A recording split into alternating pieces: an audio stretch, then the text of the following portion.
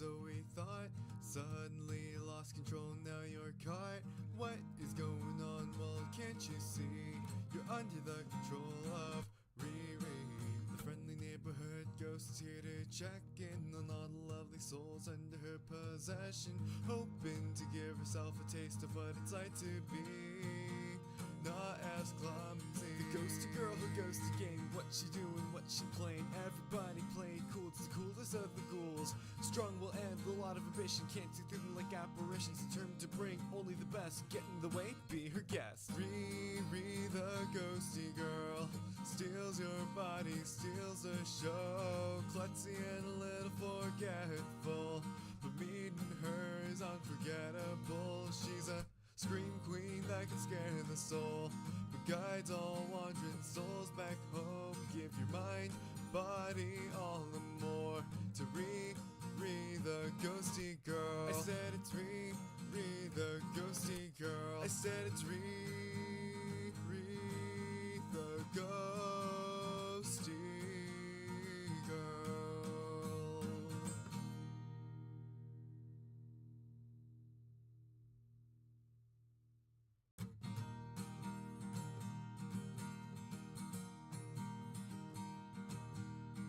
Just a normal day or so we thought. Suddenly lost control, now you're caught. What is going on? Well, can't you see? You're under the control of Riri.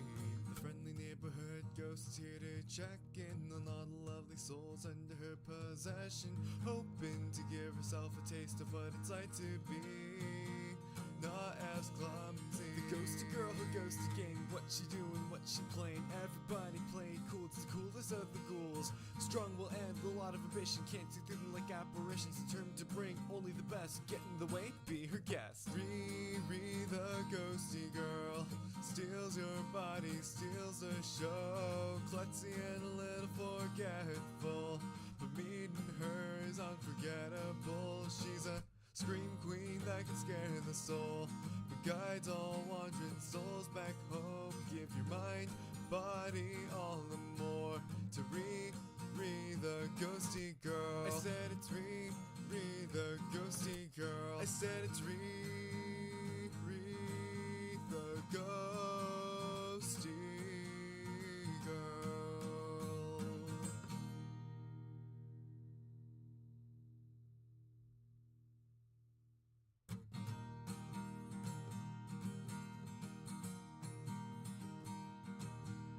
Just a normal day or so we thought.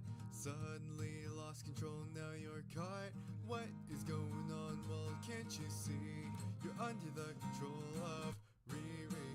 The friendly neighborhood ghost is here to check in on all the lovely souls under her possession, hoping to give herself a taste of what it's like to be not as clumsy. The ghosty girl who goes to game. What she doing, what she playing. Everybody played cool, it's the coolest of the ghouls. Strong will end, a lot of ambition. Can't see through them like apparitions. Determined to bring only the best. Get in the way, be her guest. Riri the ghosty girl steals your body, steals the show. Klutzy and a little forgetful, but meeting her is unforgettable. She's a scream queen that can scare the soul, but guides all wandering souls back home. Give your mind, body, all the more to Riri the ghosty girl. I said it's Riri the ghosty girl. I said it's Riri the ghosty girl.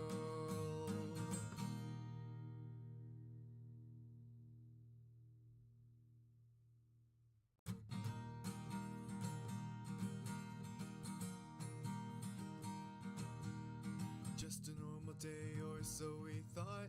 Suddenly lost control, now you're caught. What is going on? Well, can't you see? You're under the control of Riri. The friendly neighborhood ghost is here to check in on all the lovely souls under her possession, hoping to give herself a taste of what it's like to be not as clumsy. The Ghost a girl who goes to game. What she doing, what she playing? Everybody play cool, it's the coolest of the ghouls. Strong will end, a lot of ambition. Can't see through them like apparitions. Determined to bring only the best. Get in the way, be her guest. Riri, the ghosty girl, steals your body, steals the show. Klutzy and a little forgetful, but meeting her is unforgettable. She's a scream queen that can scare the soul, but guides all wandering souls back home. Give your mind, body, all and more to Riri, the ghosty girl. I said it's Riri, the ghosty girl. I said it's Riri, the ghosty girl.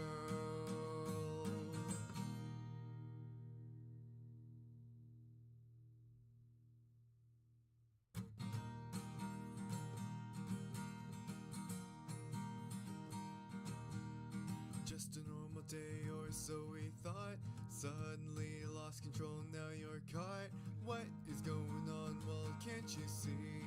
You're under the control of Riri, the friendly neighborhood ghost is here to check in on all the lovely souls under her possession, hoping to give herself a taste of what it's like to be not as clumsy. The ghosty girl who goes to game. What she doing, what she playing? Everybody play cool, it's the coolest of the ghouls. Strong will end, a lot of ambition. Can't see through them like apparitions. Determined to bring only the best. Get in the way, be her guest. Riri, the ghosty girl, steals your body, steals the show. Klutzy and a little forgetful, but meeting her is unforgettable. She's a scream queen that can scare the soul, but guides all wandering souls back home. Give your mind, body, all and more to Riri, the ghosty girl. I said it's Riri, the ghosty girl. I said it's Riri, the ghosty girl.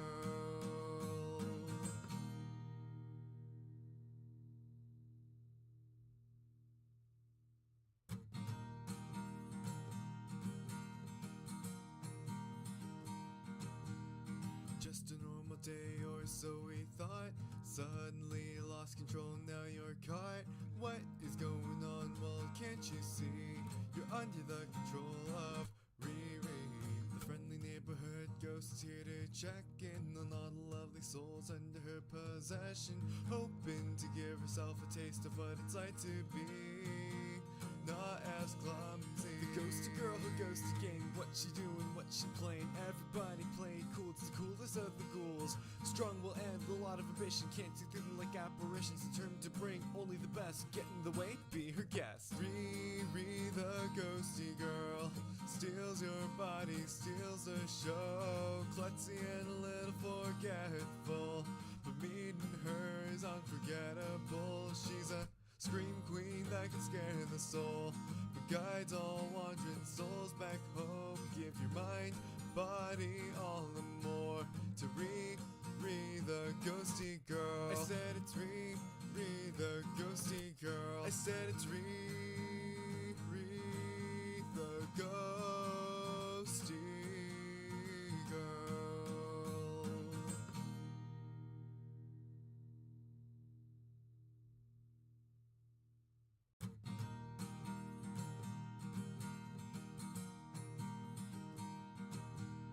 Just a normal day or so we thought. Suddenly lost control, now you're caught. What is going on? Well, can't you see? You're under the control of Riri, the friendly neighborhood ghost is here to check in on all the lovely souls under her possession, hoping to give herself a taste of what it's like to be not as clumsy. The ghosty girl who goes to game. What she doing, what she playing? Everybody play cool, it's the coolest of the ghouls. Strong will end, a lot of ambition. Can't see through them like apparitions. Determined to bring only the best. Get in the way, be her guest. Riri, the ghosty girl, steals your body, steals the show. Klutzy and a little forgetful, but meeting her is unforgettable. She's a scream queen that can scare the soul, but guides all wandering souls back home. Give your mind, body all the more to Riri the ghosty girl. I said it's Riri the ghosty girl. I said it's Riri the ghosty girl.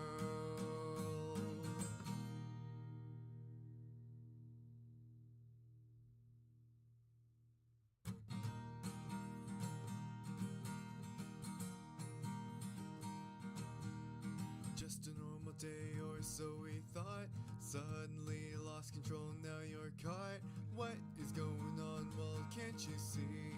You're under the control of Riri, the friendly neighborhood ghost here to check in on all the lovely souls under her possession, hoping to give herself a taste of what it's like to be not as clumsy. The ghosty girl who goes to game. What she doing, what she playing. Everybody playing cool, it's the coolest of the ghouls. Strong will end, a lot of ambition. Can't see through them like apparitions. Determined to bring only the best. Get in the way, be her guest. Riri the ghosty girl steals your body, steals the show. Klutzy and a little forgetful, but meeting her is unforgettable. She's a scream queen that can scare the soul, but guides all wandering souls back home. Give your mind, body, all the more to Riri the ghosty girl. I said it's Riri the ghosty girl. I said it's Riri the ghosty girl.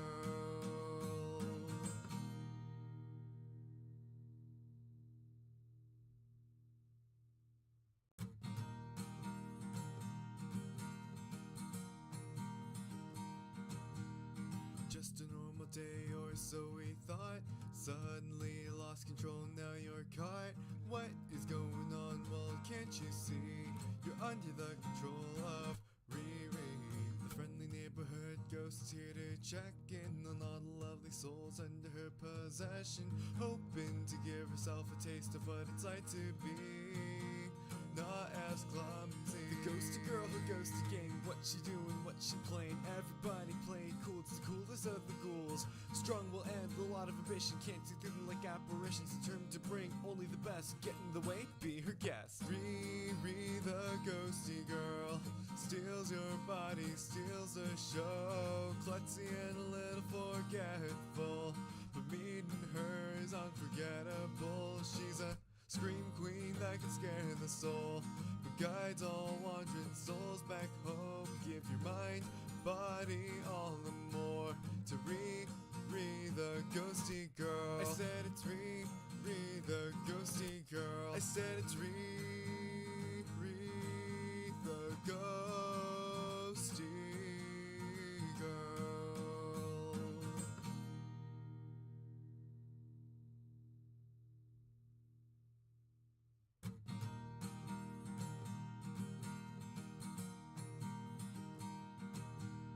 Just a normal day or so we thought.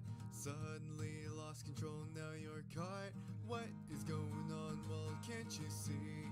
You're under the control of Riri, the friendly neighborhood ghost here to check in on all the lovely souls under her possession, hoping to give herself a taste of what it's like to be not as clumsy. The ghosty girl who goes to game. What she doing, what she playing. Everybody playing cool, it's the coolest of the ghouls. Strong will end, a lot of ambition. Can't see through them like apparitions. Determined to bring only the best. Get in the way. Hello. Oh god. Hi ghosties. I'm sorry that intro screen was so long. That's my bad. That's my bad. Hi Dan. Hi Dossie. Hi Chestnut. Hi Prince. How are you guys? Dan, thank you for being the first though. Happy Friday Eve. I know, dying mid-high. I apologize. My coffee took longer to make because yesterday I went to make coffee. I have an espresso machine, right? So there's pods. And I put the pod in and I went to start it and it was requiring a clean cycle, which I probably should just like put it in my calendar to do a clean cycle like once a month. But I couldn't make it, like, so it punctured it, but it didn't actually like make the coffee. So I took the pod out and I did the clean cycle, and this morning I was like, well, I'm gonna use the pod because it wasn't used. And they're not like as expensive as like a coffee shop or something, but it's still like about $1 a pod, $1.15 a pod. So I didn't want to just waste it. So I made the coffee and I put in my half and half and stuff. And then I went to drink it and I had grinds, and I realized, oh, it's because like it had punctured, and then when it came off, like it pulled some grind, like there were grinds on like the lid. So I was like, I have coffee filters, I'll just like filter it. So I don't waste it because I'm trying to be resourceful and economical. So then I tried to do that, but I forgot. Like, I mean, again, this is pre-coffee, right? So I just wasn't thinking, and like I went to start pouring the coffee in, and it like obviously the filter doesn't just like stay there. So it's like, oh shit. And so then it was just creating this whole mess. And I was like, okay, at this point, it's no longer worth the $1 that I'm saving. So I had like 4 cups, and I was trying to like put it in it was just a whole thing. And then I was getting a mess everywhere, and I was like, okay, we're just done. And so I just made a new pod. Yeah, and I know you can get like a reusable pod like thing, but it just seems like so much work. At that point, it defeats the purpose of the pod.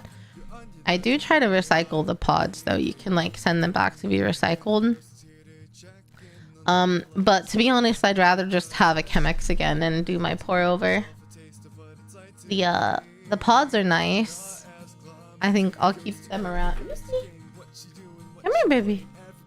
I'll keep them around until I can get an espresso machine, so I can have like espresso shots. But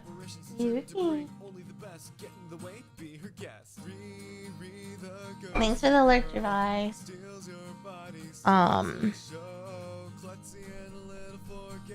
What was I saying?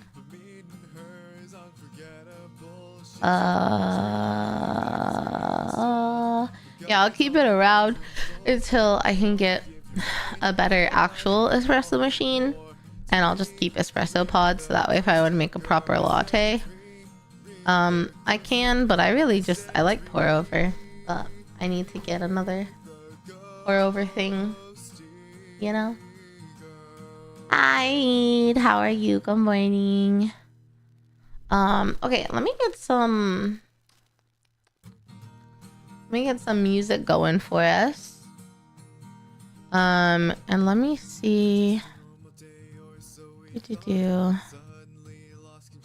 Let's see. I have a call to listen in on at 1:30 Central Time.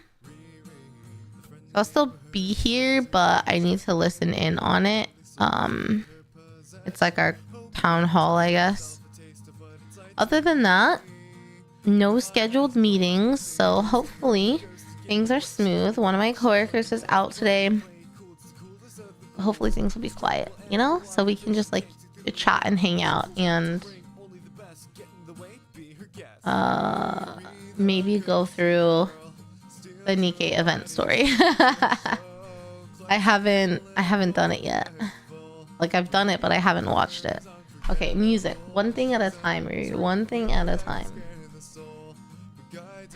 Music. I need to clean my keyboard. I don't know what happened, but there's like little food splotches on some of the keys, and it really bothers me. Like, not where I touch it, in between the keys. I need to clean my keys. It just happened, but I don't know what it's from. Okay. Let me do...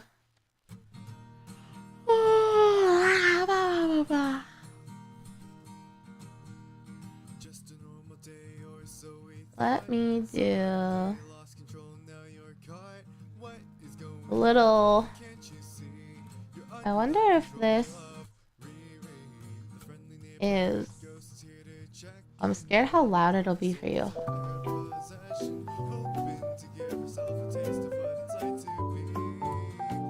A little loud.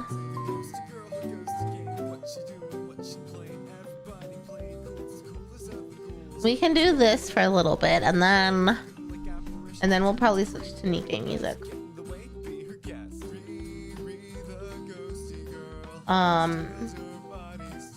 Yeah, I'd love to know what you guys have going on today, what you're working on.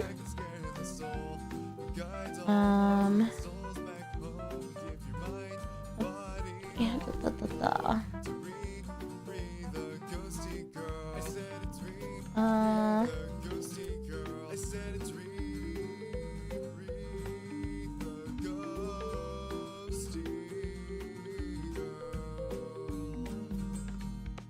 I really want...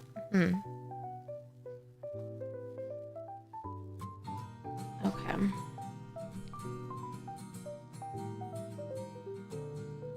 Sorry, 1 second, chat. I was just trying to...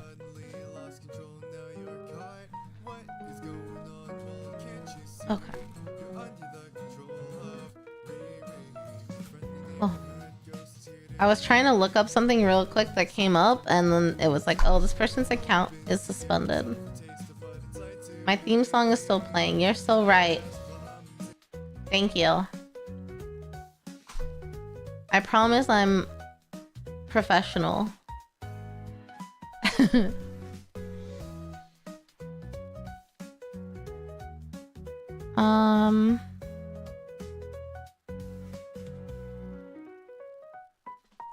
Okay. You have to finalize everything for your upcoming trip. Where are you going? What are you doing? Thank you, Prince and Dan, for helping me with my music. It's like just... Okay, here we go. I adjusted my OBS, so now every time I do that, I'll be able to see it. Okay. Okay, dang. We'll enjoy this little morning vibe. And then we'll swap to inevitably the Nikkei OST eventually. Alright. I'm removing 3 of these, so delete them.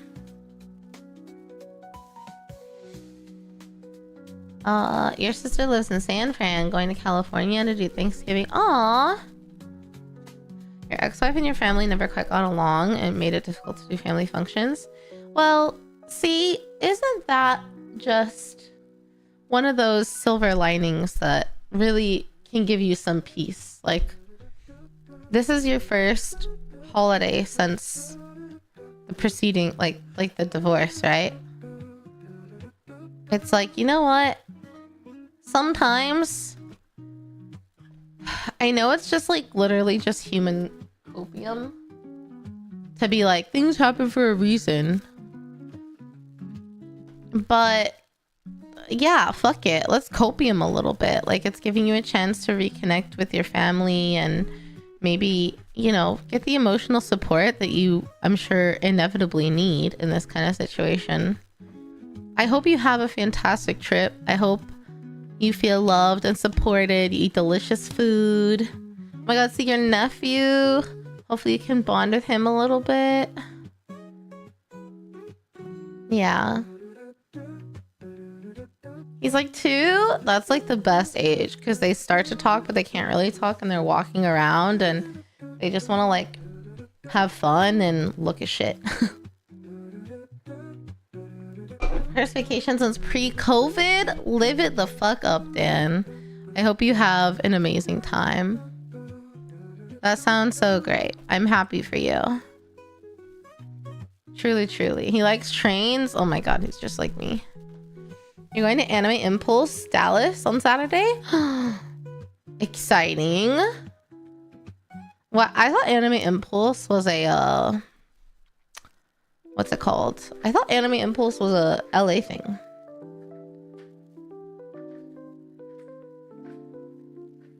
There we go.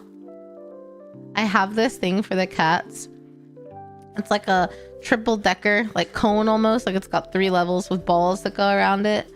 And when he was a kitten, Yuki loved this thing. He would play with it all the time. And he hasn't played with it in years. Yuzu played with it a bit, but since moving, I've put it in the office, just like in the middle of the floor, and neither of them have touched it. And this morning, he started playing with it again. He's playing with it now. Makes me happy to see him play. Because at my parents' house, he really wasn't playing. There was no room to play.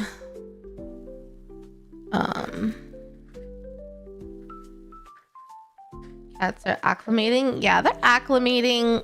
Yuzu, I would say, is acclimating better and more quickly.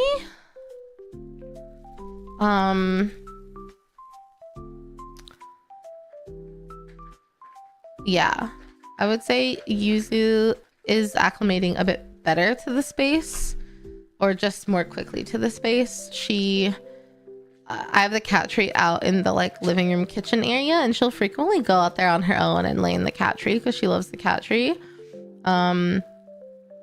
With the like new couch and rug and stuff that we have, she's playing a lot out there.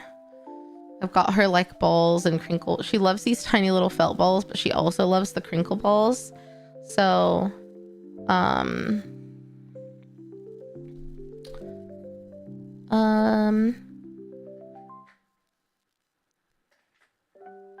so I think she's doing pretty good.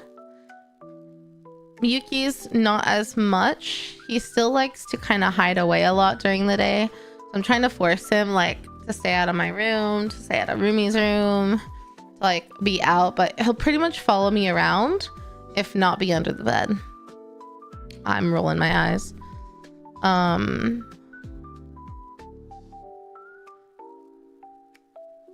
But they do get zoomies and like run around, so that is good.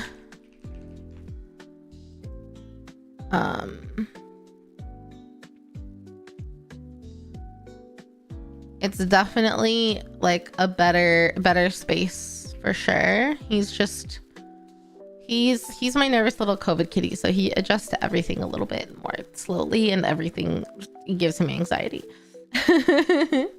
Thanks for the like, Saris. Good morning. Good luck with your meeting, Dan. Hi, Chestnut. How are you doing this morning? Hello, Phantom. Phantom Panty Thief. I'll call you Phantom if that's cool. Hi, Phantom. You got a meet and greet for 2 VTubers? Ooh, who are you gonna meet? Who are you gonna meet? Wait, now I want to like look. Hold on.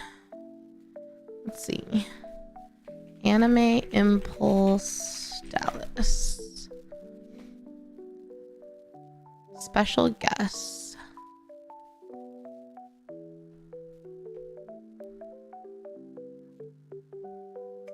Oh.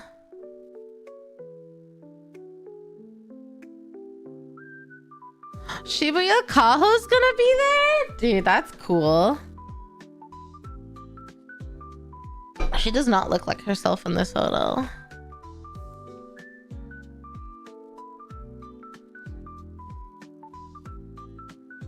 Let's see. Professor Lando.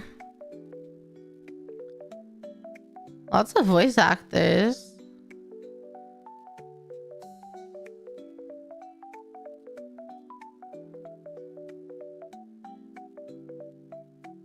Dang. Huh.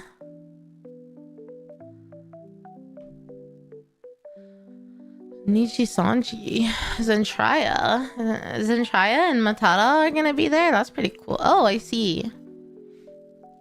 Oh, Maria, Miloko. There's a bunch of Nichi Sanji people that are gonna be there. I haven't looked at Nichi Sanji in forever. I don't know who half these people are anymore. Let's see. VTuber events.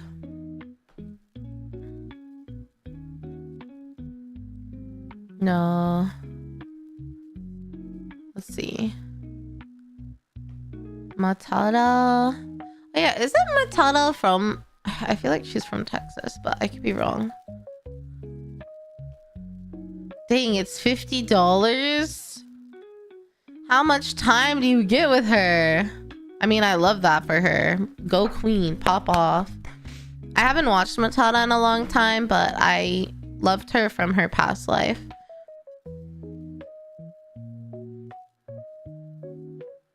Special guest. Burnout syndromes. That's so goated. What the fuck?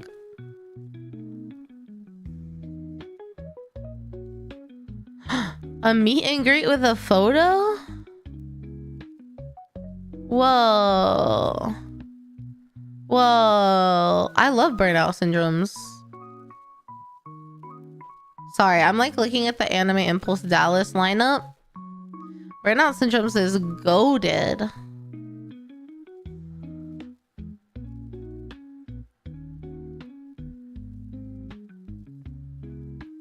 I didn't know they were from Osaka. Did they do one of the best fucking... They do one of the best anime songs ever. Fly High from Haikyuu. She's Canadian. You think Zen is from Texas though? Oh. I don't know why I was thinking... Well, I was thinking she lives in Texas. I don't know why I was thinking that. For a con that I didn't know was even in Texas, they seem low-key goated. Holy. How are you doing? I'm doing good, fam. How are you? It's a stacked event. Matata's Canadian. She's Canadian. Okay. I believe you guys. Hi, Platypus. I believe you. I don't know shit about anyone. I tend to like not... Especially since becoming a VTuber manager, I don't have time to like watch other VTubers. And if I do have a little time to listen in, I try to listen in to like talents and glitch stars. Either the people I manage directly or other talents, just to, I don't know, support them and like hear what's going on. But I really do, I think, need to make more time to be involved. I really want to find like more people around my size or whatever to collab with. I want to like, I want to meet some other people. It's been a long time since I've met new people in this realm, in this sphere. And I'd really like to. I think the last time I met anyone new, fun fact, fun fact, one of my best IRL friends is friends with some VTubers. So I had a collab a year ago, February, with Sayu and Silverveil there, which is like crazy. I don't know. It's just wild to me. And Heed, who popped in, that's where I met Heed, a goated artist. I still need to concrete an idea. I am determined to commission him, but I need to concrete an idea. Exactly what I want. But it's at the big convention center downtown Dallas, so the area is going to be big. Okay. Cool. That actually reminds me. Oh, I want to say something so bad, but I have to wait until next week. I have to wait until next week to say something, but thanks for the lyric, Alpha. Let's see. Did that one 3583. Oh shoot, I did this wrong. I'm so glad I double checked. Oh my god. There were 5 of this material. I was being asked to remove 1 so that there'd be 4 left. And I instead removed 4 so that there was 1 left. Oh Lord, I need to pay attention. Good thing I leave notes everywhere so I know exactly what I'm doing. Oh man. Okay.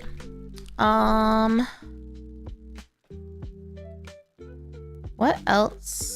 Let's see, what is this? 1-1, okay. But yeah, we're just working, we're just grooving, we're just vibing. Tomorrow's Friday, so I feel like there's an air of hope today. You know, we got the weekend on our mind.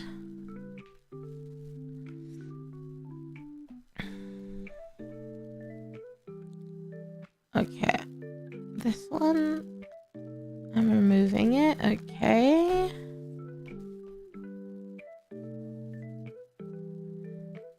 All right. I need to drink my coffee.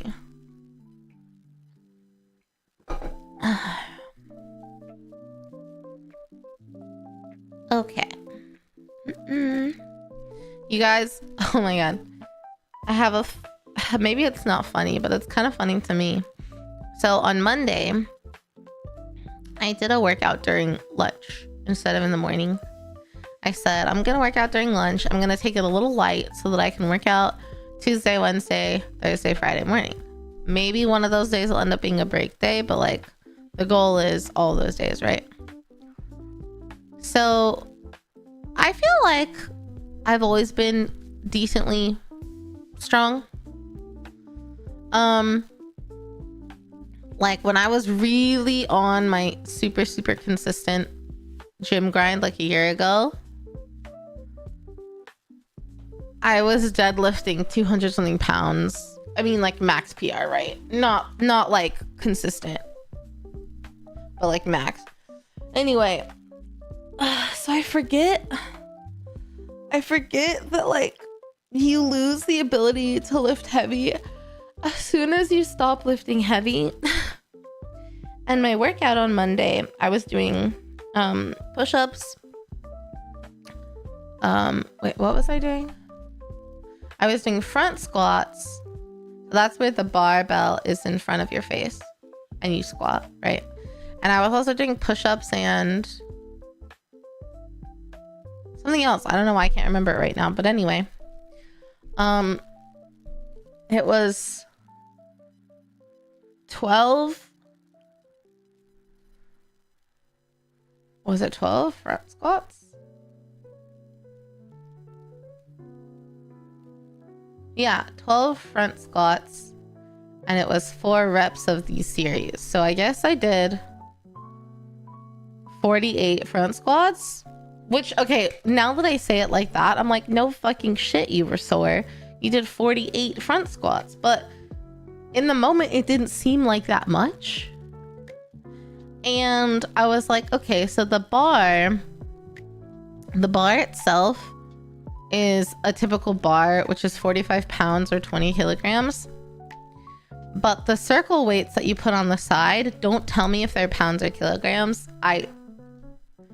I'm sure if I really tried, I could figure out what's what. But like the 10-pound one or the 10 one, I just don't know.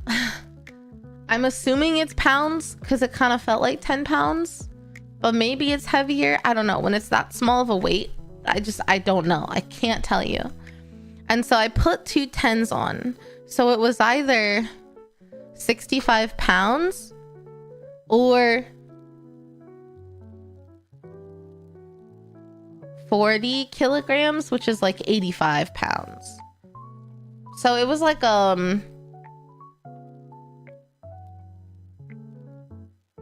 you know, only like a 15-pound difference. Like, so it was either 65 pounds or 85 pounds or something like that. Whatever, something around there. So whichever one I did front squats in. Anyway, I'm not as strong as I used to be, or that I think I am, because I was so fucking sore.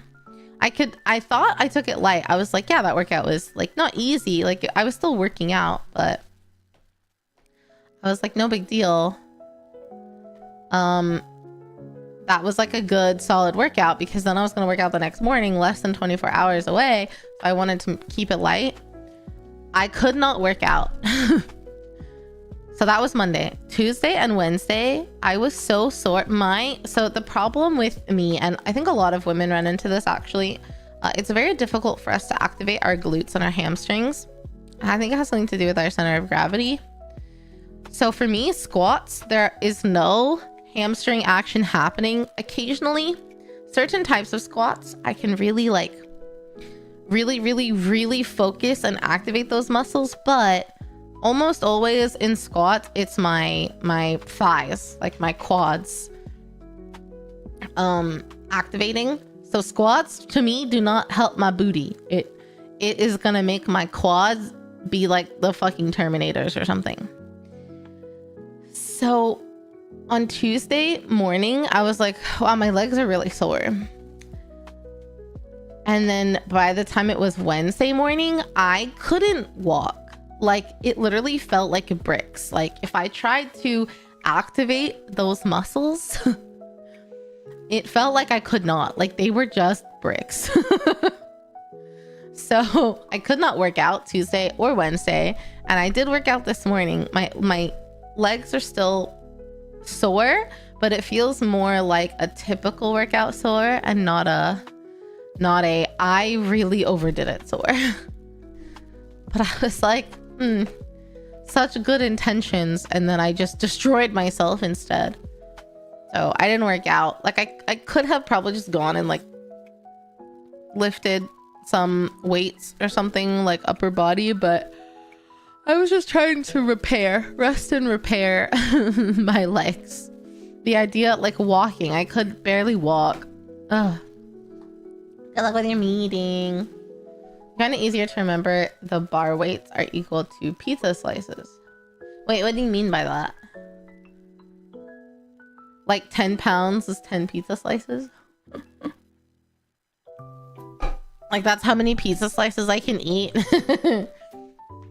Hi, Oni, how are you? Okay. And now we must add.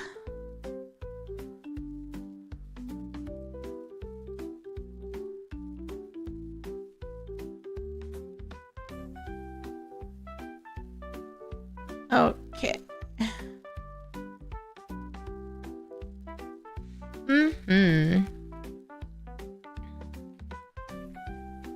Well.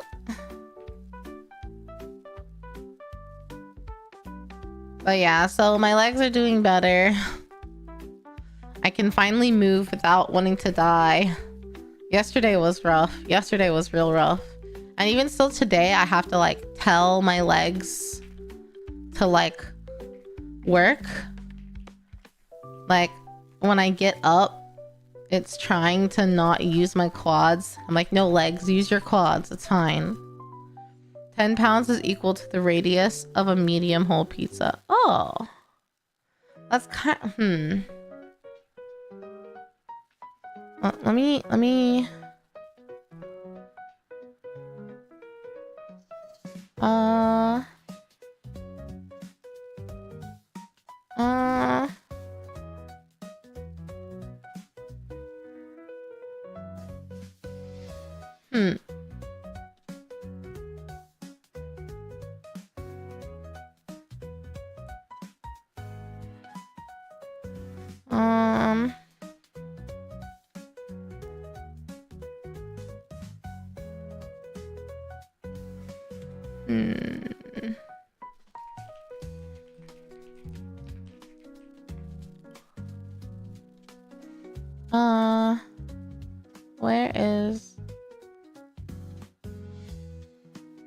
what am I? Oh, I was looking for 10 pounds versus 10 kilograms.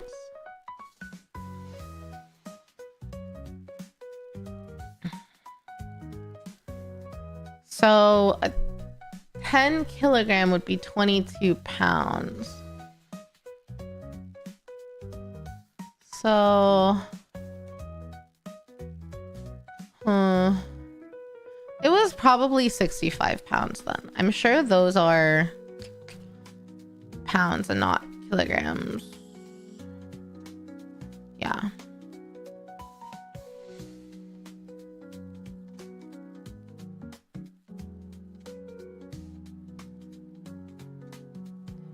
Okay.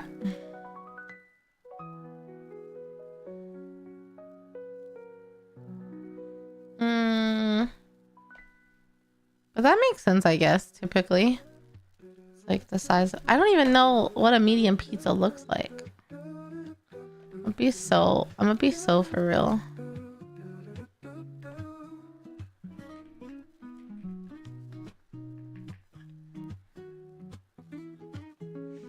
Okay.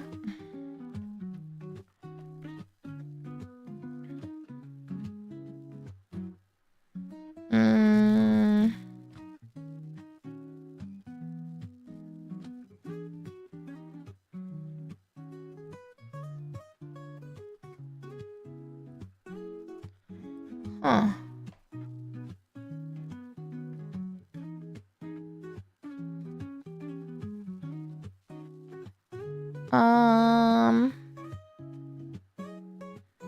I think I need... This song is so like the little do do do do do. It's just making me feel good. Depends on the maker. It's usually 8 to 10 inches in diameter. Okay. Okay. Yeah, I'm sure this was pounds and not kilograms then.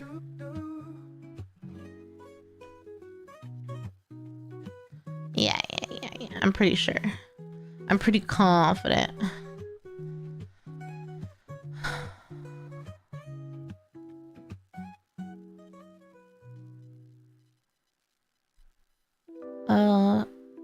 Okay.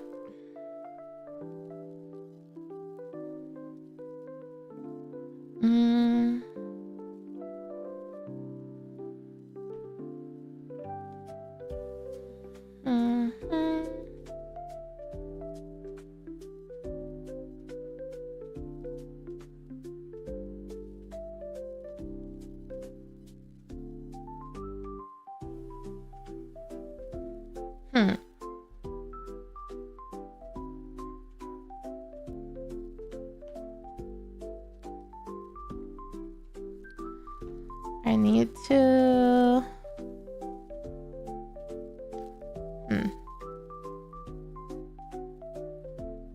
How do I... Okay.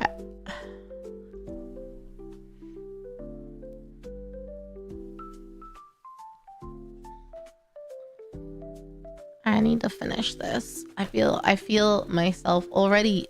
I'm gonna get distracted.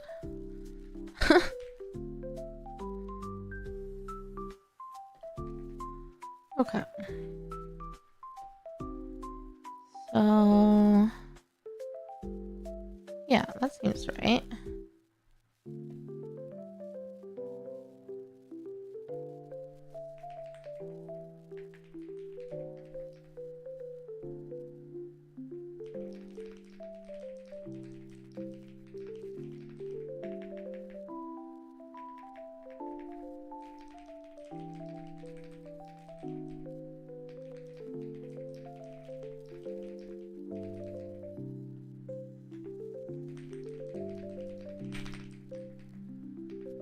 Okay, this is so bizarre.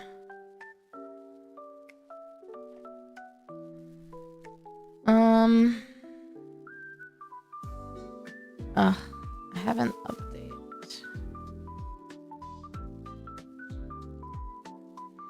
Okay. Update delivery address. So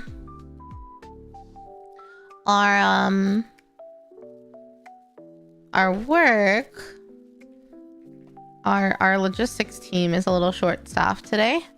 2 people are gone and a 3rd person is leaving. And so we were gonna let all the project managers know, hey, like if you know you need to get a parts request in, like if you know you need us to ship something out to you, like try to get it out sooner rather than later, because they're gonna be short staffed later, so it'll make it harder.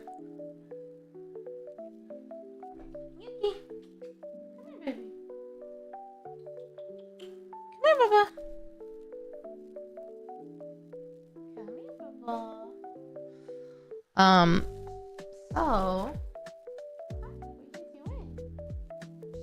Are you meowing out there?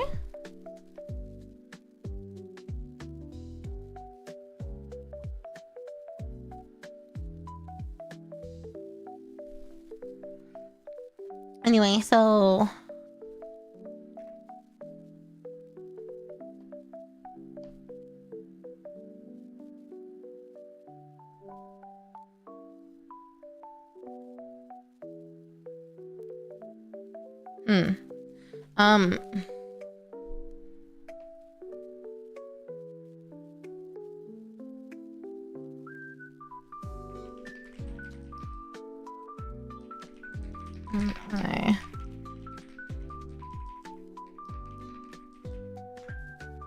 okay. So our shipping team is short staffed. So we were letting our project managers know, hey, if you have any requests, like if you can try to get them in earlier, just so we can ensure that they get out today. It's especially important. And my coworker was going to send that like an email directly to his project managers. And I said, oh, if you haven't already communicated that, why don't we just put it in their chat, in the project manager chat we have, so that they all have it and they can see the urgency right away. It was like, oh yeah, good idea. Like that's very effective and efficient. And so he was like, I already have it drafted, so I'll just send it. So he did. And our supervisor apparently told him that she didn't like that he did that. And she said that it comes across that we can't get to it. I was like, what the fuck? He said, no, this is just to be proactive and ensure things go out, because we have been fully staffed and sometimes things don't go out due to the amount of parts requests. So he said, I just had noted and moved on. And I was like, okay, yeah, I also completely disagree with that.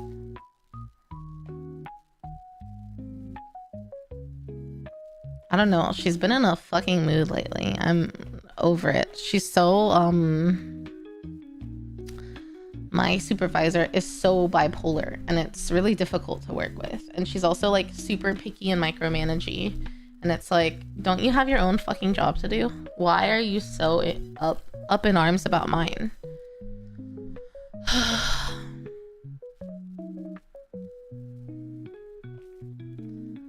Man. I'm over the micromanaging. It's so annoying. Hello, Yuki. Gotta make sure this address is right. Yeah.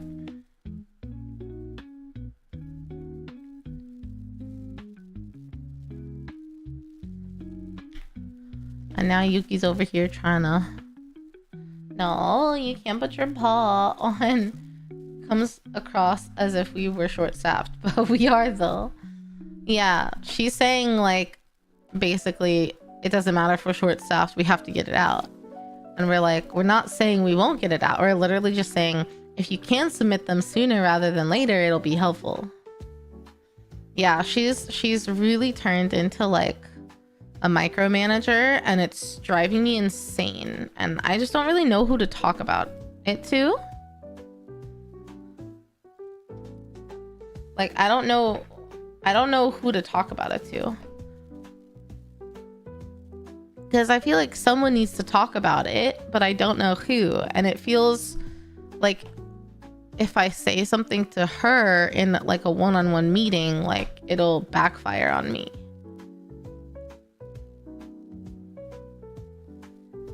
But I feel like I need to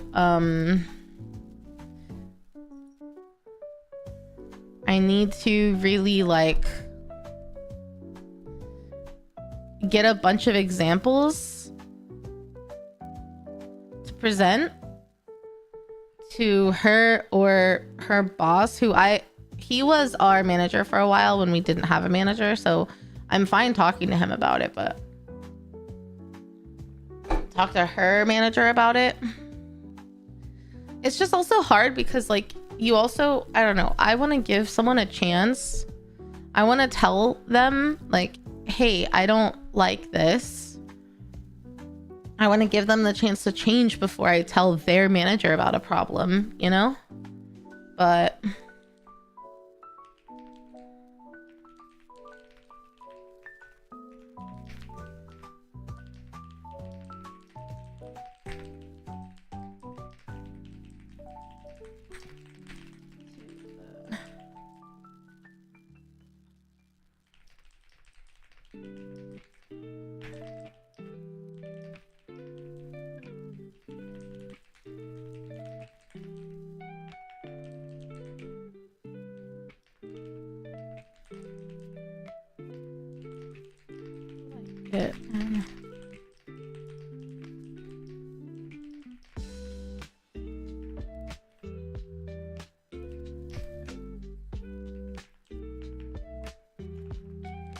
Example 2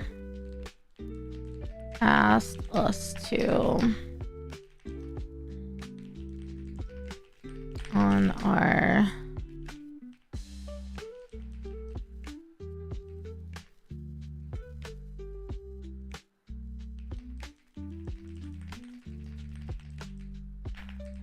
that day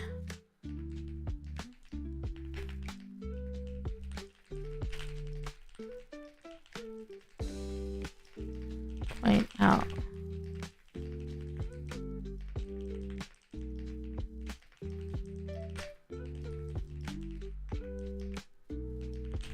hadn't gotten to it yet, but she really went.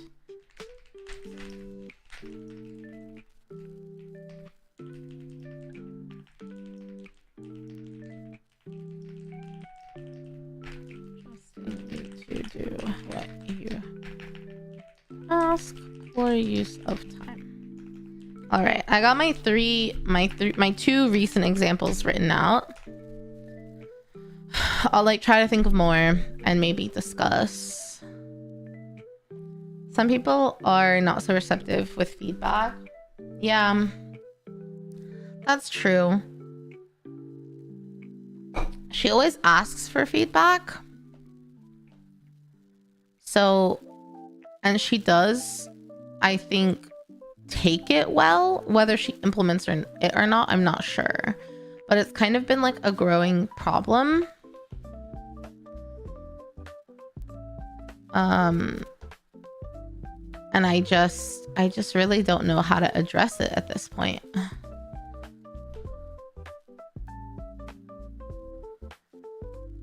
So I don't know if I can like maybe use these two examples and maybe a couple others and say, hey, I just want you to know that some of this feels a little micromanagey and uncomfortable, and this is the way it comes across, and blah blah blah.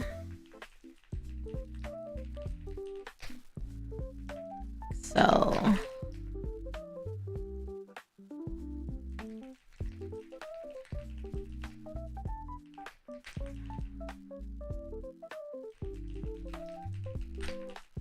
remaining on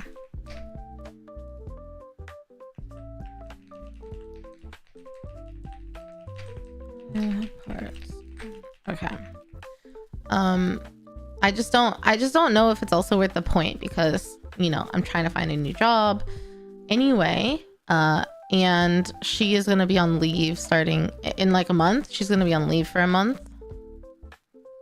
So I'm just like, is it even worth the fight right now? Like, I feel like whatever she's got going on, she'll be on leave and hopefully be better. But she's very, very hot and cold, bipolar recently. Like some days she'll be totally fine, and then other days, like yesterday, she'll like have her headphone on all day and like be a little bit snippy, and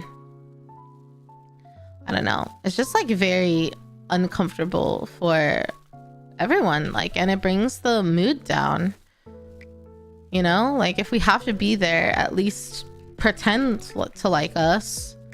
I don't know. But she does like listen when I have something to say. It's just never been explicitly about her.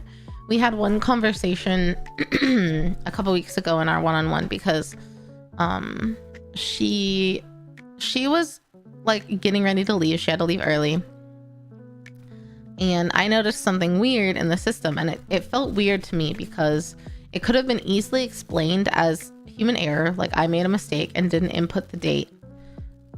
But there were two reasons why that would be really, really odd. One, the date is like the first thing you do as part of this process. You go into the system and you put all the dates for that project in. It's like the first step.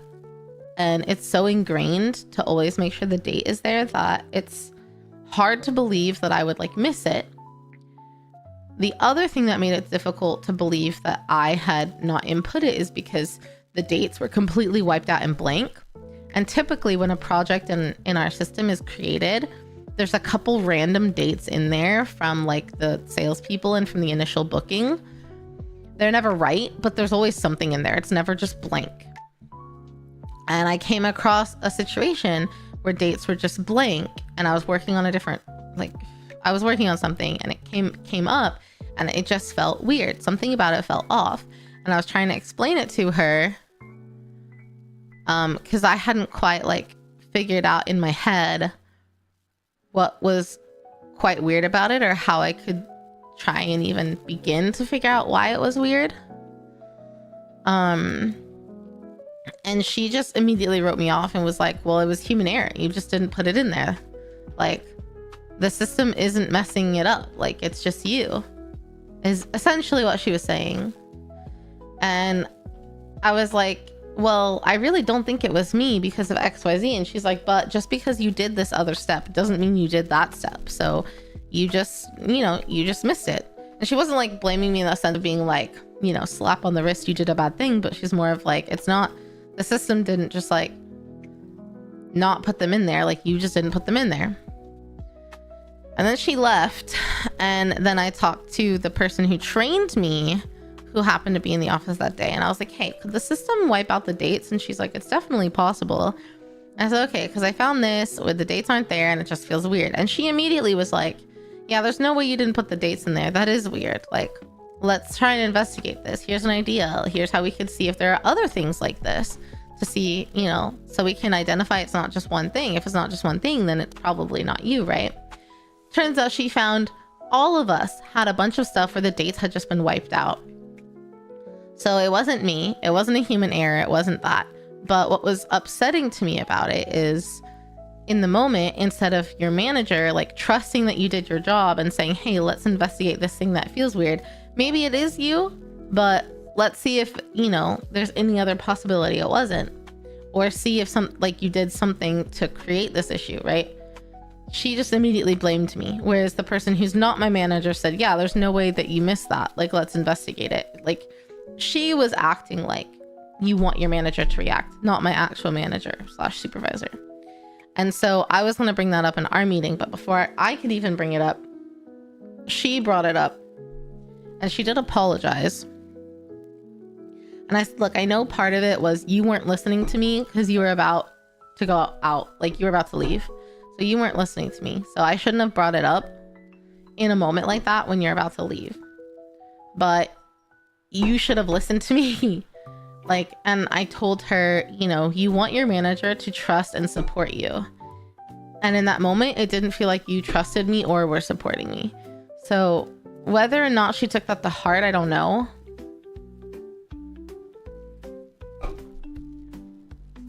Because I did tell her the other person acted the way that I want my manager to act.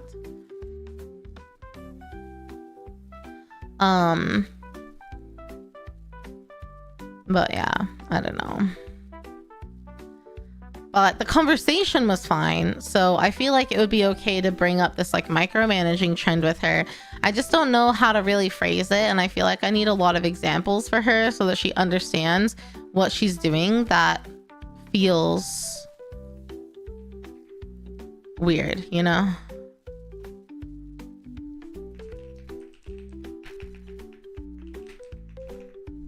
I don't know. Welcome back from your meeting. Whatever she had going on sounds like she just didn't want to deal with it at the time, not justified in doing so. Yeah, exactly. And she's been, I kind of think she's going on leave for, I don't know. No one said medical leave. So I don't know if it's like, I feel like she would be honest if it was medical leave because she's talked about her knee problem with us before and been pretty open about it. About how she has to get these like gel injections for it. And her whole battle with that before. So I feel like if it was medical leave, like surgery for her knee or something, she would tell us. And we had no idea she was going to be on leave until her boss was in our meeting and told us about it. So I feel like it's not medical leave and perhaps it's mental leave or something going on with her family. I don't know. It's weird because she's usually pretty open with us about that stuff.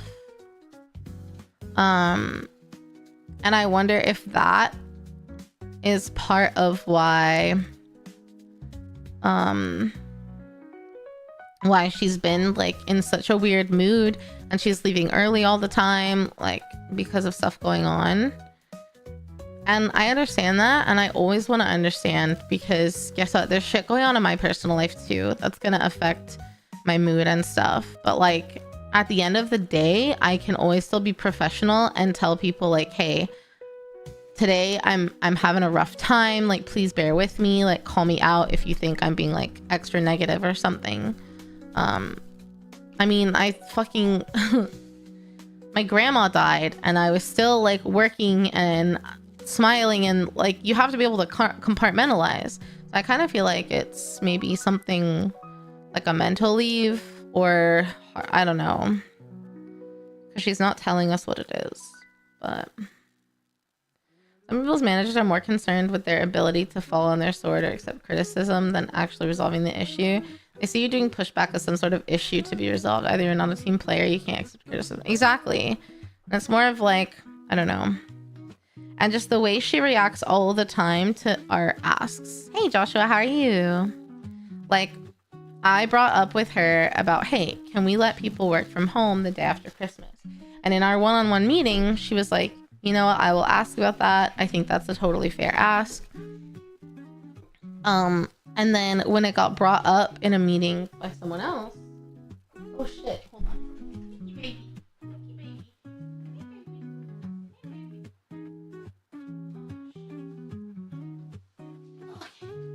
Oh, buddy. Okay. Okay. Oh God. Okay.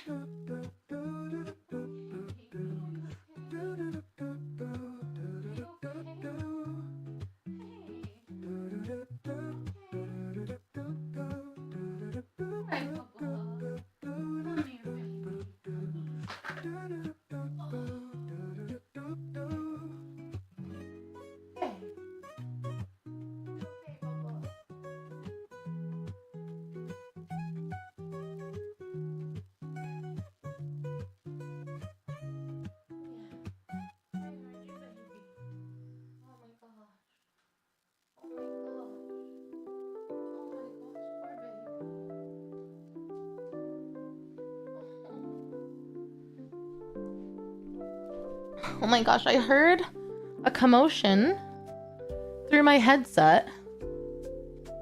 And it was going on for, it sounded like a scratcher, but it was going on for a while. And I turned around and Yuki was stuck upside down. He was stuck upside down between the bookshelf and the couch. Like he'd fallen or something. And he couldn't get up. Poor baby. So I had to like grab him, I'm sure uncomfortably, by his like hips and lift him up. My poor baby. Oh, I saved your life and you just tried to bite my nose? Sir. Okay, here you go. Maybe you just need time to process your trauma.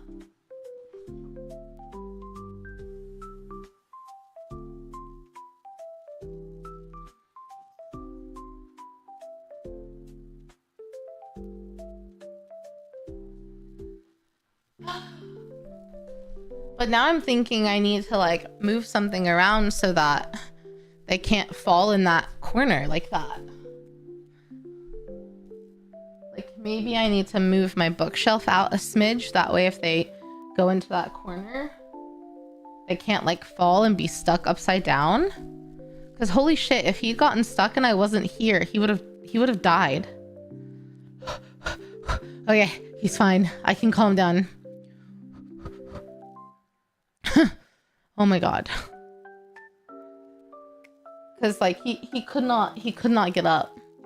I mean, he was trying to push himself up with his back legs, but he couldn't.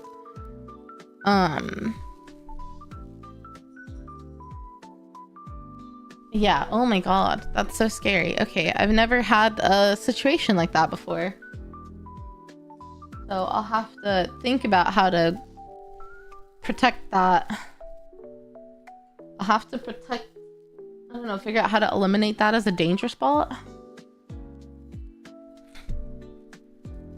And now I'm like, oh, is the other corner of the couch also a danger spot? Like, I need to check all this. God. Yuki seems unfazed, but I'm freaking out. Hi, Leroy, how are you? Life alert, I've fallen and I can't get up. We have a rule in our household: if a cat dies, it's not our fault. Cats are self-sabotaging and incapable of learning. Whether it's my fault or not, if that wouldn't have made a difference for me, I still would have been really upset for a very long time. He's my baby. But that is kind of a funny and accurate rule. It's okay, Leroy. It just happened, and thank God, like, I heard the scrambling while he was still like up.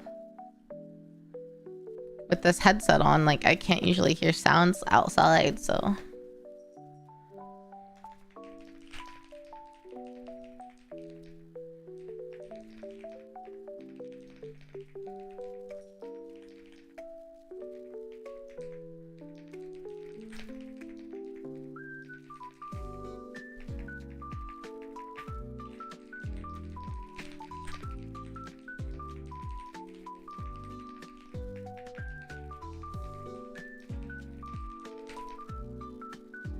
Yeah.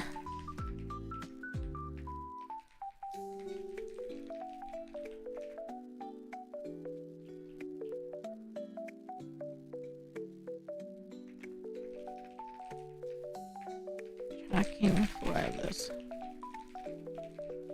Okay.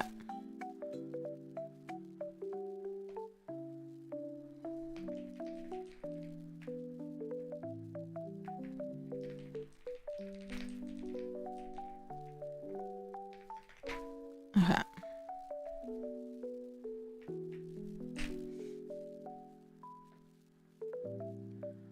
All right. Okay. Have I tried Chaos Zero Nightmare? No, but people have been telling me about that game. It's a game, right?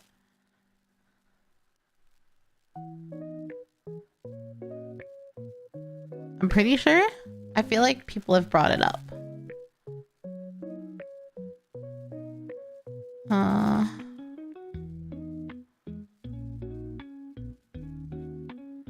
Okay, let me...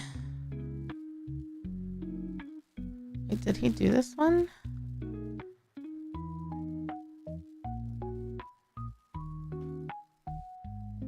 Wait, did he do this one? It's a gacha game? Okay, he did. Is it fun? It's like, oh, that's the one. People were telling me about it. Is it free to play or do you have to buy it?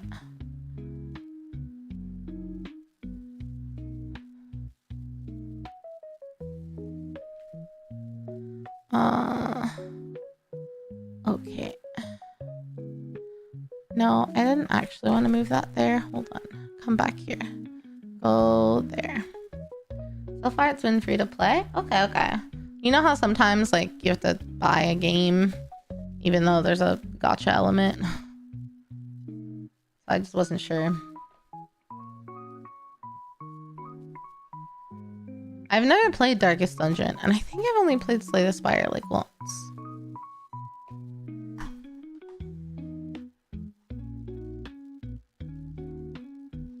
I think it's time for some new music. Playlist.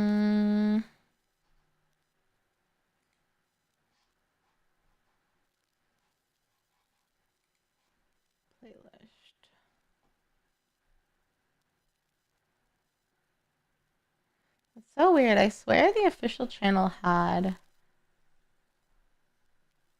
a Nikkei OST playlist, but now the only one that I can ever...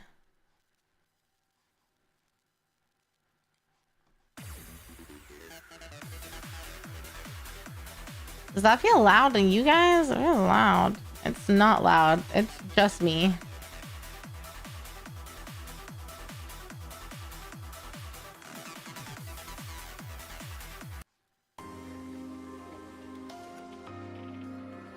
Okay.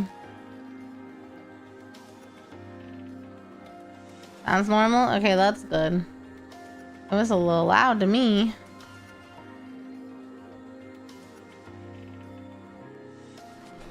I'm louder than the music? I mean, that's good. I do know... So this far is good. You never got past difficulty 3. I think I played it once. I think I wanted to play more. I just don't... I don't think I have it. Perhaps, perchance. I want to get up and get something, but Yuki's laying right behind me. Okay. I hate when they put this shit out of order. What the fuck? Why?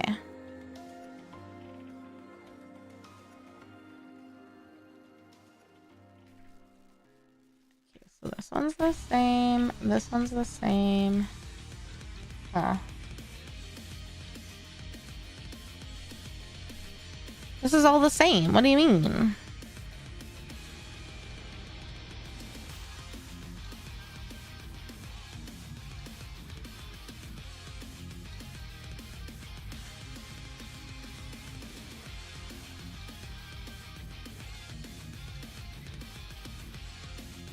Okay.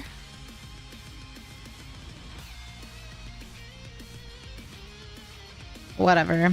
Weird. Hey, Ver. Yeah, Nikkei soundtrack was hard. Have I tried? No, what's Clover Pit? But yeah, I think I just keep forgetting about Chaos Zero Nightmare. And I don't have, like, the most time to check out new stuff.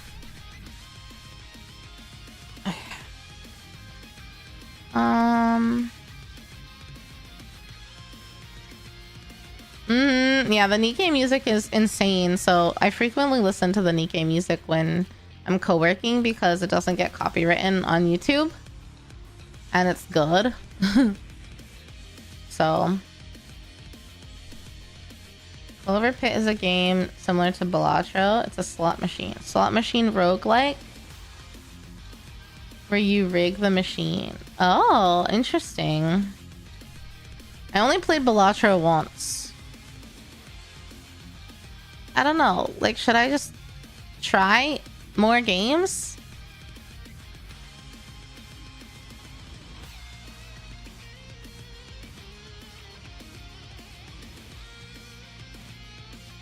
Like that?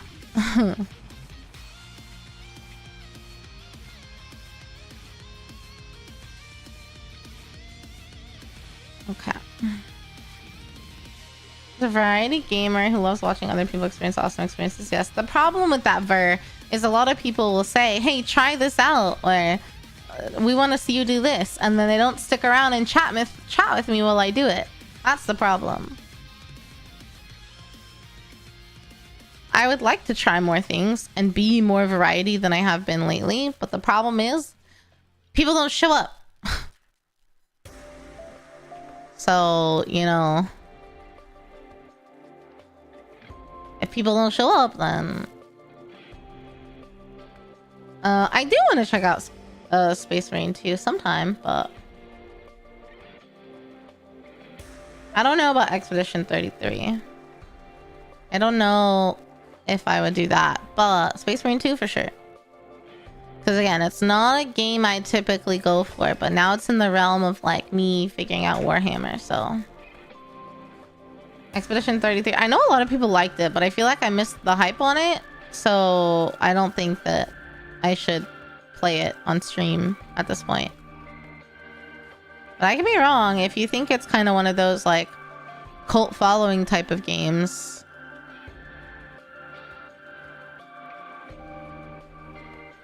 Yeah, big Warhammer slut.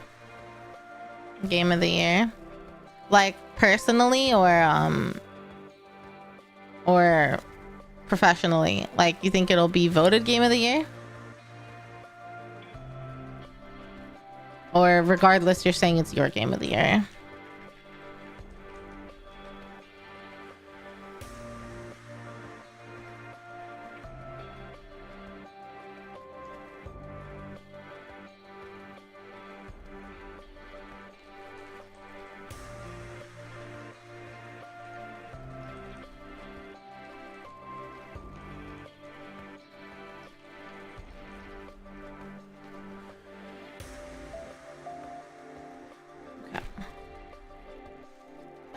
Okay.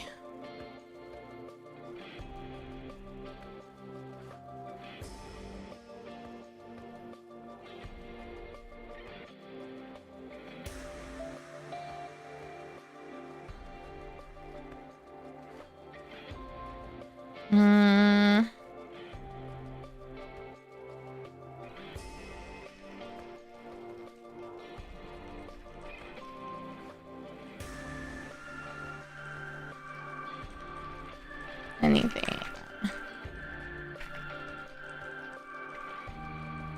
Okay. You should still play it considering you regularly stream Warhammer content, Space Marine, or Expedition 33. Dossie. You think it'll be game of the year professionally? It's a high contender due to the voice acting, art, message style, etc. Single player game for a flat price with no micros. Gorgeous game, really good OST. Oh, a lot of you guys really like it. Is it a controller game or a keyboard and mouse game? That's what you're talking about, Space Marine? Yeah, Space Marine I want to try out. I just don't own it yet. I need to catch it on sale. It's a controller game. It could be either. Okay, wait. Do your guys' thumbs ever get like raw? Like, do your thumbs ever hurt? Your thumbs get raw?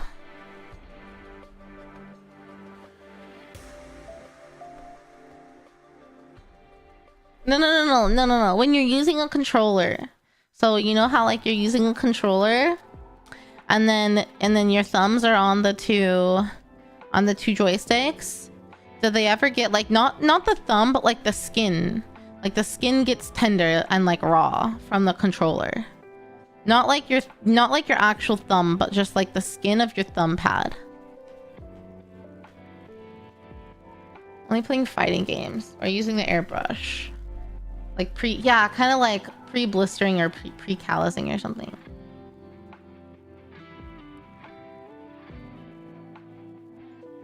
Okay, so some of you guys get that feeling too. I don't play twin stick games that burn the palm, but I've been a percussionist, so oh, I see. Okay, but someone relates to me. Okay, because I was asking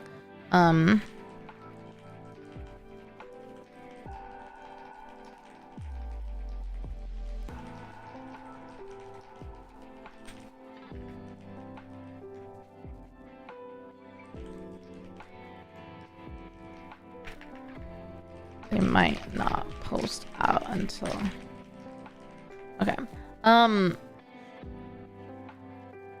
Okay, so I was talking to because the Steam controller was announced yesterday, I think.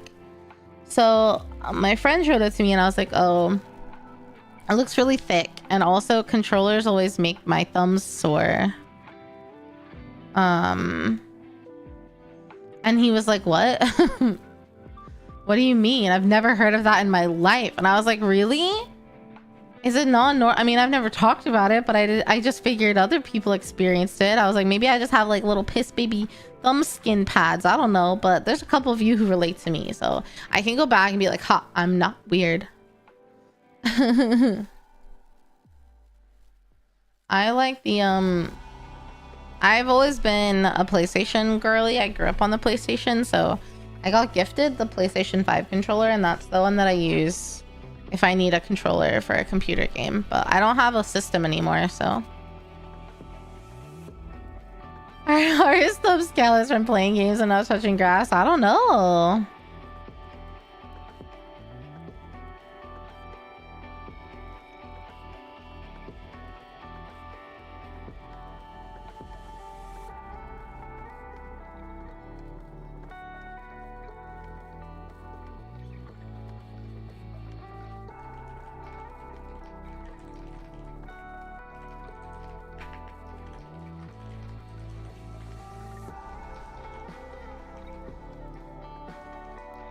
One day next.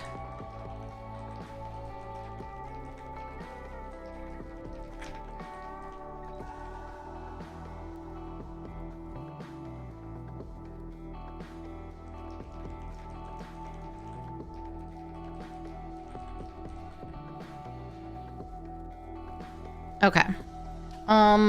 Yeah, piss baby thumb. Melting them might be so. I don't know. Maybe it. I don't remember it happening to me when I was younger. So I feel like it's gotta be just because I used to play a lot of games on controller. But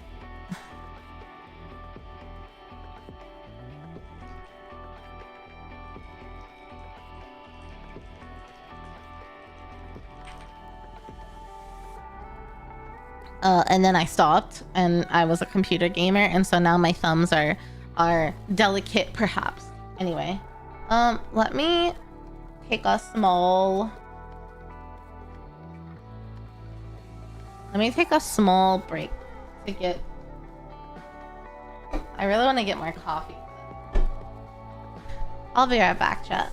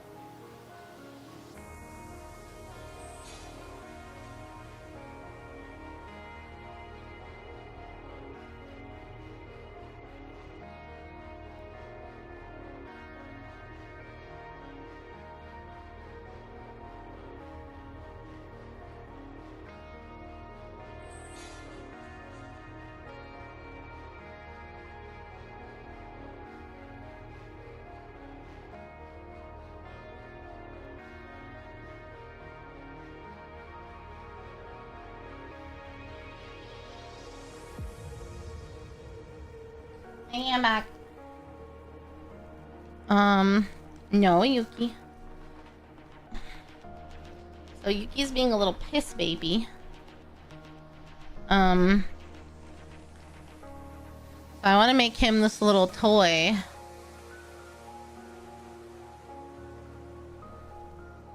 So you take a toilet paper roll and you like fold the ends in.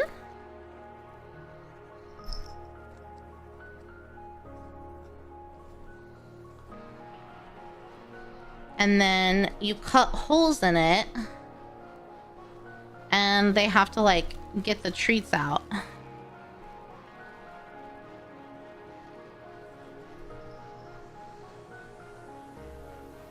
And it's a pretty good little like problem solver kind of toy puzzle for them.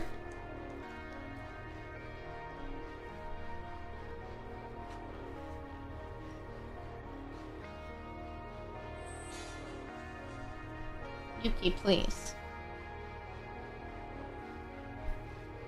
I'm trying to not either of us here.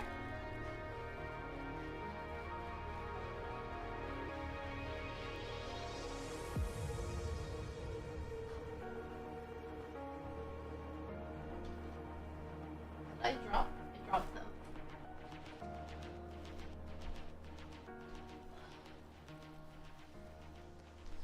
There's mats that they have. Yeah, I don't have any of those. I would really like to get some though.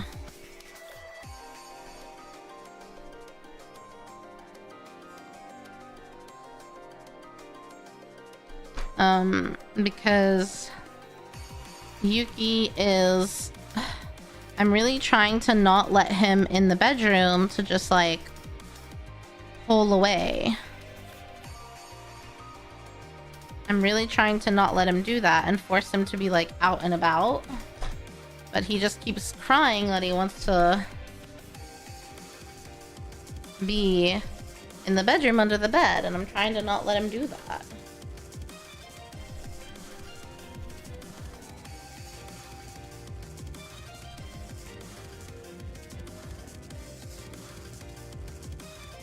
Okay. All right, Yuki.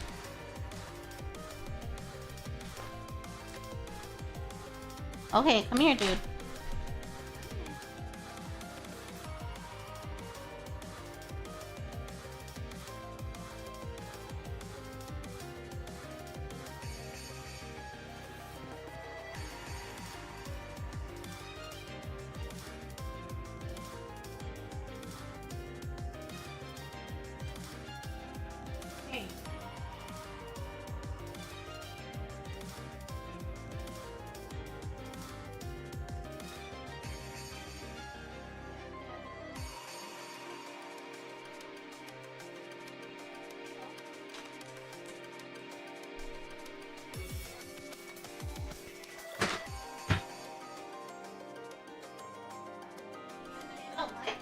Tried to give you one.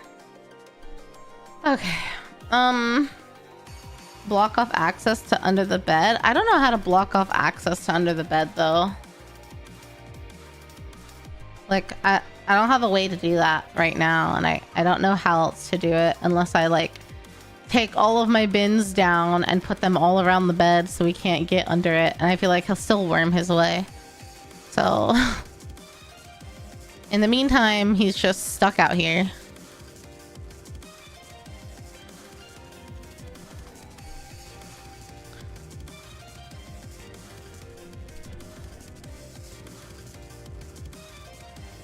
I wouldn't care, but I'm afraid his meowing will wake up Rumi, so.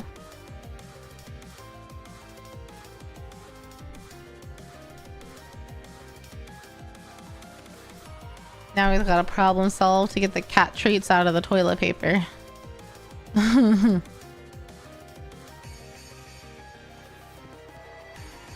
He's sniffing, he's thinking.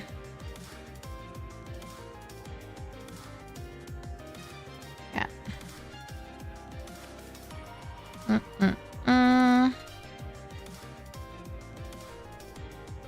5 5 of those. What's today? Is today the 13th?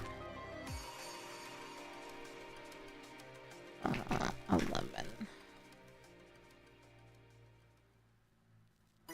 Okay. Thursday the 13th. So close to being Friday the 13th. Alas.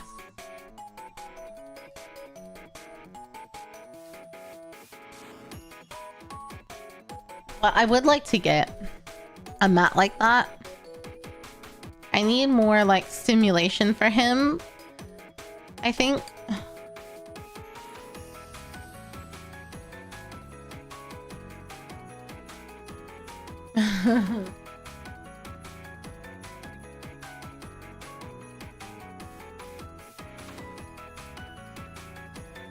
He is currently trying. It's hard to make it so that the holes aren't too big or too small, though. Okay.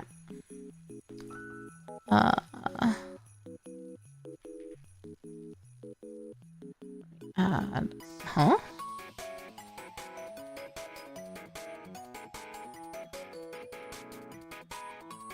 I just added them. What the hell? That's weird. Okay.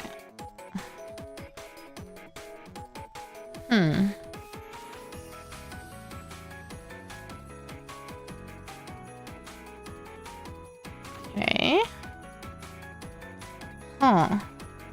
It's like it didn't save. What the fuck? What the hell? Okay.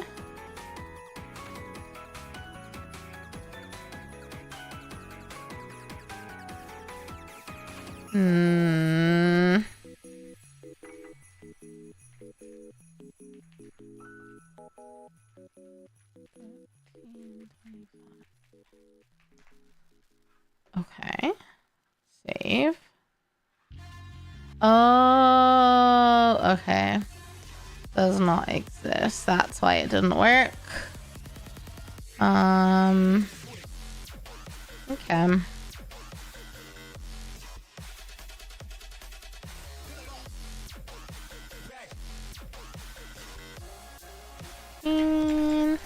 This one's a banger. I listen to this one in the gym sometimes. You're finally awake from 5 long... Did you take a nap, crafting gamer, or go to sleep? Because if you're saying that's a nap, that's a crazy nap.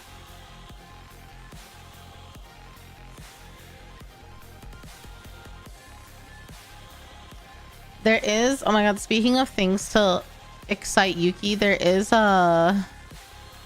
like a toy you can get that will like fling treats, and I want to get that.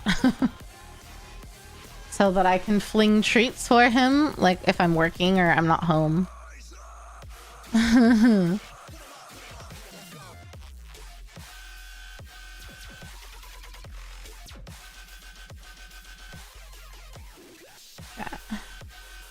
On site tomorrow. Oh my god, really? The system is not my friend today. Okay. I used to sleep at 3 in the morning. Well, that's not enough sleep. Why'd you go to bed so late? Frankie does not like automated toys. Something about us being there. Yeah, I mean, for sure. I don't ever want to rely on it, but like if I can't be there, it's like something. But I have like a flower and it spins around and Yuzu goes crazy for it and Yuki doesn't give a fuck. So there's definitely something, I think, for some cats. You really need the human stimulation, and it's probably better for cats in general to have the stimulation versus like if you're just gonna have a robot play with it, what's the point in having a pet? But we live such busy lives, like supplementally it's helpful, you know? Right? 5 hours is not enough. Go back to bed. Back to bed, gamer.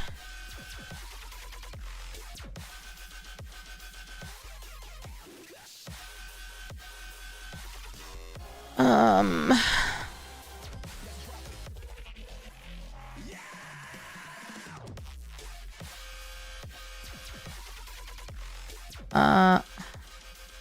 Okay. He just requires way more play than I can give. Yeah, he's 12 years old and still acts like a kitten. That's so sweet. I know, like, it's annoying in the long run, but it's good that he's so playful, because it means that he'll have like a better quality of life as a senior, you know? Because he'll still be mobile and stuff, and probably eat well.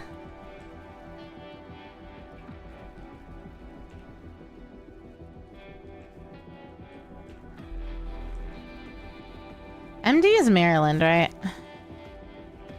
You're already awake? You know what? Fair enough, gamer. Fair enough. You can play with him for 45 minutes straight, and he's panning and collapsing, and he still wants more. Dude, that's how Yuzu is. She's a kitten still, technically. She's not 3 yet, so I attribute it to that. So it's crazy that he's like that at 12. Sweet guy.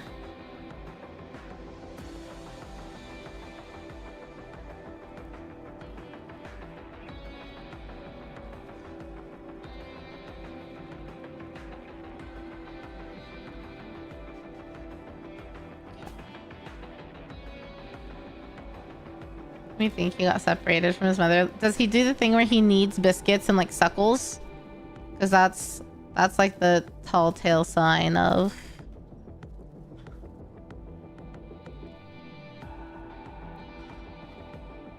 Oh, he's making progress. He's trying to like... picking it up with his mouth and shaking it.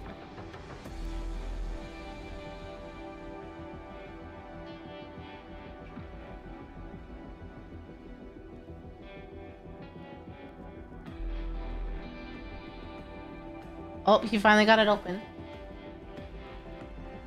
He's just trying to figure out how he ripped it. He ripped it open. He's just trying to figure out how to get the actual treats out. Oh my god. Always has to be. Yeah, Yuki's always in the same room as me or in his comfort spot, which is under the bed.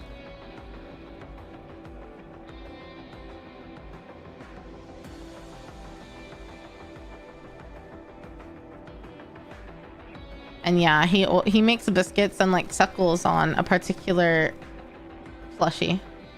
It's his plushie now, it's not mine.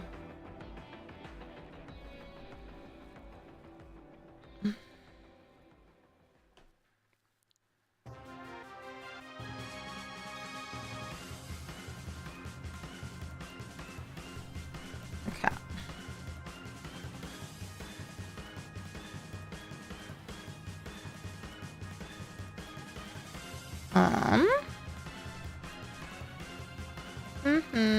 Okay, Serifs, have a good one. You as well.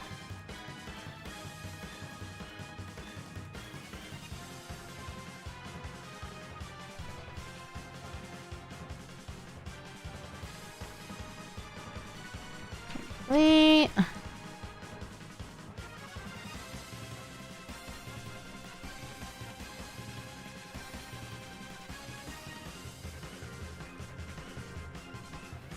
Okay.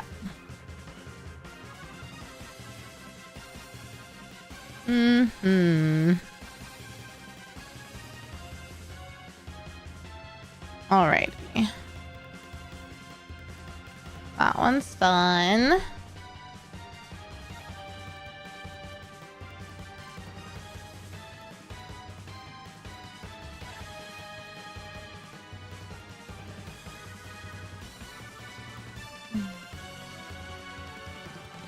Well, at least he's not like begging to go in the bedroom now. He's just sniffing around. I really want to get like a bird feeder or something outside so that stuff comes to the backyard and they can stare at it out the window. Because our little backyard is just rocks and astroturf, so like there's no bugs or birds or anything.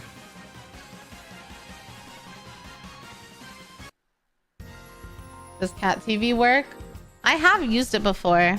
I thought about doing it on my iPad, like on the floor, but I don't have like a screen cover on it, so I was scared that it wouldn't work, or like they would ruin it. I mean, you know.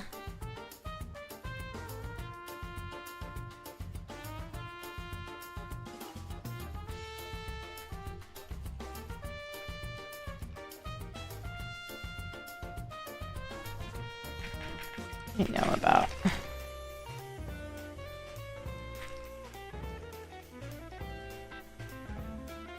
Gen Z cats with their newfangled iPads. I've done it on the TV before, and it does work for a little bit, but a catio would be fun too.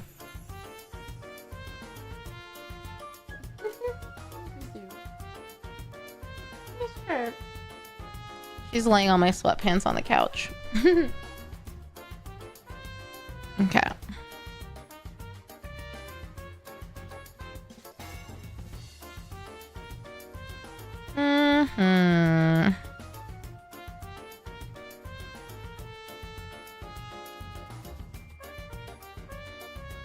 Actually, okay.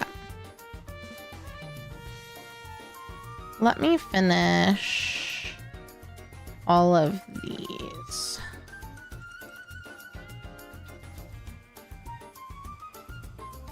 And then I'll do that thing. Okay.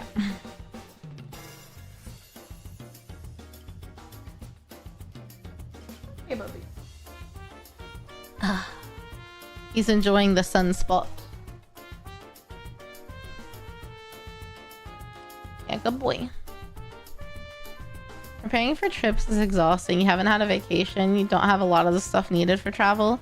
Like what? What kind of stuff are you missing?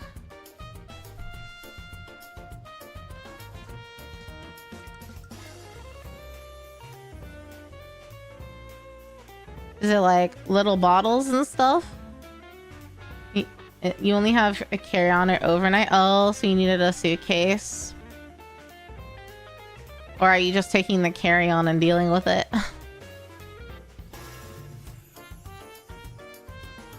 I recommend just getting one, and then the carry-on can store inside of it, so it shouldn't take up much more room. Hey Aegis, how are you? So yeah, you got a new suitcase. Good, good. At least she thought of that ahead of time.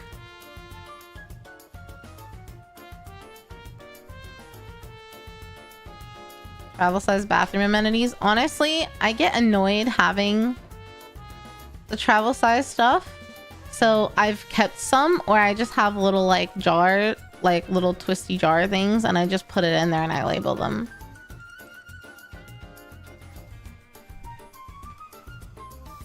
Because I feel like the travel stuff, I never finish it and then it goes bad. And so I just like refill little bottles or whatever. And then when I get home, I'll like finish using it if there's any left. But there are some useful travel size things, like deodorant, I think is one of them. Because deodorant can take up a lot of space. They do have oh, I guess, yeah, beard oil would be a like, those would be difficult ones to like put in something. A beard oil would be difficult. But if you have a carry-on suitcase, you can just put the normal size stuff in there. I guess it can take up a lot of room, so depending on how much.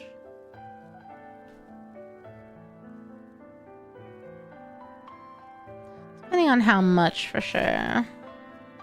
Oh, yeah. Those are too big, but like the beard stuff you might be able to.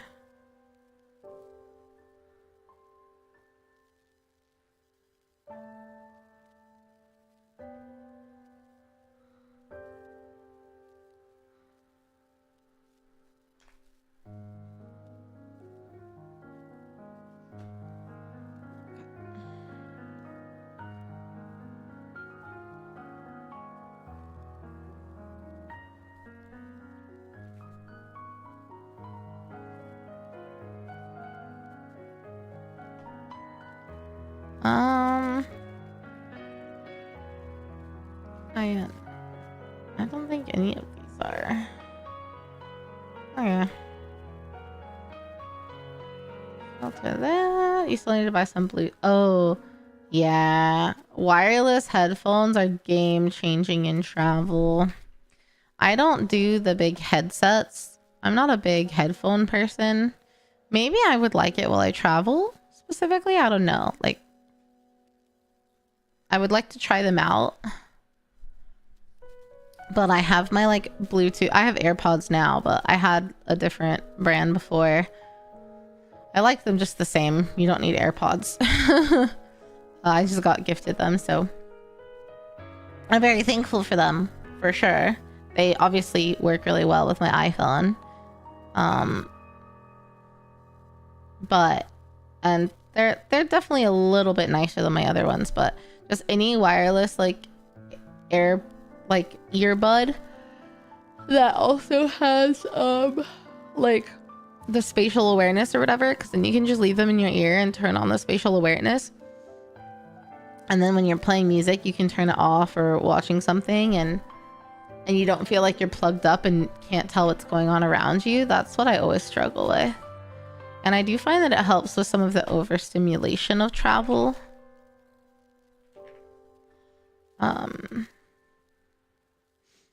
Yeah. The one thing that I feel like everyone travels with that I've never had is like a neck pillow. And I'm curious if there's anyone that swears by a neck pillow.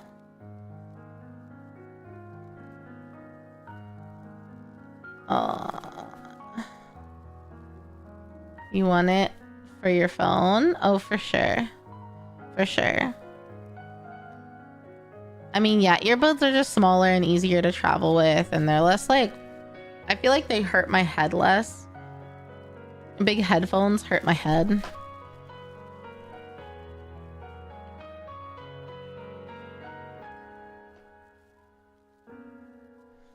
I actually need to, I got gifted some earbuds and I need to fix them so I can use them again for my computer specifically, so that I don't have to wear my headset all the time,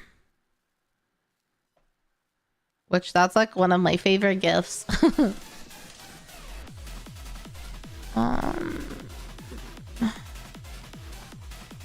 Okay.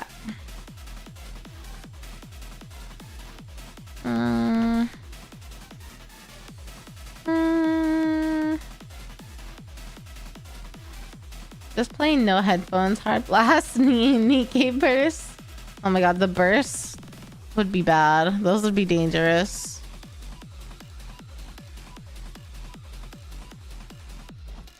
Okay. Now, where is... Here we go.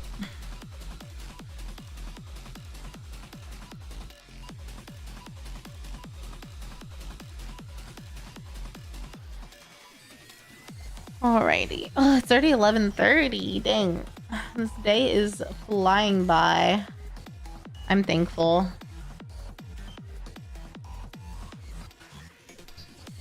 I have quite a bit to do today. I need to do laundry, and I wanted to start it while I was streaming, but then that's like time away from you guys, so I'll just have to start it after, I guess. But I need to do like 3 loads. One of darks, one of whites, and one of like towels and sheets and stuff. I'm gonna be doing laundry for fucking ever.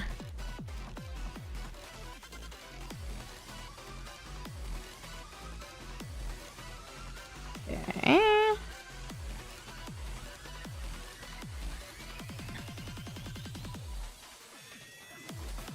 It's like a 4 to 6 hour journey, right?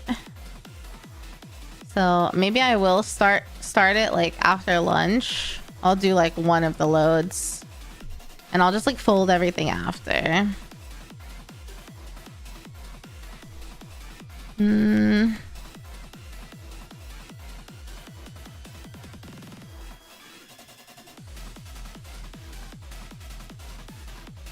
Okay.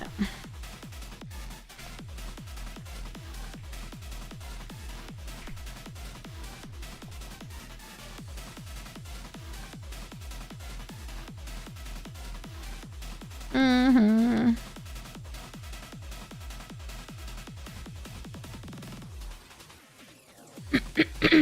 Okay, that one's done.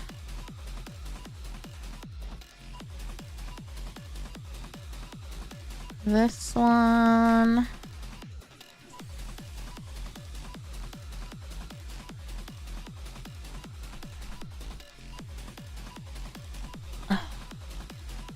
Every time I move, Yuki moves.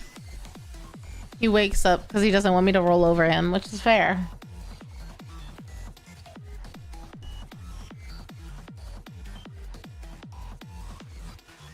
He's enjoying the little sunspot.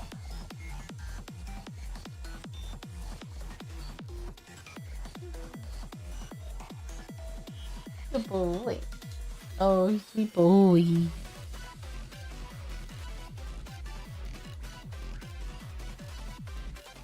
All right. 393. Yep. I have been particularly bad. One of my faults is doing laundry. I'm great at doing it. I'm horrible at putting it away.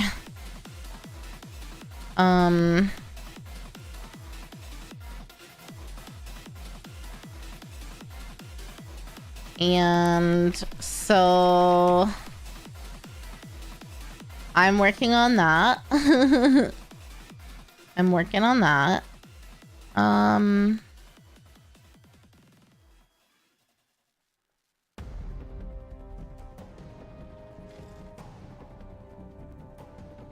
And I think part of it is because I always end up doing laundry like last minute, and then I don't have time to put it away, and then I don't make time until like the next weekend.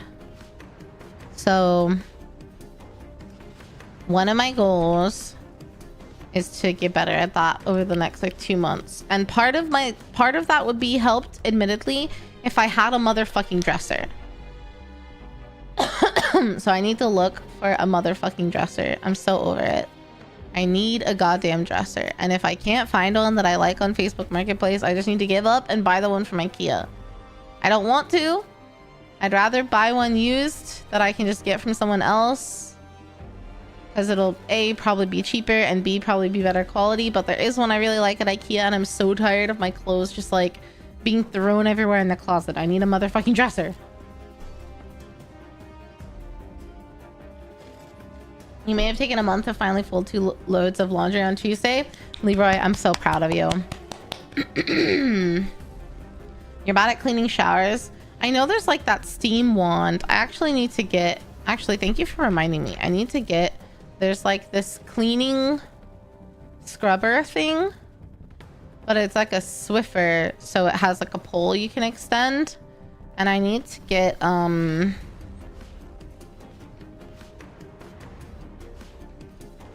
I need to get it so that it's easier to clean like the showers and stuff. So yeah, I'm not on my hands and knees scrubbing, and instead I can use the pole.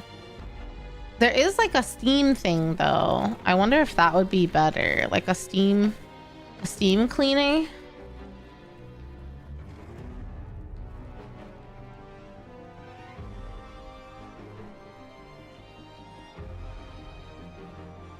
Like the Bissell.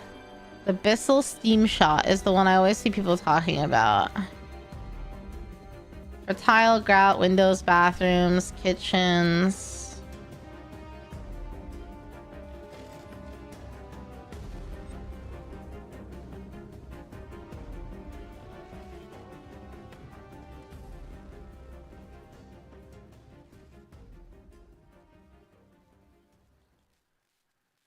But I don't know.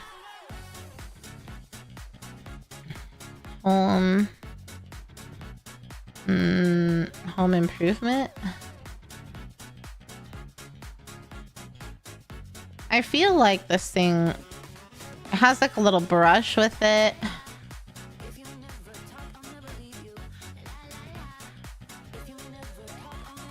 So I feel like this would be a good option maybe. Hi Ben, how are you? You need to take time this weekend to clean too. Better earlier than later, otherwise it adds up. Yeah, that's the... I want to do like one thing a day, so I never have to spend like 4 hours doing the same thing all the time, you know? Oh, this one. Okay, this one has better attachments, it looks like. It has like a...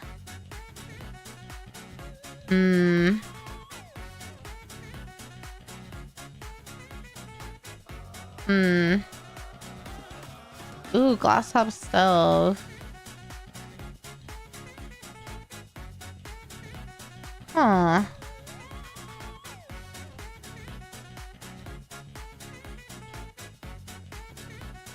Oh, so I think this would be a good tool.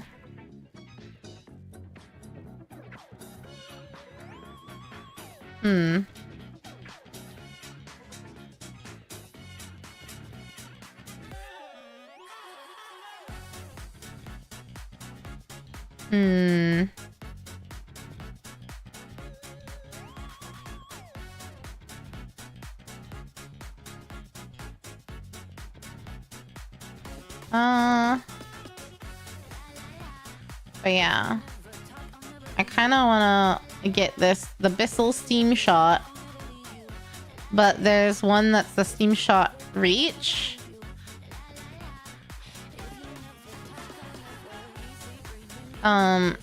So that I guess it can go a little bit longer or farther.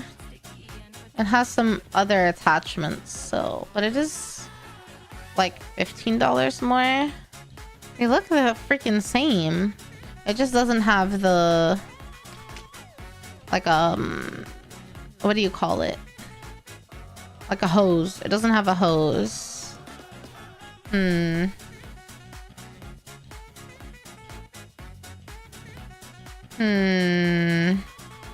But it has some different attachments that I feel like would be better than just the ones this one comes with. That's hard. Reboot for Jimmy. Wait, Jimmy Neutron's was having a reboot and it got canceled? I didn't know that. That's crazy.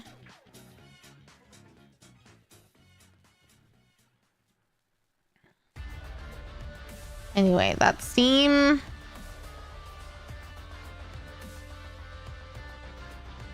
The steam cleaner is something I definitely want. Let's see. Where's like cleaning supplies? Shop.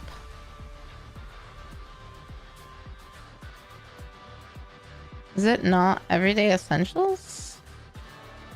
Cleaning tools. There we go.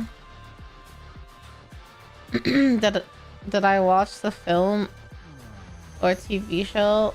Wait, what? Sorry, I don't understand your question. Right? I watched Jimmy Neutron the show when I was a kid. Yeah, I do remember the crossover with Fairly Odd Parents. What are we looking up? I was looking up this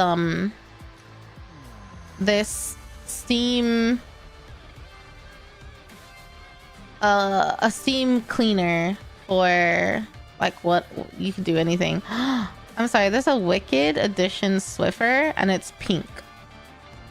I'm so sad. I want that. It's pink instead of lime green. Sorry. Complete distraction. I remember seeing the TV show. I don't know if I ever played the games or watched the movie, but I like Jimmy Neutron a lot. That was a good one. When I was a youngin', that was definitely one of my favorites.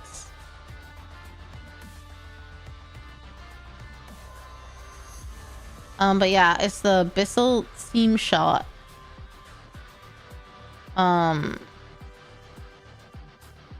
It looks like a great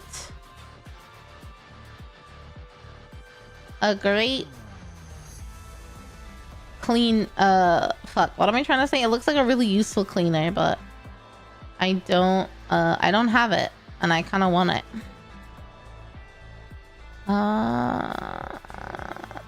What am I looking for right now? Oh, here we go. That's what I'm looking for. Jimmy and Timmy Power Hour. It was a film first and then a TV show? Oh, really? Shark make a steam cleaner? Did they? I know there's a floor one. Let's see. Shark, steam, cleaner. I only know of the Bissell one, but I tend to like shark. I want the shark. I want the steaming scrub and mop thing. And then I want the like little spot cleaner.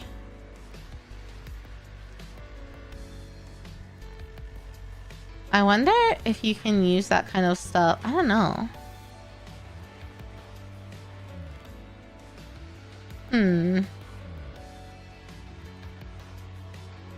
The only like steam cleaner I know of is the Bissell one, or like I guess these off-brand ones. I don't know about Shark.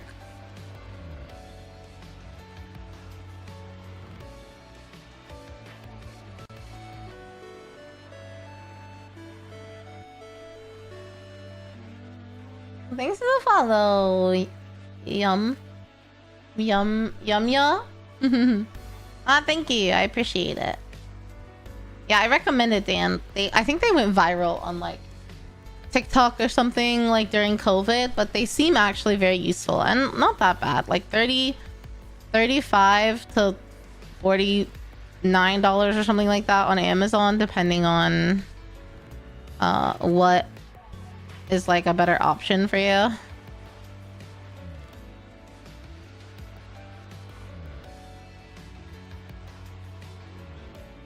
Depending on what attachment you want.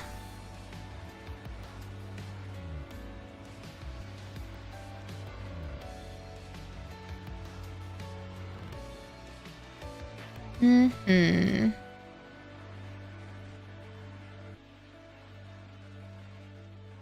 Hmm. Yep.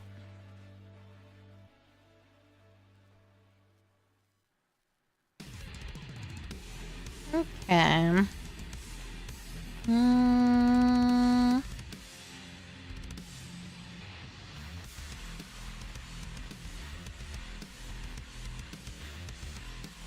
Oh. Which one am I on? I lost my place. Oh, no, I don't need this one. Okay, I need this one.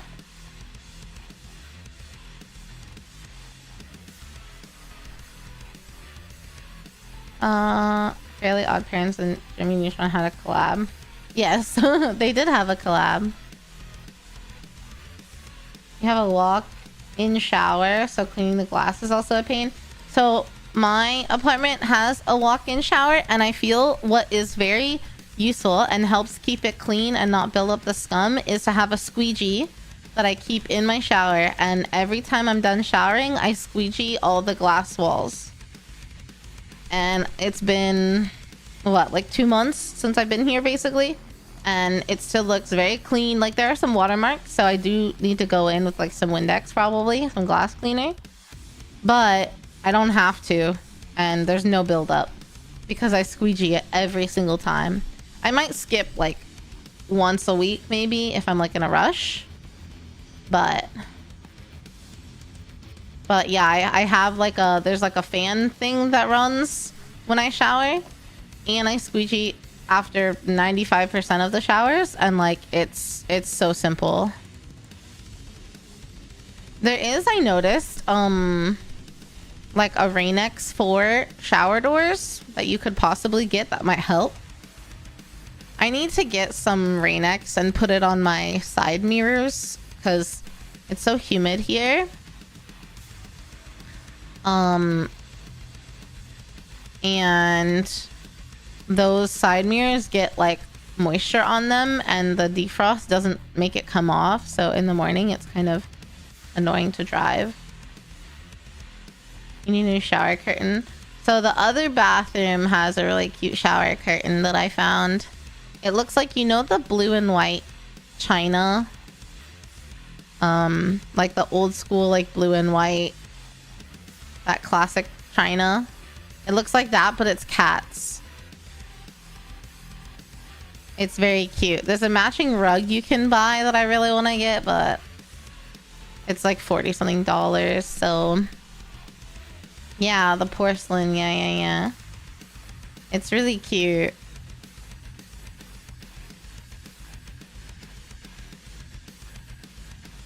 Who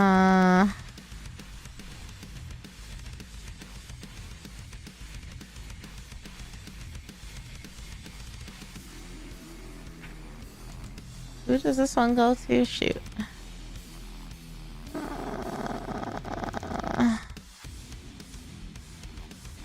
Okay.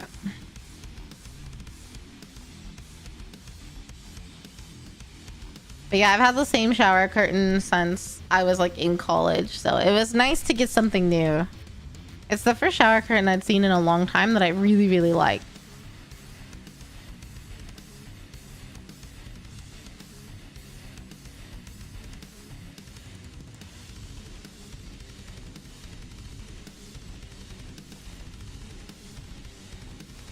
Okay, I think I'm almost done with this. Huh? What a file? Oh, that scared me. I thought all my files had been deleted somehow. 371, 371. Okay, open.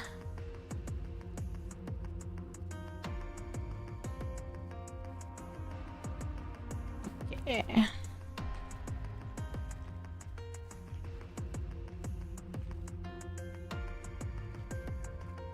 And then whose is this? Okay, Hirsch. I cannot remember to save my life.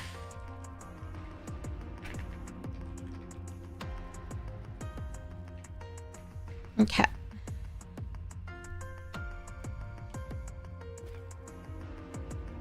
I appreciate the advice though, Leroy. It's good to know that I'm doing something right, you know? Because I was like, oh, you know what? It's a glass shower. I've never had a glass walk-in shower. I probably need to squeegee after every time, and I think it helps a lot. And it just takes like 30 seconds. It's not that big of a deal. You could probably get like a longer squeegee and it would take like 10 seconds, but...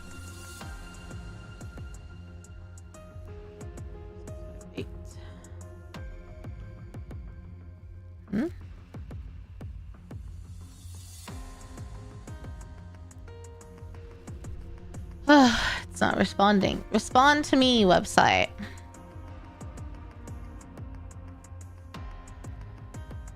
What the hell? What the hell?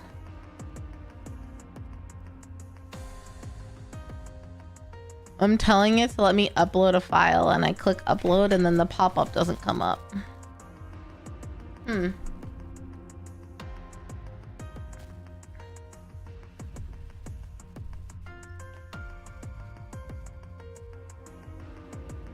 There we go.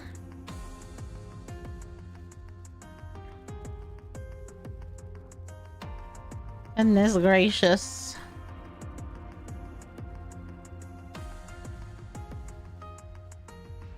Edit.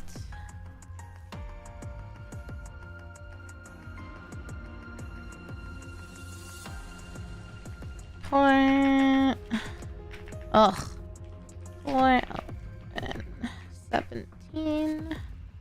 Okay.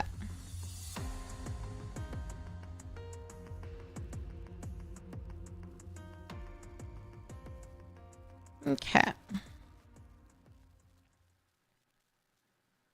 That's done there. All right.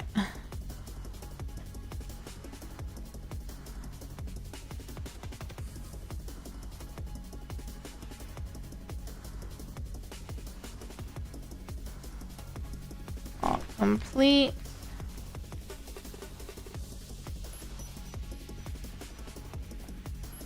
Alrighty.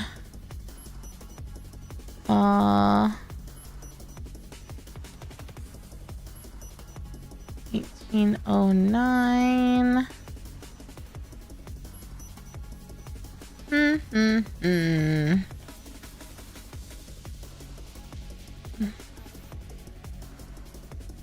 That's mine. Alrighty.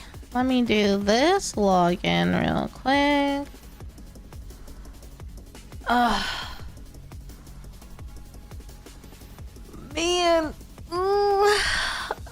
tired today. I kind of want to get an energy drink. I feel like I deserve it. And it's only noon, just about noon. So by the time I finish it, it'll be 2 and I'll still be able to go to bed early enough. Do you guys support my decision? Tell me yes, chat. Support my decision. I think I still have some Alanis and I really want one.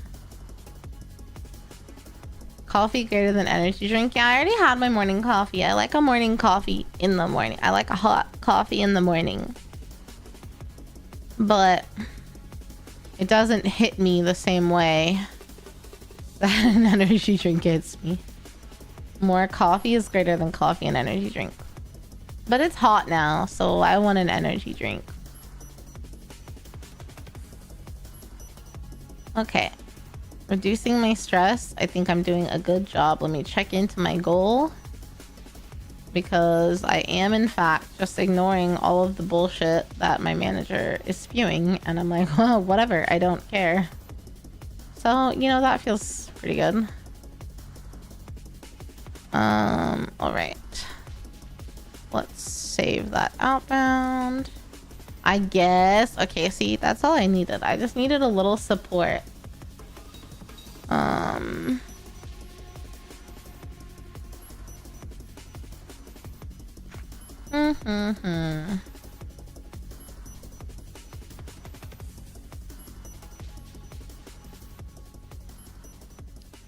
All right, let's save this now.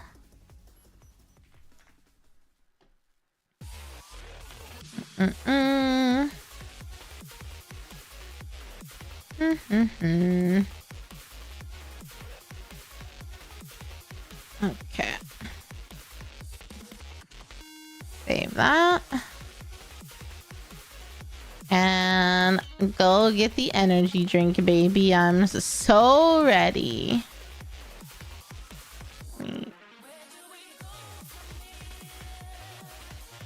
Use that one. Okay, chat, hold on. I'll be right back.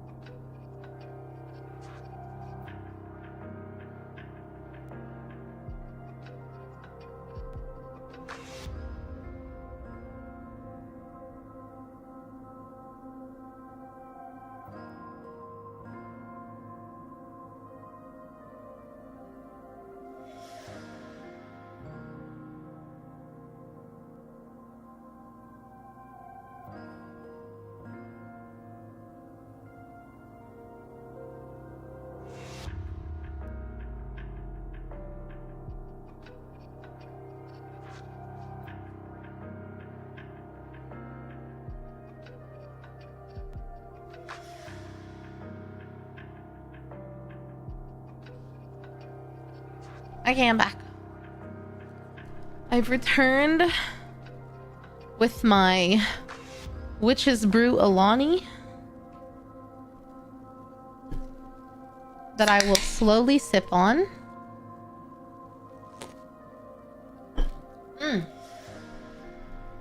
And I also got more water, so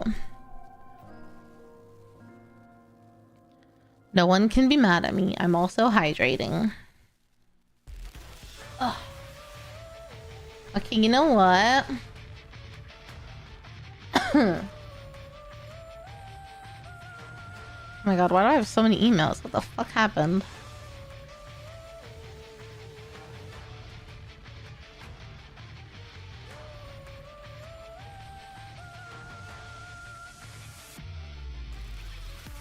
Oh, that's what happened. Okay.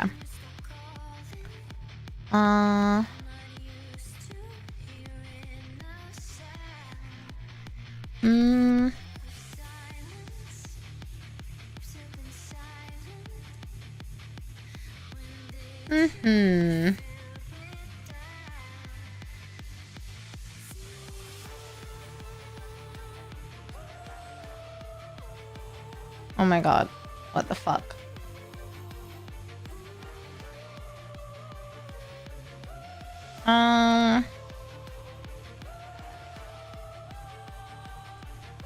Okay.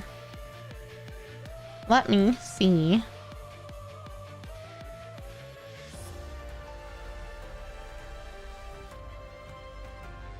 I kind of want...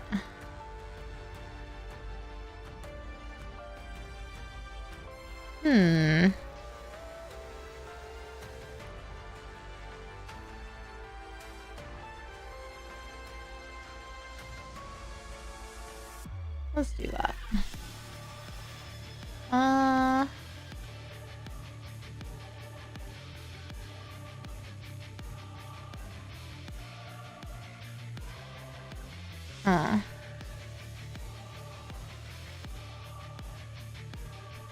Let's see.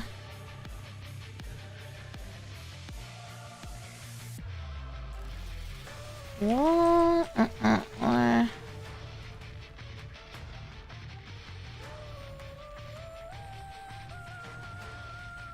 You can't decide on your next ALS project. Should I work on...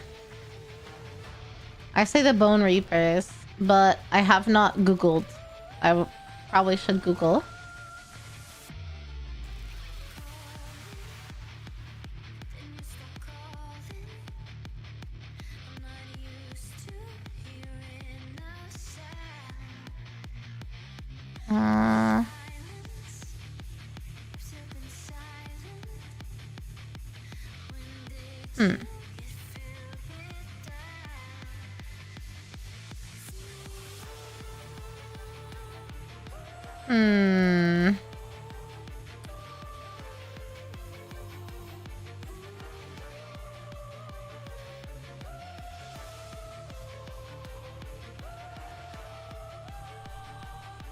Is this not...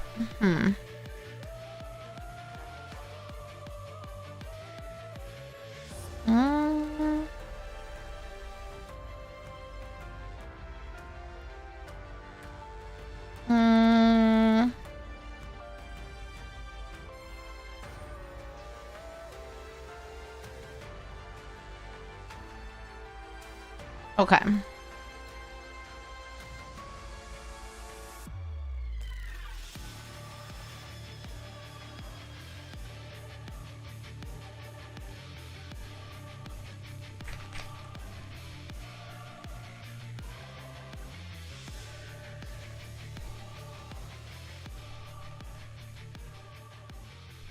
Okay.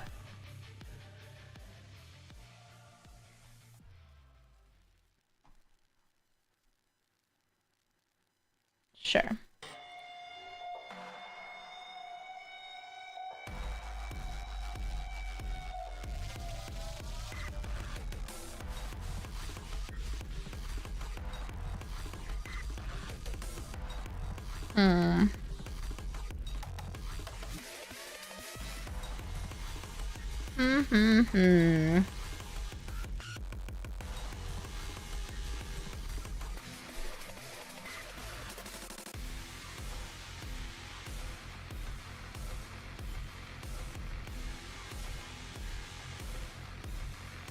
Let me see if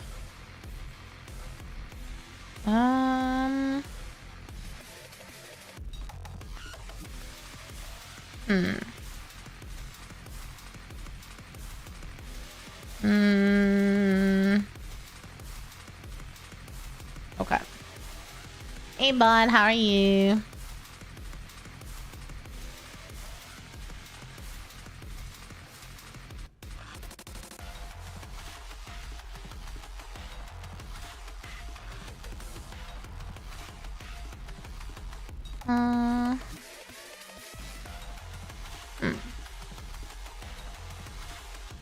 Okay.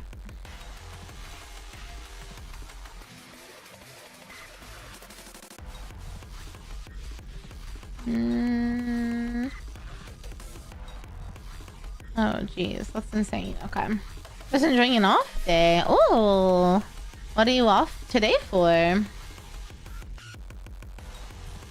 Love that for you though.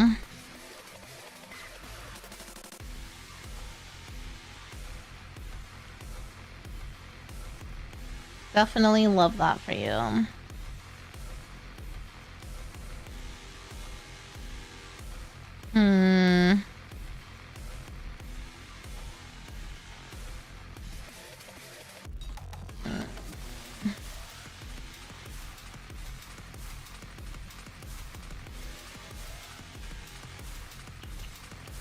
Okay.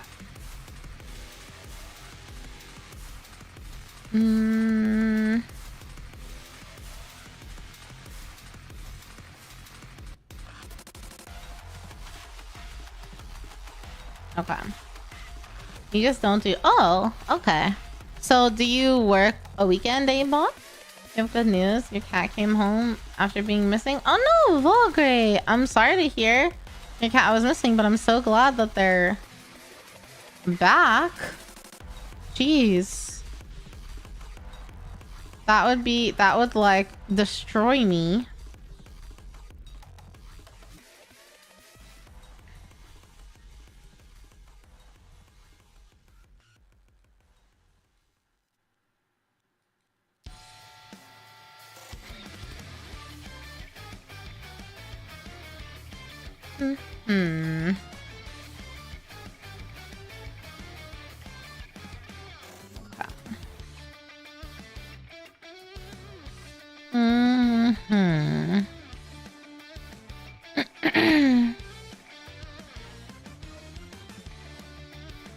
Alrighty. Safe and warm and happy, and I'm so glad to hear that. You work Saturday. Okay. That makes sense. Any plans for what you're gonna get at the grocery store?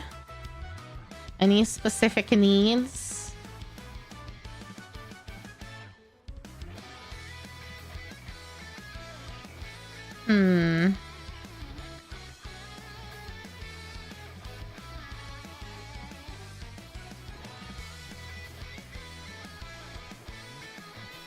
What does this mean?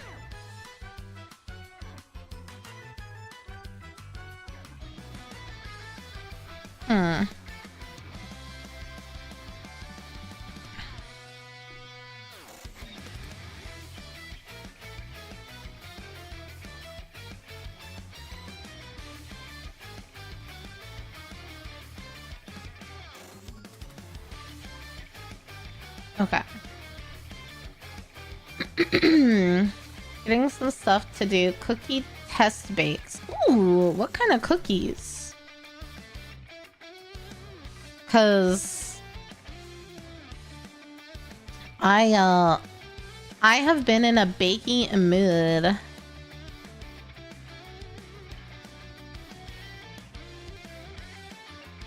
Baking mood.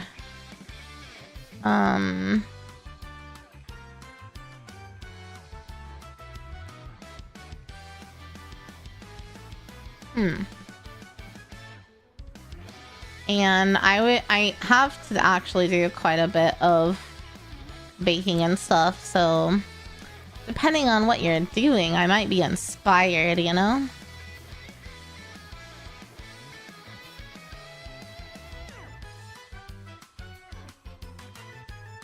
Okay.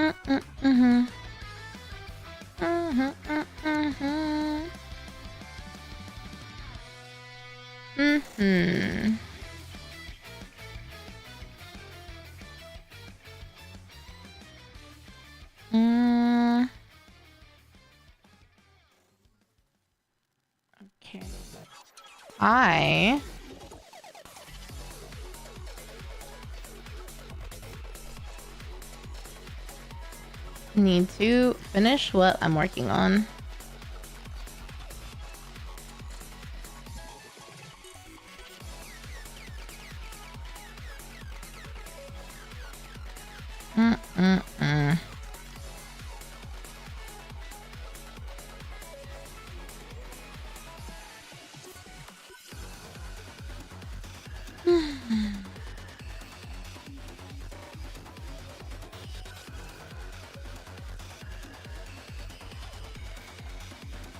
Okay. I'm thinking about making some matcha soft bake and caramel cookies. Ooh. That sounds good. I'm into the way that sounds. For sure.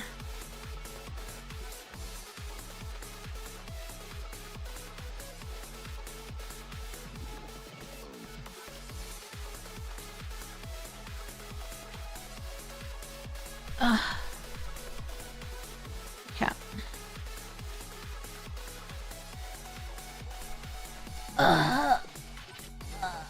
Okay. You need to make a batch. Probably a big batch of yum yums. It's basically a marshmallow with a caramel mixture covered in rice. Whoa, please? Okay. Gamer, please get the recipe from your mother and post it in Discord. I would love if anyone shares any family recipes, especially like right now while we're around the holidays and everyone's baking and there's potlucks and all this. I would love to make other people's family recipes. It's like one of my favorite things. I love to bake and make food and like share it with people. I would love to partake in everyone's family recipes. I need to get this one recipe. We've always called it Nushkuken. I don't know if that's what it's actually called or like how to pronounce it or whatever. But my great grandma and grandpa were from Norway and Sweden. And it's a recipe from my great grandma that was Swedish. And it's like this sweet like bread cake thing. It's so good. And I've tried to Google it, but I've never found much about it. So I need to get the recipe and how it's spelled and try to Google it or ask. I don't have any Swedish friends, but I do have a Norwegian friend, so maybe she might know. But if the caramel works, you might try tossing some diced green apples. Ooh, that'd be good. I'm on a peanut butter and apple kick right now. I'm big into peanut butter and apple right now. And I'm thinking about doing like super thin sliced apples like in the mandolin. And then like melting the peanut butter down a bit. And drizzling it over it. My coworker said that she likes to make apple nachos, like dessert. And they'll do like melted chocolate and like coconut flakes and stuff. But I'm just into peanut butter. And I think marshmallows would be good. Or like marshmallow fluff. Melt down peanut butter and marshmallow fluff together and like drizzle it on it. Oh. Well, yeah, I've been addicted to peanut butter and apples recently.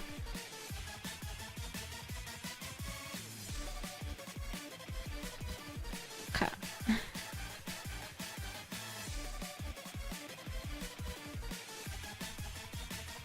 Honey.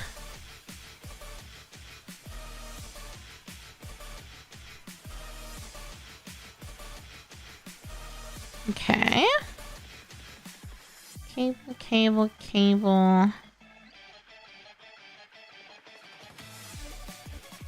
Okay. Let's do this. Have you ever had peanut butter as an apple? Maybe it's kind of an American thing. And you being chat, like everyone in chat in general.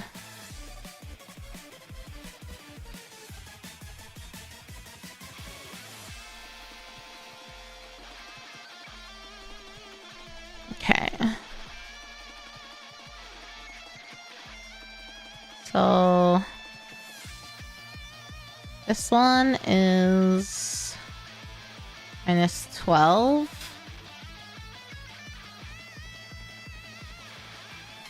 So one on each.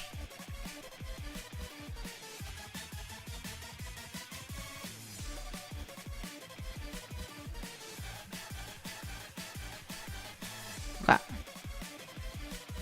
And then I have faith though. Your caramel will work, I believe. And tossing apple slices in it sounds goated because then you have the slice. I feel like eating a whole ass caramel apple is just so difficult.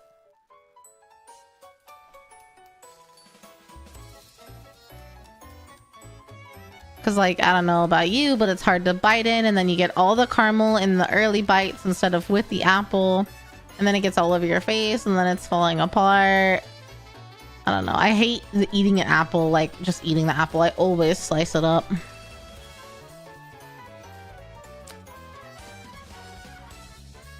Always, always. Okay, 2181.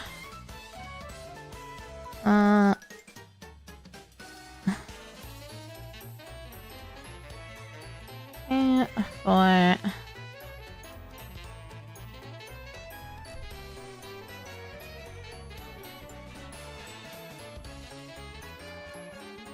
Okay.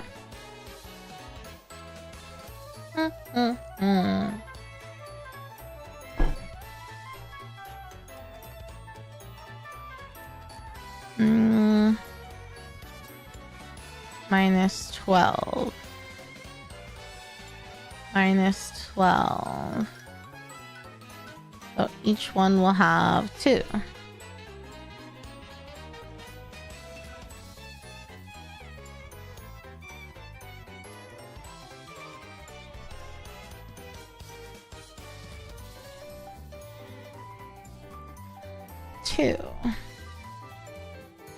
Oh, I need to save this as the correct file. File, save as.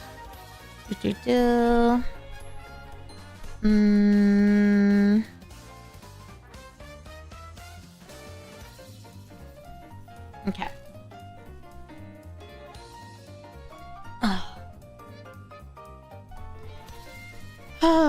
What are you guys eating for lunch today? I'm not hungry right now.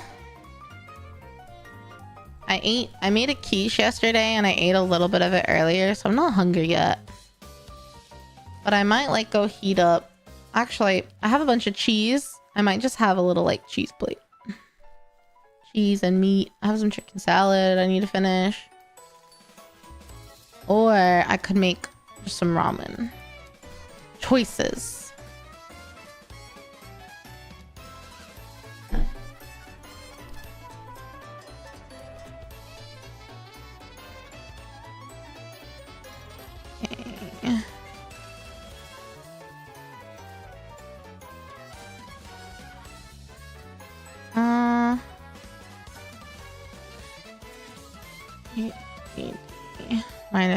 -9.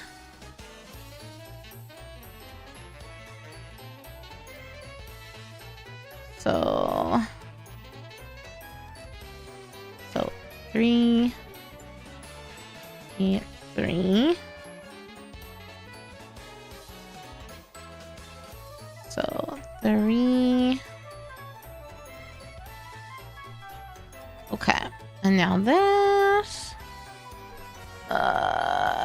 -3 of these. So 1, 2, 3.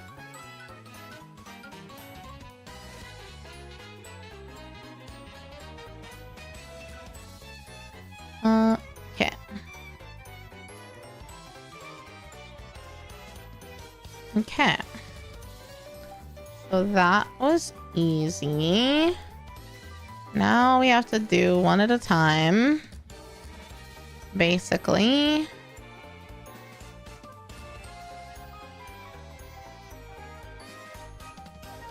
Okay.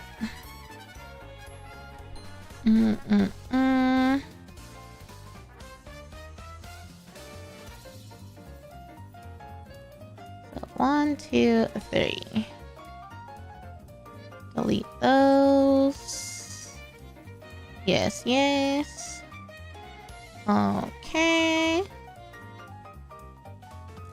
I'll do this one next. Ugh. I don't wanna.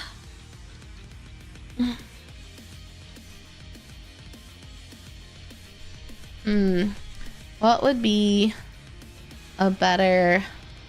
What do I feel like right now? Probably ramen is better earlier, because then... Excuse me. Because then I'm not eating the carbs later in the day. -3. So... 1, 1. Save.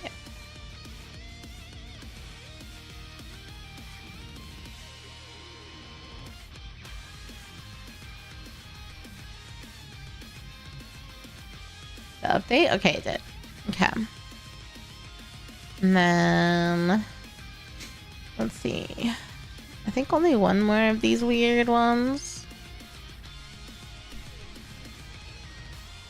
Again, -3.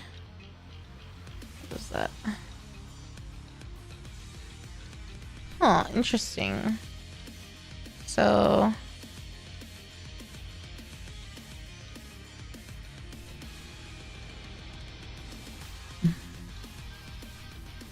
On...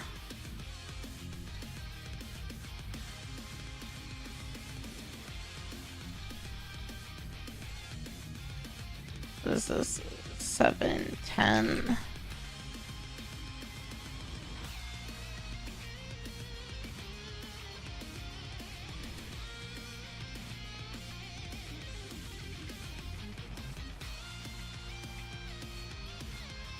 Three, 6. Okay. Yes. So I'll do 0 on that one and 1 on that one and save. Let's see if that works. It might not work.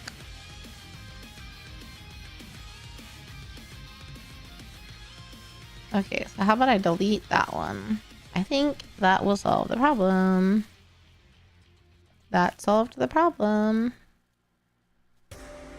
Okay. And now you can go.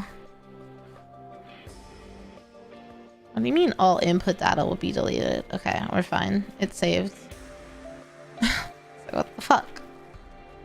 That's spooky when the system is like, oh, if you go back, nothing will be saved. And I'm like, but there wasn't anything to save, I think. Okay. So that's being deleted. That's being deleted. And then... Yeah, okay. All of those are being deleted. Okay.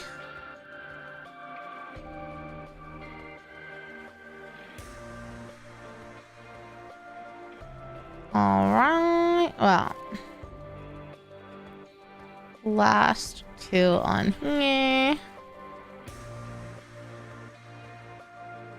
2, 3. 1, 2, 3. Okay, select all and delete. Easy peasy. All right.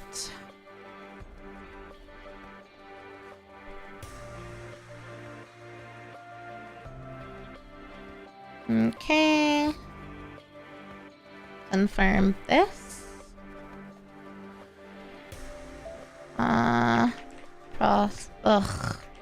Process complete.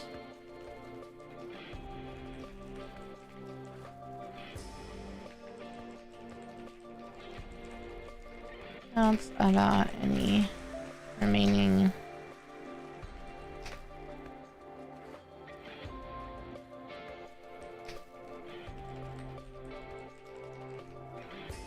So no address check. Okay. Process that.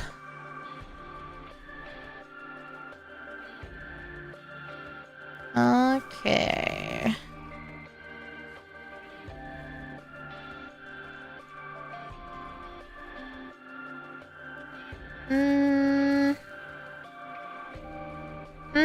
Oh, I forgot that there was another meeting. Oh well. Updated itself, but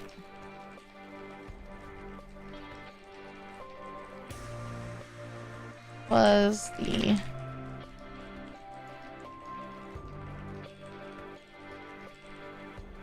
okay. Done skis there. Save as. Okay. All right.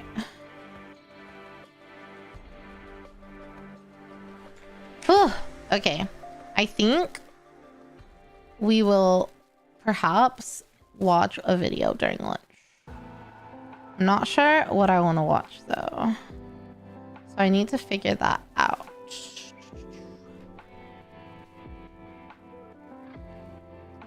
Okay, save that. Let's see.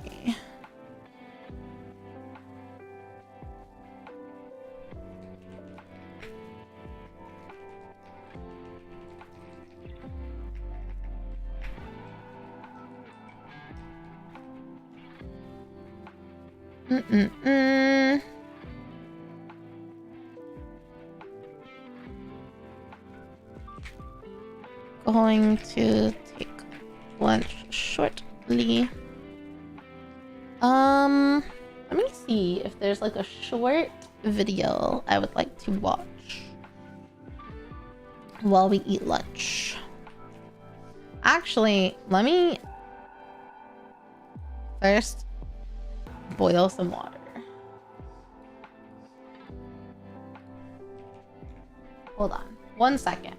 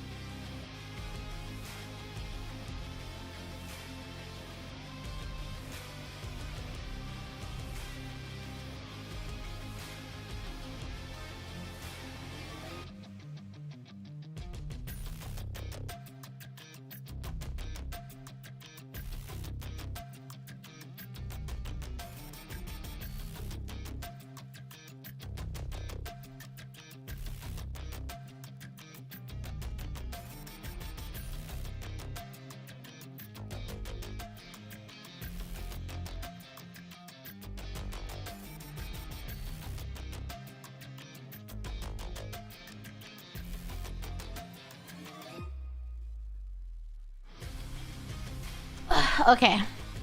Sorry, I should have put the AFK thing on.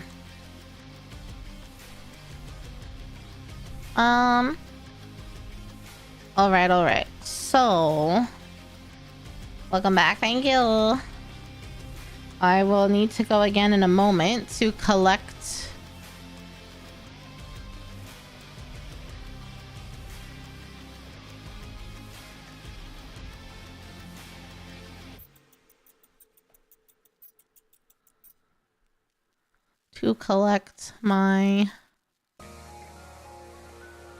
my food, but I'm seeing what I might want to watch, like a short video.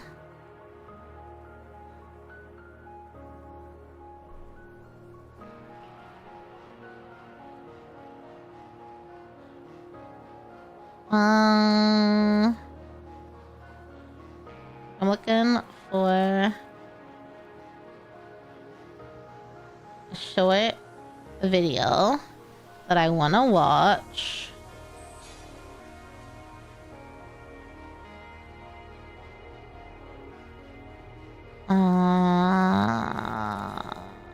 Let's see.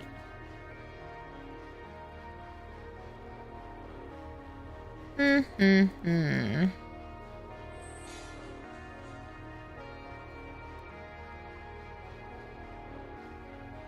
40K reveals? Was there something new recently?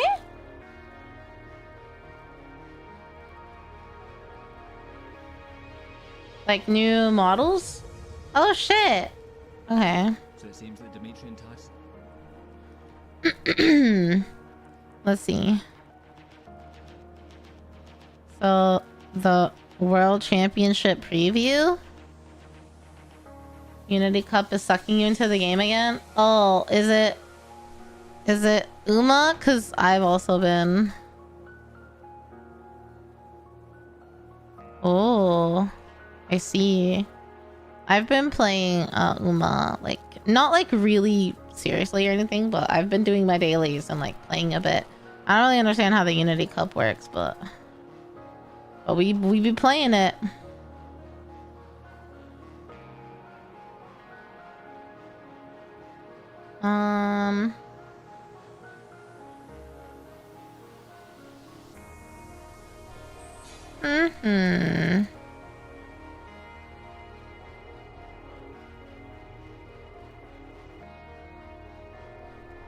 Golden Demons from Germany? Oh shoot, really?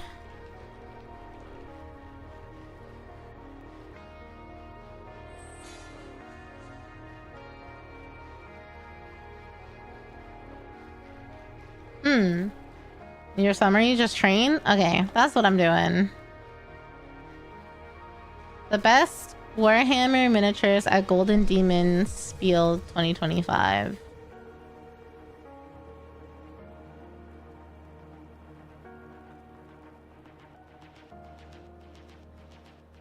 Someone...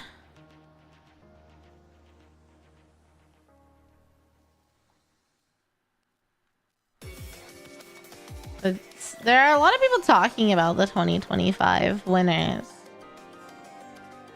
Is there actually just like a...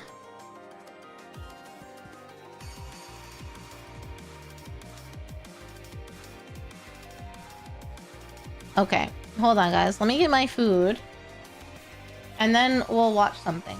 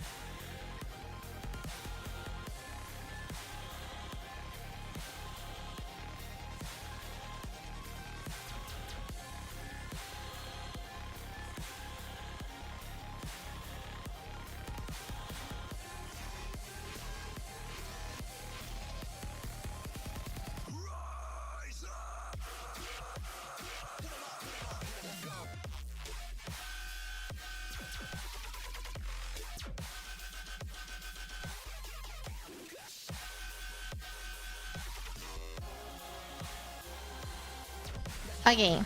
Thanks for the lick read. Also, hi, Zero. Hello, I'm back, everybody.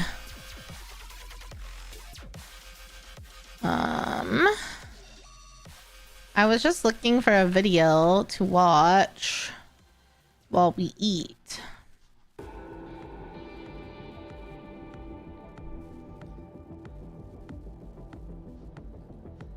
Hello, everybody, and welcome to That Time of Year Again. Okay. I think I'm gonna try. Oh, that one might be a little high quality. That one might be a little too high quality. I did get back. I'm doing good. How are you? Okay, let me do.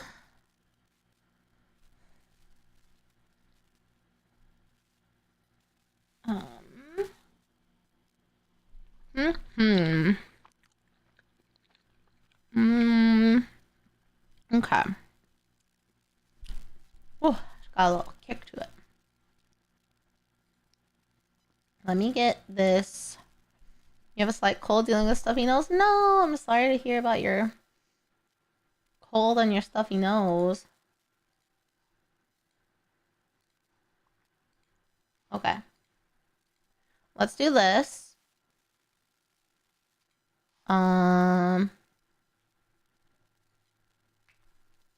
Nope. Wrong button. We gotta get the React hairstyle on.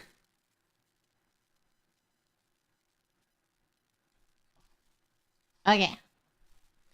I'm gonna check out this video. I don't know if I've ever watched anything from Rogue Hobbies before, but it was the first one that came up. And what can I say? I love to support a fellow. I don't know. I'm down to try something new. It's just a stuffy nose and a slight cold. I'm glad. I hope you just get better and it doesn't get worse. She's good. So she might not show up as frequently because she's not 100% in Warhammer. Oh, okay. Well then, since she's focused a lot on mini painting, I feel like this is a good... I think there was one video by Rogue Hobbies suggested to me before. But I feel like this is a good time to check it out. I want to see the Golden Demon. What's Spiel? Is that where it was? Let me see how loud she is. Hold on. Hello, everybody, and welcome to That Time of Year Again. And no, I don't mean that time or that time either, because the... Okay. I think that's good. German convention. Okay. Well, let's check it out. Let's see the Golden Demon winners or whatever. Yeah. Okay. Hello, everybody, and welcome to That Time of Year Again. I like her hair and her makeup, unrelated. That time or that time either, because the only thing in this video which is going to scare you is the level of talent that you are going to witness. Nice segue, because... I'm excited because I don't think I've ever seen like any of the Golden Demon stuff. It is time for another one of our Golden Demon Roundups. Yay! For those who are out of the loop or who may be new here, Golden Demon is a miniature painting competition held by Games Workshop themselves, which invites the world's best miniature painters from all over the globe to gather together for one weekend to flex their hard work and unfathomable artistic talent in the hopes of winning a Golden Demon trophy, or the grandest prize of all, the Slayer Sword. And last week, as First of all, I love that she's doing this little intro explanation. I super appreciate that. Secondly, the video seems a bit laggy. But I don't know if it's me or if it's... Oh shit. Hello? I don't know if it's me or if it's the actual video. Let me see.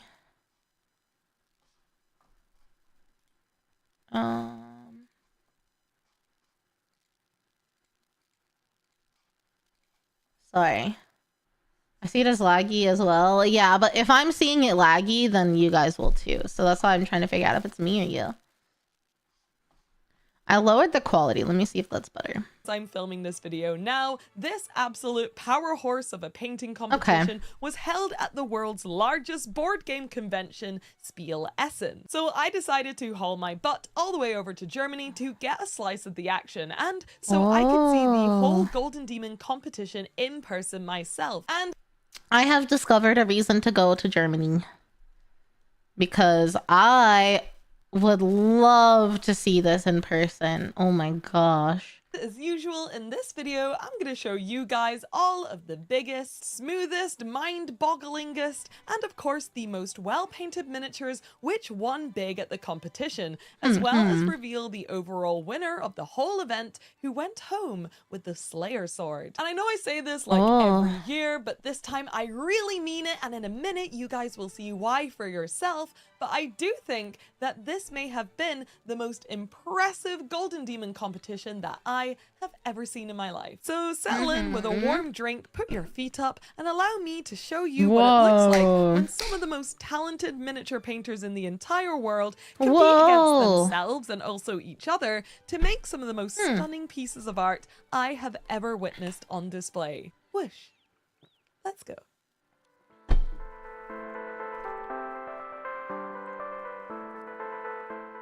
This is cute. So just now, I hyped up this year as being like the best Golden Demon I've ever seen. And if you doubted me at all, then let me prove it now by showing you all the winners in this category. And then I will reveal what this category actually was. Here are the bronze, silver, and gold winners.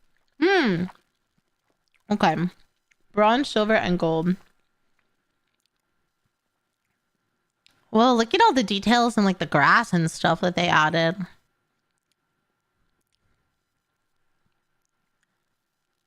Ooh. Like I'm looking at this guy first. Okay, bronze. I feel like so much of it is lost in the photo, but there is a lot of detail. Silver, the like rust detail is crazy. Gold. This, the like skirt piece, chef's kiss. How much the base of the motto plays into who wins is a criticism. Yeah, if the base gets taken into account too much, I would be upset because that's not really about painting. That's more of a stylistic choice, IMO. But this base is really cool. All the little touches are crazy. For this particular category, and get a good look at them. They are absolutely stunning, right? They are perfectly painted and absolutely deserving of their places in the top 3. But what if I told you that this was the Youngbloods category? Whoa! That's right. All of the contestants who painted these phenomenal miniatures are 15 years and younger. When I look— What? Oh my god. First of all, that there is a Youngbloods category is incredible. But these are painted by 15-year-olds or younger? Holy shit. Oh my god, dude, the rock on this is insane. To this cabinet at Golden Demon, I swear for ages, I just thought I was looking at the spillover from the open category before I realized that it was labeled Youngbloods. And it just seems like every single year, the standard in this group just quadruples. So a massive congratulations to Henry, Stan, and Maximilian for these incredible pieces. If this is what they're producing now, then I'm sure they will be kicking butts in the main competition in just a few years, so watch out. Now, usually I like to kick off these Golden Demon roundups with the 40k single miniature category because I know how much you guys love to see a well-painted Space Marine. But if you are not the biggest Space Marine fan in the world, then I have some good news for you because the top 3 winners in this category didn't feature any Astartes miniatures at all. In bronze, we are starting extremely strong with this incredible Phoenix Lord, painted of course by the ludicrously talented Andy Wardle from the Cult of Paint. One thing amongst many things which Andy always knocks out the park is his reds and his oranges. Okay, so I like that there's different categories for different models because, you know, that will play a lot into like that would play a lot into it, right? So I like that there's a single, so it's just about single model. The like color choice here, the color choice blending of the shadows using these, like, there's probably a little bit of white just to help with contrast, but like the yellows and oranges into the reds, it's just beautiful. It really, really makes it look metallic without being metallic, which is just crazy. Orange is super difficult to paint. It's getting to the point. If you're entering a painting competition, don't bother showing up without a good base. Yeah, non-metallic, metallic. Like, I'm very impressed because you can tell that these are not metallic paints. And yet, the lighting that this person did is just gorgeous. The effects are stunning that it's created. Very vibrant. He does brilliant lighting color. I agree. Which, as you can see on his Fuegan Eldar, are absolutely some of the best I have ever seen painted on a miniature. Like, whenever I paint red, it always looks orange, so the fact that he's managed to so distinctly render these two colors next to each other and have them look so different from each other and be so perfect really blows my mind. That's also true, because this armor is red and orange. And you can tell what's red versus what's orange. Which is a really important point. And gold. Yeah, true. True. This like orange bit, the like goldy-ish bit, the red bit. Like, that's crazy. And this entry is definitely one I'm going to be zooming into endlessly in the future for references. In silver, we have another stunning Eldar miniature, but this time of the dark, or I guess Drukhari variety, painted up by Johan Leddick. And whilst I love everything about the paintwork on this miniature, from his lank-looking greenish blonde hair to his shiny, mysterious-looking blue armor, I have to say that the extremely cocky and kind of casual pose on this miniature is what is really doing it for me. It's just a subtle change which switches this whole miniature from generically combat ready to a little bit more cool and almost kind of storytelling for me. But of course, the winner of gold... Well, let me go back to the full body. So I didn't know that the person adjusted the pose on this because I don't know Johan. I don't know this miniature. I'm not that good yet. So it sounds like they adjusted the pose, which if so, in combination with the detail and the expression on the face, is 10 out of 10. I love the kind of cracked look here. Kit bashing is allowed as long as you're okay. Well, I really like it. Yeah. The detail in the face, the wrinkles, the eyes actually like having distinct like irises. All of the like shading in the face, like how it actually has a proper expression. Really reads well with the pose. And I am biased to like the color scheme. I love this kind of blue metallic like armor color. Obviously like a crazy job with the shading, but then it also looks like metal that's been, you know, roughed up. Not like to a cartoony point. Just like used metallic armor, you know? You can see it, especially right here. And I'm not even talking about the detail in this like rocky base background situation.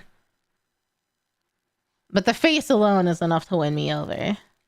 Lank color is whole miniature from generically combat ready to a little bit more cool and almost kind of storytelling for me. But of course, the winner of gold in the 40k single category went to Matthew City and his perfectly painted Kroot. And whoa. Okay. Are you allowed to enter multiple pieces? Just out of curiosity, if I should remember the names. One year, someone showed up at the Golden Demon with an orc mech made entirely of leftover bits. That's really cool. Okay, so let's examine this before she talks about it, because then she'll like show us stuff. But like, holy shit, the smoothness of this is crazy. Oh my god, like the details in this like road cracking off here. Wild. How smooth like the canister looks with this I'm so impressed by this kind of like the outline of the canister and how perfect that looks. But that same level of perfection is everywhere, which I guess is the point, but like, oh my god. And then if we look at the actual guy,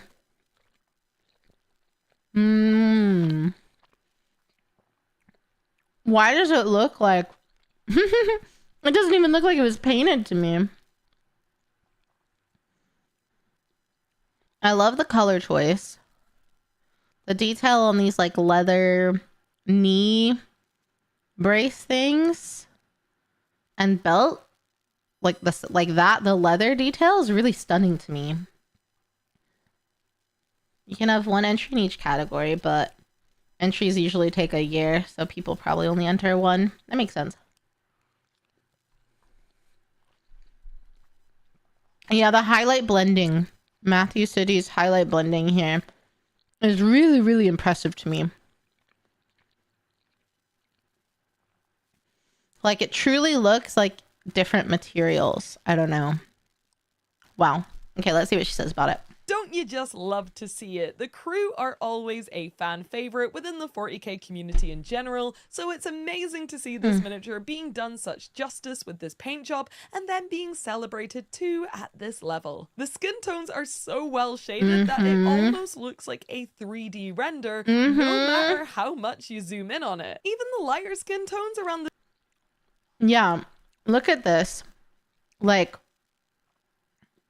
the shading is just insane. All the details and like the folds of the skin and the muscles, it does not look like a painting from this image. It really does not look like a 3D thing that's been painted. It looks like a 2D painting. You know what I mean? Wow. The stomach have these deep shadows which make the miniature look almost unreal. This is such a beautiful paint job, so a massive well done to Matthew for winning gold. But if, like me, you are a little bit of a Space Marine fan, then fear not, because the 40k unit category has you covered with some beautifully painted Astartes miniatures. Winning bronze in this category was Eric Swinson with his flawless Deathwatch kill team. Eric... Holy shit. Whoa. Okay, so the paint of a golden demon painter is basically water with the slightest barest hint of paint in it. They apply hundreds of super thin layers onto.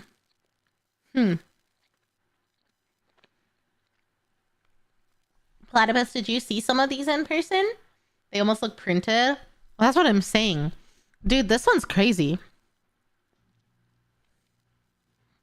This paint job is crazy because, like, look at the freaking, like, okay, if you're just looking at this, you would think that someone edited the photo of the miniatures that they painted to add the glow. Like, they added the glow. But no, they painted the glow. They painted this glow on, which, of course, like, duh, you paint the glow on, so it's always there. But holy fucking shit, it's blowing my mind. Object source lighting is difficult. Yeah, it looks incredible. It looks like this photo has been edited in Photoshop to add the glow afterwards. That's how perfect it looks. You entered? Oh, that's so cool, though, Platypus. I think even if you know, like, other people are well above you, it's worth entering. Do you want to share your entry with us on, like, on Discord? I would love to see it if you're willing to post it. Maybe you already did. I'm a little behind in my Discord. But the glow alone from this is like blowing me away. Let alone the fact that he made it look glowing, like with paint. Like there's not light in here. Through paint and contrast, they were able to make this look like it was glowing, which is also bonkers. Bonkers. Bonkers, bonkers, bonkers. That's insane. This is insane. This lighting effect, literally the more I stare at it and the more I think about, is my brain is exploding. Let alone how many tiny little details are perfect. Perfect. That looks like, this pattern looks like it was screen printed on. Like, these are beautifully detailed. Beautifully. There's not a single spot out of place. But the lighting effect is, how is this bronze? I don't know. The red glowing gun on the left, this one. The actual plastic pieces are 2 halves. He perfectly welded them together without any gaps. Oh, like here or something? Yeah, that's crazy. True, because they have to make them all. They have to make them too. Wow. That's fine, platypus. I'm sure it's still better than anything I could do. I know it is, actually. Wow. Okay. Let's continue. I mean, also, like, I expect the shading to be beautiful from all these that we're gonna see, but like, it looks like someone just has a light shining on it, but it's painted like that. This is insane. Is well known for his Space Marines and especially his face painting talents, and they are on full display with. Okay, also a fair point. I'm forgetting how tiny these are. Look at how beautifully detailed these faces are. These two are insane. Holy shit. And now we're getting this like red orange glow. Crazy. Crazy. Crazy. Hi, me girl. Welcome in. I don't know. It's kind of a stretch. Even that's kind of a stretch. It's like hearing the slightest bit of a clip. Oh, there we go. Kind of positive. Just. I don't know. It's not the best looking thing in the world. I wish it was a little bit more, but it's always weird to me that my clips don't work, but they still play the audio. Welcome in, welcome in. Dude, the way that the skin here is painted, I'm stunned. Stunned. And the details on the faces. Oh my god. This warband. The armor and non-metallics are flawless. The chipping is impossibly small. And just look at the glow effects bouncing off the faces on these miniatures. It's actually so incredible. Also, it's insane. I love that Eric is once again proving that you do not necessarily need a big, fancy, scenic plinth in order to win big at Golden Demon. Wow. It's always really nice to see a gaming base on display with just a simple black plinth. So thanks, Eric. Next up in silver with this beautiful squad of Whoa. Eldar Hawks is Eldar Hawks. Holy shit. Again, this looks like it's been edited because of how bright and beautiful it is. Wait, I like how they put them together on this big, like, sculptured piece. That's kind of cool. Non-metallic, metallic silver. Yeah, I did notice that. Holy cow. Oh my goodness, that purple sword at the very top, stunning. It looks, again, like a freaking... This is a 2D picture someone created. These are not models someone painted. This is wild. Look at how perfect... These wings almost look scarily perfect. They all are identical, like in the best way possible. You know what I mean? Like not a single feather is out of place in any of these. Like the shading and everything is insane. I'm impressed by the super bright color too, because I know that affects the pigment a lot, right? And it's not like muddied at all. It's very bright and beautiful. I won't say that I won't say the color combo is my absolute favorite, but I do know that like blue and orange is a good combo together, but the contrast of the pastel bright winged atop the decayed and dirt. Yes, for sure. The contrast is quite nice. The color combo is lore accurate. I don't hate it. It's just not what I would pick. I do really like the like purple sword situation. Dang. A very familiar golden demon name, Hendarian. Hendarian is known for loving Eldar and being extremely good at painting them too, in this very high contrast graphic-y style, which almost looks a little bit glossy. And this piece... It does look glossy. And when these were picked in the late 80s, you can kind of tell. They do, again. They look like someone shining a light and they're glossy. They look like a 2D painting, not a 3D miniature someone painted. It's kind of wild. Is definitely a fantastic testament to all of his talent, commitment, and his own personal style. But winning gold in this very competitive category was Martin Peterson with his awesome Space Wolf unit. Wow. Okay, I'm still probably really blown away by the bronze. I probably actually like the bronze more than the silver. With the glow effect, I'm probably more impressed by that. However, when you see these, there is this level of flawlessness to the painting of the Space Marine. I can't explain it. I can't like compare it. But as soon as it switches to this one, it does not look painted. These were printed this way. Like, that's what it looks like. Reminds me of another painter style that paints the silver one, Oni. Yeah. Definitely, I love the different stylistic like representation. But holy shit. These look like they were created like this. Like, that is not painted. That is just gray plastic. Like, oh my god. God damn. I do like the details of the base. Like, that's cute. But holy shit. There's just this weird, totally... It's flawless. Like, it looks too perfect. The person didn't create this. There's no shot. Like, that's what your brain looks at it and thinks. As a proud, unironic Space Wolf lover myself, this was such an amazing piece to see in real life as well. At a glance, you can instantly tell that one of the... Wow. The faces, the hair... The previous entry you prefer? Oh, I feel like this one looks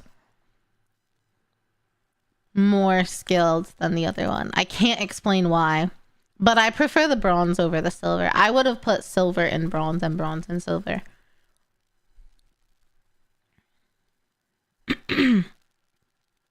Wow. The little gemstone here. Holy shit. The claws. The faces will never fail. Like, look at the freaking the wrinkles of the expression. Yeah, the graying hair. All the detail is clean, it pops, but it isn't in your face or muddled.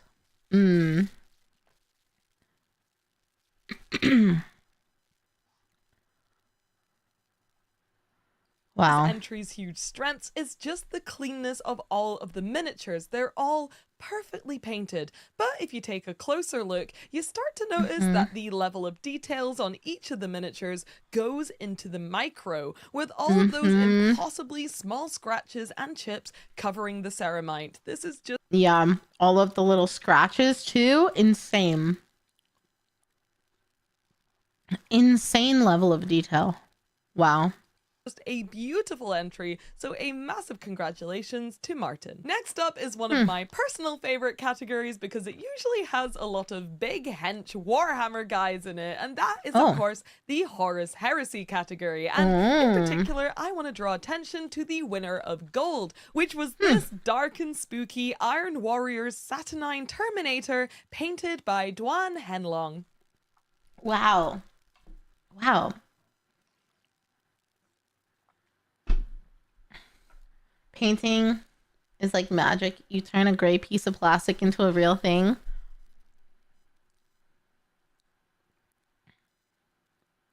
You struggle to make your Space Marines not look like they came out of a Tron film.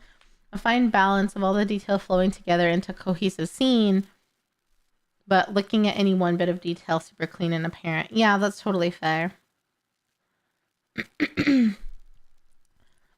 Wow. I mean, it's stunning. Look at the like texture they created in the fabric. That's crazy. And the detail of the braid also. All the little like scratches. This is shaded beautifully.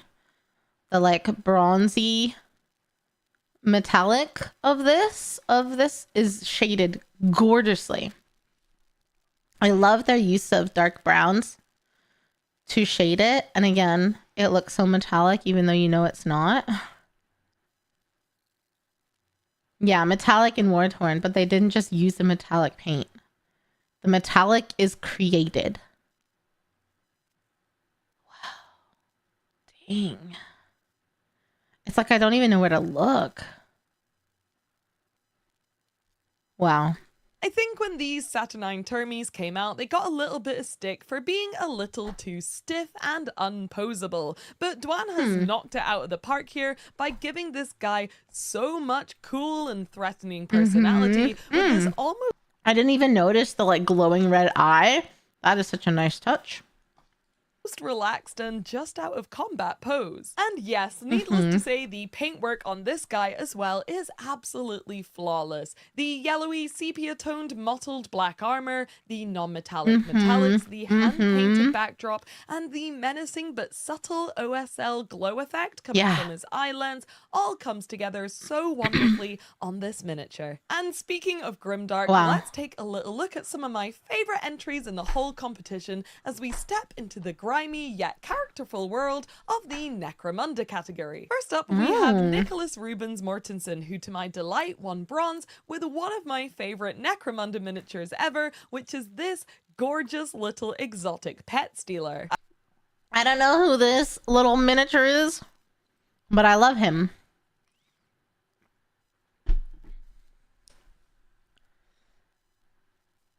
You saw the 2025 single miniature winner? Yeah, it was stunning. I love this. I love everything about this. This miniature is so goated. I want this guy. And then I would paint his little dragon like Stim colors. I'll have a Stim pet. Thank you very much. Yeah, this is beautiful. I love the colors. I love how his pets are like the kind of green teals. It goes so nicely with all the browns and the purple. Wow. The details on all of the animals' like eyes and the model's face. And the texture created on the collar. I love the striped pants. Like, holy shit. They painted that. They painted the stripes. They weren't there. They painted the stripes. And they look like they were just printed on, you know? Let alone the details of the base I do like. The metals, the non-metal metals are painted so nicely. Wow, I like this one a lot. As a fan of little guys in general, of course I love how many funny little animals this miniature has. I And agree. Nicholas absolutely smashed the expressions on every single one. But especially the baby Sump Croc here, who looks particularly gormless and a little bit afraid too. And I can't blame him, as it appears his brother has gotten turned into a particularly fetching pair of croc skin boots. Silver in this category went to Baptiste Rochebe with his beautifully painted, definitely not a blood angel, Vandoth the Fallen Bounty Hunter. Wow. The gentle stippling in the pants, right, Platypus? Oh, the pants I could have stared at forever. Adepticon, you can see them in person. Oh, did they like go be shown off there? Wow. I love the detail of this. That's insane. That truly looks like worn, torn, weathered, and chipped off. Like, that's stunning. This little detail right here.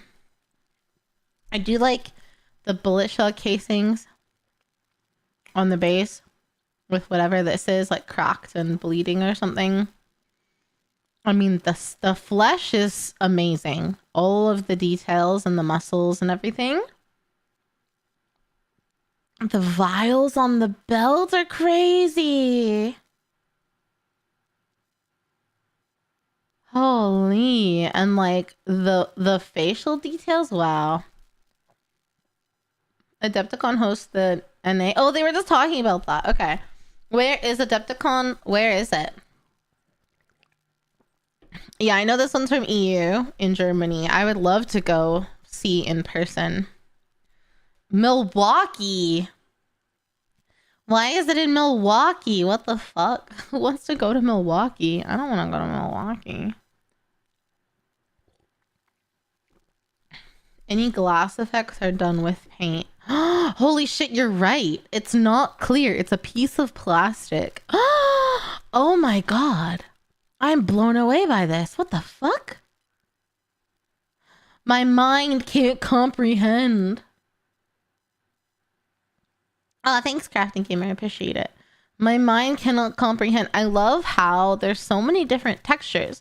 Like, this is all plastic, and yet they're able to paint and create all these different textures. Like, that looks like it would be hard steel, like make a ping sound, the bullet casings. And then you got this, like, soft fabric. You've got this hard, like, leather. This like kind of more firm fabric or like underside. Like, they create so many, there's so many different textures in this one, and that's what really blows me away. The glass is actually insane. This does things to my brain. This right here. Wow. But the overall winner of gold in the Necromunda category was Florian Vinand. Whoa. Okay, I'm biased because women. But holy shit. Whoa, I love this. I don't know like where this like bamboo fence with like the rope came from. And like this waterfall thing that makes the like and the wow. Oh my god, this isn't I know the bases have been cool or whatever, but the detail of this one is blowing me away. I'm probably a little biased.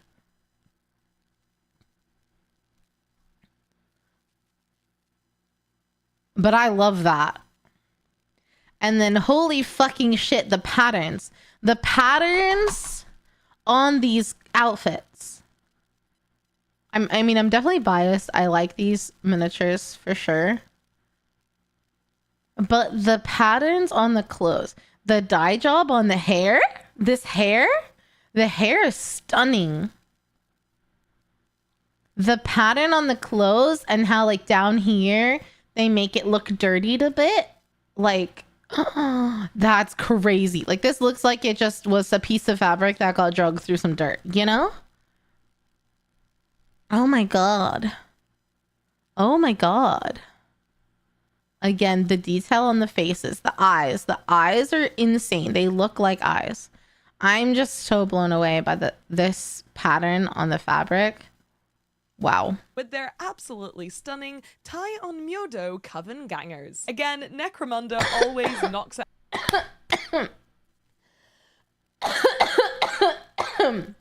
Sorry, I swallowed my water down the wrong pipe. I know the purpose is not the base, but this base is blowing me away. Out the park when it comes to creating incredibly artistic looking miniatures, so it's no wonder that someone as talented and skilled as Florian chose these beautiful minis to be his subject for his Golden Demon entry. Whilst I could go on forever about the base of this miniature, which depicts a grim dark underhive twist on some traditional Japanese water garden features, which I think is absolutely genius, I of course have to draw attention to the level of free-handed detail put into both of these ladies' kimonos. They're both so unique, and by the looks of it, Florian has put in a lot of research into this piece as well. And again, this is one that I could just look at for hours. Oh my god. Did you see the yellow? Hi, Frank. Did you see the yellow and black like tubing and how that looked like a shiny plastic tubing? That was crazy. That was crazy. Okay.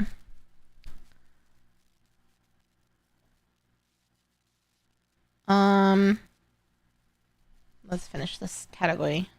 Blood Bowl category, which as usual was one of my favorites in the whole competition. Okay. The thing is, I have a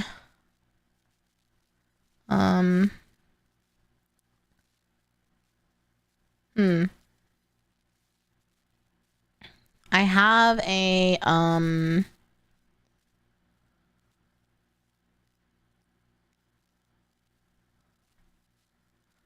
have a call that I have to listen to, but I think I can listen to it while we finish this, you know? I kind of think. Hold on, let me just check something real quick.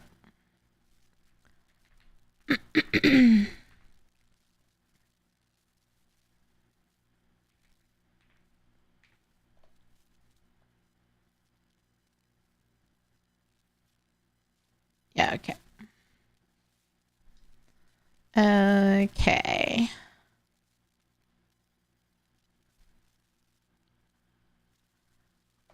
Beautiful. Do they have a best looking minis contest? I mean, probably not, right? Because they create the minis. Oh, unless you mean the painting, because that's what we're watching right now. Due to how fun and characterful all the entries were. Earning silver was Pablo Garcia Salinas with this amazing elf piece. I love how simple yet striking. Wow. It's so bright. I don't know if this is part of the base with the hands like lifting him up or pulling him down, but I really like that. Love the color combinations. Look at the shading on the hand. All the knuckles. Wow. That's crazy.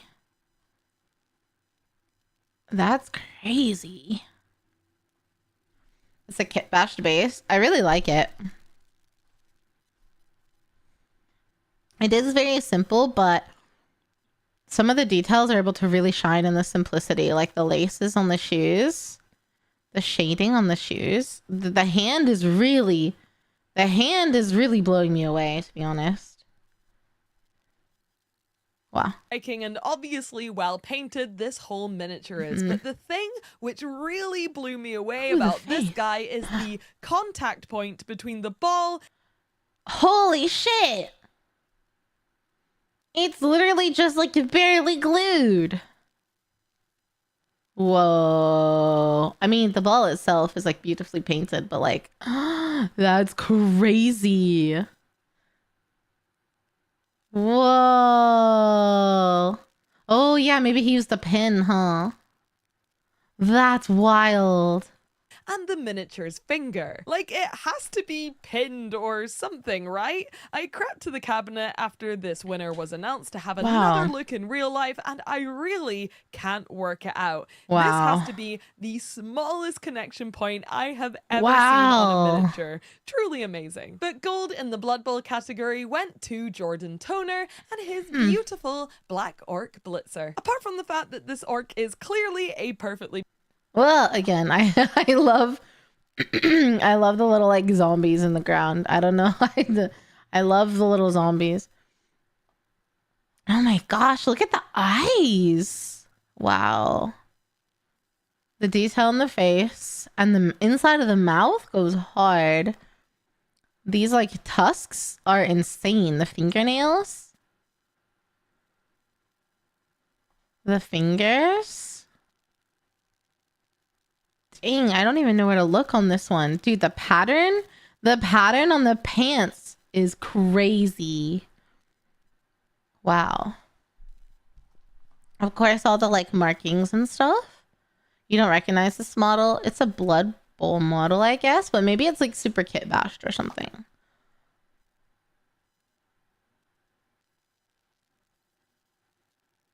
Probably my least favorite part is the hair. I feel like there could have been way more detail there compared to like other places. But the pattern on the clothes is crazy. Crazy. Painted masterpiece. What I love about this miniature the most is that black armor. And I've spent ages zooming into this image to try and work out just how he's done this very like mottled black effect, which is true. It does almost look like hammer, like art, like leather, like hammered leather or something. You know what I mean? Like the detail on the armor is crazy for sure. Also on his non-metallic blade too, and it seems to just be layers of impossibly small micro scratches and maybe some super light stippling for the highlights too. Either way, this whole miniature is absolutely phenomenal and it definitely deserves its first place win. The open category is the group reserved for miniatures which don't quite fit in the other categories due to them either being heavily or entirely hand sculpted, entered by staff members who can't compete in the main categories, or a bunch of other reasons, which is they sculpt them. The iris is probably needle sized. Yeah, the eyeball is kind of crazy.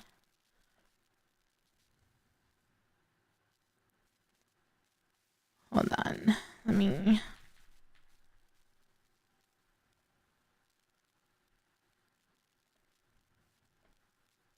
okay. This is where I come in. I'm one of the bunch of other reasons.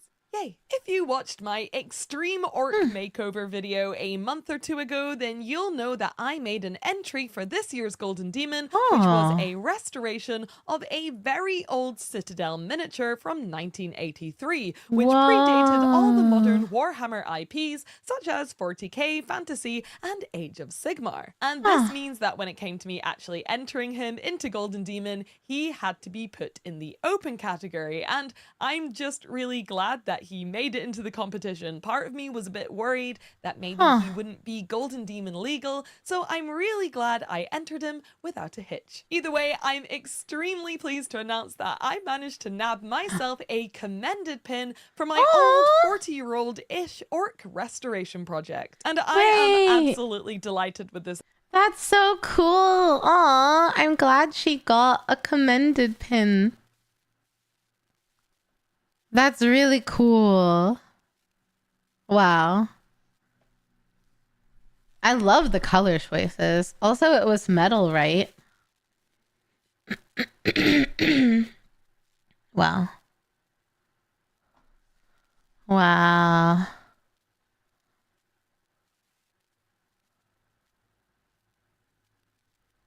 That's beautiful. That's so cool. Outcome, really. It's definitely the best that I've ever done at any Golden Demon I've ever entered in all my years of entering, and I'm just pleased that this old man managed to finally, after years of being an unwanted scrap of metal, get the recognition that I think he deserves. So how cute. yay, And yay him. But enough about me, let's have a look at Aww. the real winner of the open category, which was once again Nicholas Rubens Mortensen and his stunningly highly converted Whoa. and partially sculpted Tamra Khan. It's Holy shit. If you were to just randomly look at chat since there's no timestamp. Oh, there's no timestamps, really? Hold on. There's supposed to be timestamps, I thought. Is YouTube chat always like that? Or does it just like turn off sometimes? You're not spamming. You're contributing. I appreciate you. Holy guacamole.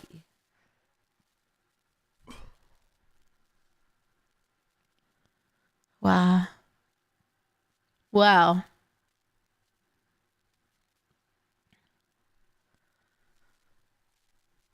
Dude, the shading, this metal is crazy. Look at all the tiny little details and scratches and hammering and the way it's shaded. Look at that. Look at that fucking shit on the edge here. He sculpted the demonic mouth. That's so fucking cool. You would never know. It looks part of it and it's really sick. Wow. Wow, wow, wow.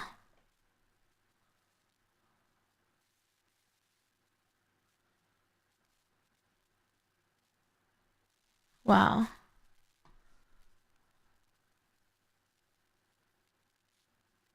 Dang. The little skin boils. The shading of the skin's crazy too. All of the little detail. I am... Ooh, the hands? Whoa. This year they put a stop to a lot of sculpting, but in the open category, they still allow up to a certain percentage. I'm glad they still allow a little bit because this is insane. The painting job's insane, and the sculpted mouth is so cool. Wow. Wow. Wow. quite common in Golden Demon to submit miniatures with sculpted elements and pose changes, but this one was so heavily converted that it was put in the open category. However, you'd never know looking at it since the sculpted elements are just so flawless that it looks like an official miniature. But on top of this, obviously the paintwork on this miniature is absolutely stunning as well. All of the non-metallic metals, especially that dark beaten iron, looks amazing, and all of the little flecks of rusty colors around the base too really tie this whole thing together. Moving on to the diorama. That one was crazy, and I love that they posted on Instagram so you could see the process. Wow.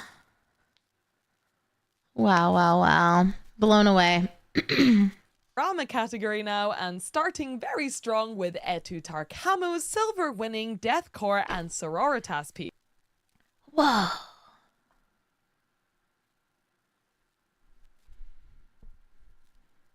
Whoa.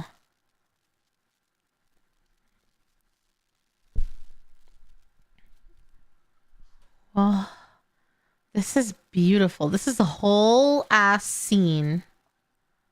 This is a whole ass scene. This might be my favorite category, diorama. The whole thing is brought together. And you can see this scene of like people running by and having like a farewell moment or something right here. Wow. Wow.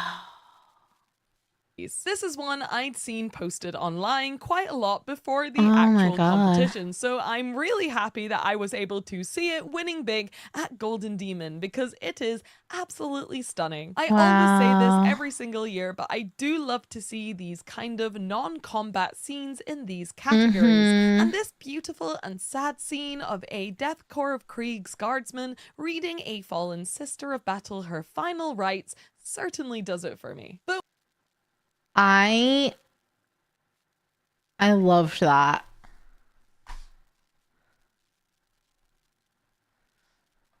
I mean, I'm biased because, yeah, Sister of Battle, but this whole aspect of it not being in combat and yet you can still feel the combat. Oh my gosh, I love this. Wow. Wow. A death corps of Krieg's guardsmen reading a fallen sister of battle her final rites certainly does it for me. But winning Wow. gold in the diorama category with yet another one of my favorite entries in this whole competition was this stunning and sad Lumineth diorama converted and painted by, again, Andy Wardle. If you Whoa. Okay. with Andy's previous entries into Okay. This is stunning too. Wow. The paint job on this. I love the color choices. The color choices are incredible. This base that it's on with the twisting trees and the rocks, gorgeous. Wow. This, yes, this with the skin color poking through is crazy. Beautiful. And then like the reflection of the pink on the arm, exactly platypus, the reflection on the armor. Oh my gosh. This is really cool, whatever this is, the way that's painted. Oh my god. I'm blown away by that for sure. And the reflections. The eyes. Oh my god. Oh my god. The pink lady soaks up the negative emotions. Wow. So the black smoke is like the bad juju vibe she's soaking up. I see, I see. Golden Demon have had this similar kind of Wow. quiet or sad moment vibe, and this is one of the best I think he has done yet. The amount of converting and sculpting Whoa. I love that we can see this, like, you can see where they've sculpted and converted. Like, they had to convert this so that it looked more like, you know, she was laying this way with gravity versus the other way, right? Whoa. If you know the colors of the sisters, this is even sadder. I forgot what the order name is, but those are the healers of the Sisters of Battle, and they're normally doing what the Krieg is doing. Aww. Wow. This is so cool. Look at all the little details. All the little details that they had to like adjust and sculpt. And yet it looks so perfectly like one piece. That's crazy. it must have taken to repose, especially the beautiful Scanari miniature, into this elegant draped pose is impressive in of itself, but of course it's the paint job that really takes this whole piece to the next level. Especially Oh, is that like the fingers or something of him holding her? Wow. the pink on the dress. As I said with Andy's previous entry this year, he has a habit of taking colors which are hard to paint and then he just makes them look absolutely effortless. I especially love all of the pink reflections at the bottom of the armor pieces here, and this is just a spectacular miniature overall. I love this so much. Now for the old world category, which in my opinion is fast becoming one of the best and most competitive in the entire Golden Demon competition, and we're gonna start off strong in bronze with this absolutely stunning high elf painted by Nils Anderson. Holy shit, these colors are so bright. Wow. Painting the eyeballs inside the helmet. Oh, for sure. Because you're like blocked. The saturation on this is crazy. The texture. Dude, look at how metallic this looks. That's wild. Oh my god, with the reflection of the gold like sword thing on that. What an impeccable detail. Oh my god. Side note, but I love this like arching tree with the flowers. That's beautiful. What a beautiful like focal point. Like this is truly a work of art.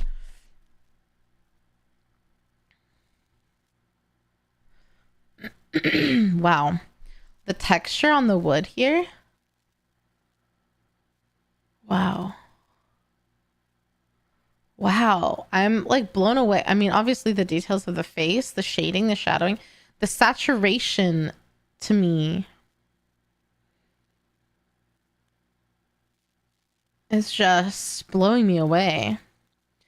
The wood grain on the staff is hand painted. I'd believe it. I would believe it. The painter said, "Let there be color," and all asunder were blinded by the brilliance. For real. Given the fact that this absolutely mind-blowing piece is in bronze place, I think you can now understand what I mean when I say the competition in this category especially is... I love the shading on the tree. How they used like kind of a pinkish purple in the shadows. It makes it look so beautiful. Wow.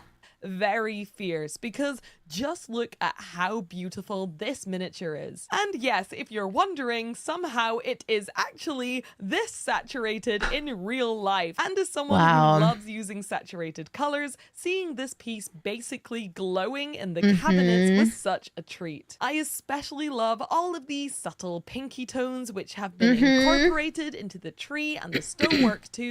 That's what I said. All the pink tones and the shadows.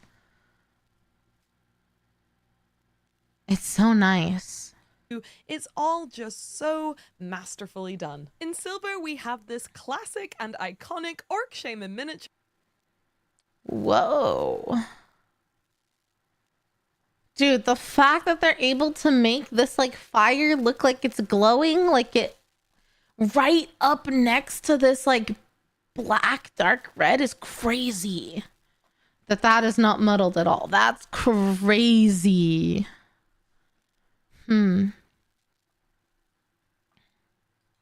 Brought lovingly back to life by Urca Martillo. As a massive fan of this miniature and Oh my god, look the pattern. Holy shit. The checkerboard. The checkerboard that fades into the non-checkerboard is crazy. Holy shit. It's like so perfect. This is an old metal mini? This is metal! Oh my god. Oh my god. general, it's amazing to see it polished up to the nines by Urca and winning big at Golden Demon again. I especially love the incredibly shaded bone tones on his staff, the almost fluffy looking smoke, and of course the inclusion of a tiny little frog on the base. I did notice the frog, and he's so cute. He's so cute. Yeah, I cannot believe that this is metal. This doesn't look like metal at all. Wow. Let's go, little guys. But of course, the winner of gold and yet another one of my favorite entries in the whole competition went to the delightful Angelo DiCello and his... Whoa. Holy shit. This is incredible. I am with her. This is one of the favorites I've seen this whole video. Holy goddamn. The pattern with the shading, with the like almost ombre effect here and here under the dry. Whoa. Oh my god. And on here, how it almost looks like water. Like a cape made of water. The glow in the hair. The face details. I mean, obviously this base is really cool. I love how like she's floating, you know? This little electricity is cool. Floral wire is really cool. Stunning watery Mao Ying, the water dragon miniature. This is an example of a beautiful miniature painted beautifully, and Oh my god. This is crazy. The fact that someone painted these patterns is insane. Because they painted these patterns and it still has like highlight and folds like a fabric. I am in awe. I mean, and the shading is beautiful. How they use like this bright blue and the highlights, the color choice. The color choice is insane. Wow. Wow, wow, wow. Look at the details on the dragon and her like metal plate thing. The patterns are insane. Insane. Holy shit. I particularly love how Angelo emphasized the water elements on this mini. In fact, I cannot believe that this is how she should have been painted from the very start. The free-handed reflective wave pattern, Yes. her gorgeous makeup, which almost looks like it's The makeup on the face plus the like reflections of the electricity in the water and the coloring. The fact that she has makeup is crazy.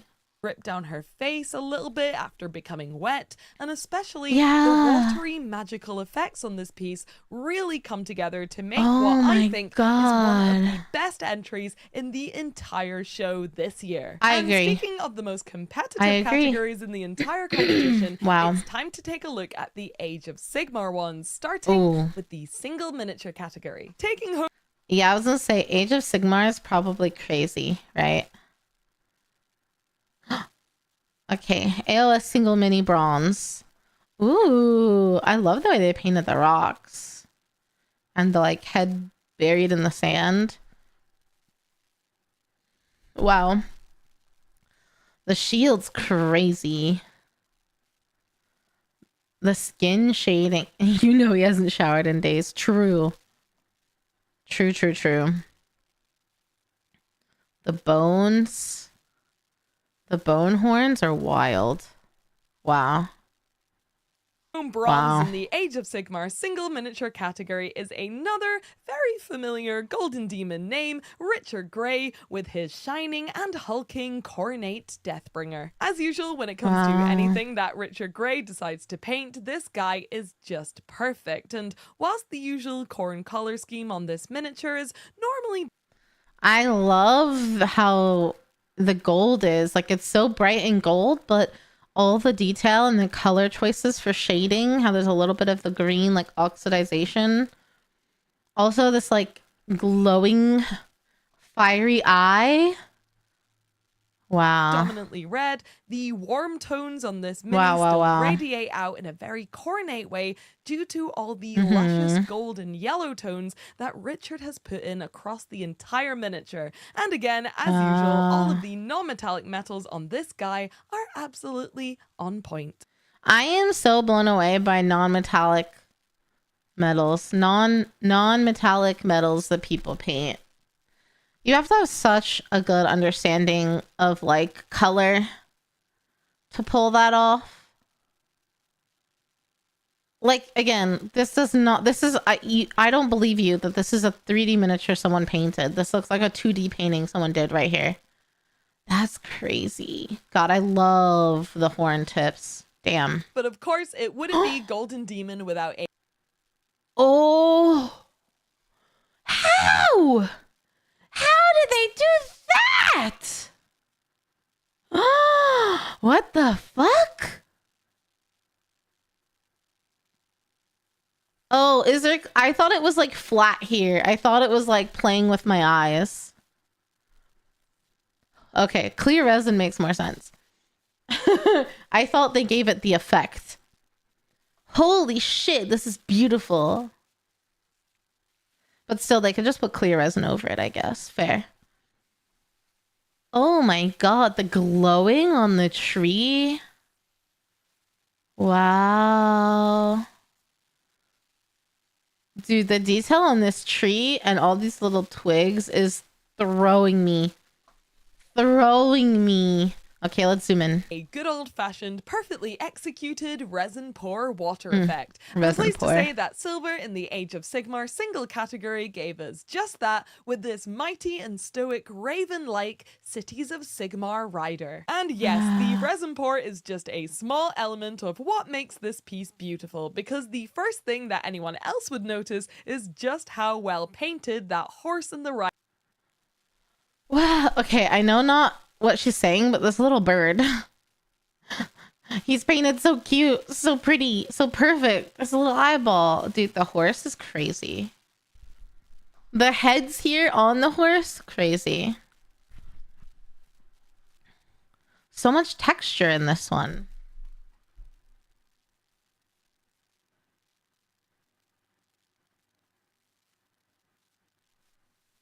Sorry. Wow.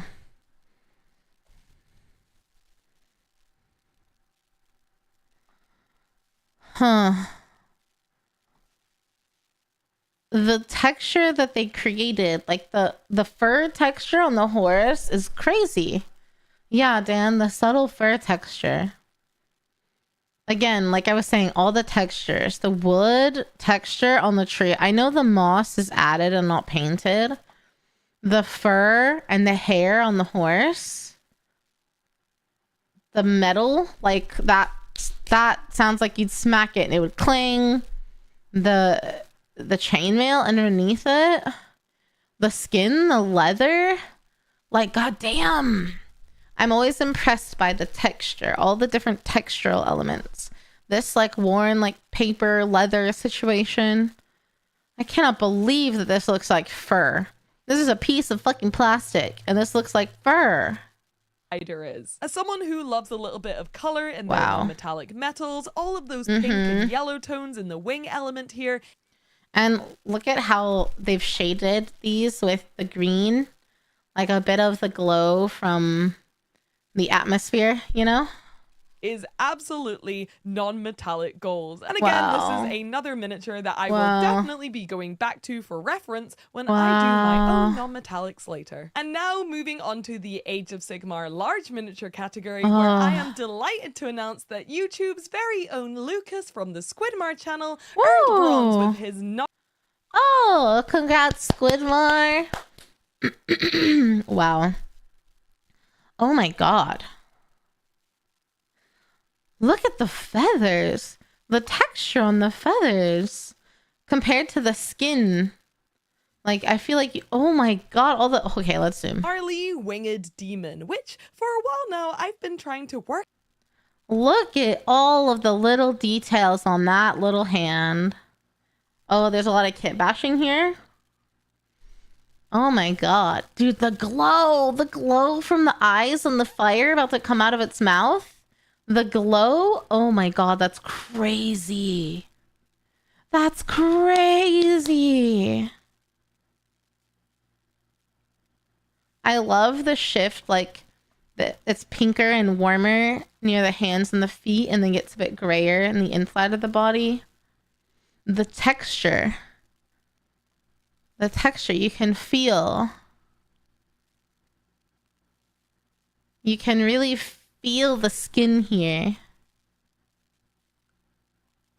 The detail on this little charm thing. And these, wow, these look metallic. Oh my god. And the one that fell down here, holy shit. These people should be burnt at the stake as witches. No, they should paint more. They should they should teach me all of the color that is used in this skin shading. All of the different colors. Like, none of us would ever think to take this like navy blue and wow. work out Wow. what all the pieces are for its conversion. I know that the body is the Wilder Fiend, and I think the head is a Demon Prince, but I'm not really sure what my the wings are, God. so let me know in the comment section if you can work it out. But Wow. either way, what a fantastic miniature, and It's a so massive well cool. done to Lucas on what I believe is his very first Golden Demon. But once again, winning gold in this category was Angelo DiCello, who absolutely blew everyone away with his strangely alluring and impeccably painted Slaneshi Demon Shellac. Whoa.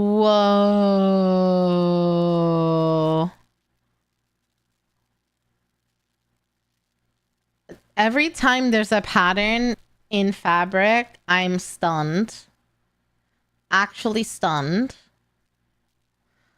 How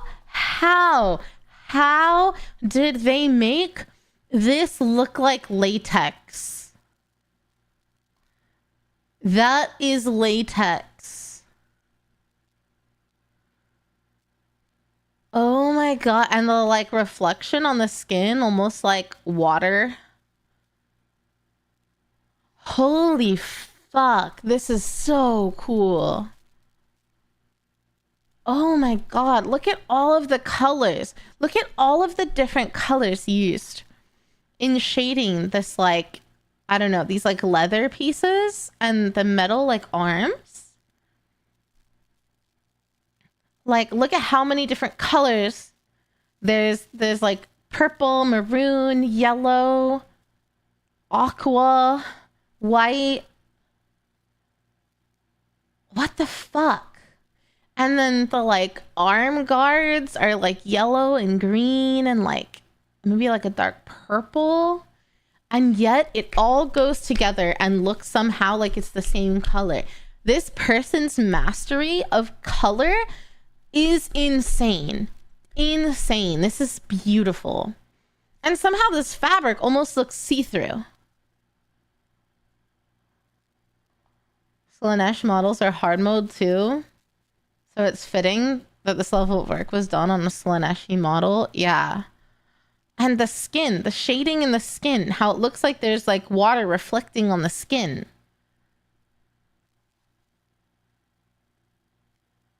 Like it almost, I'm having like a visceral emotional reaction to this. Like, oh my god.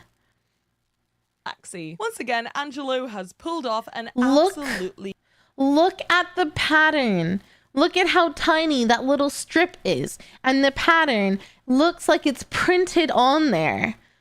Like with this fabric. That's insane. That is insane. And all of these tiny little gold details that are so shiny and glowy and crisp. And these little gems so perfect and somehow glass looking.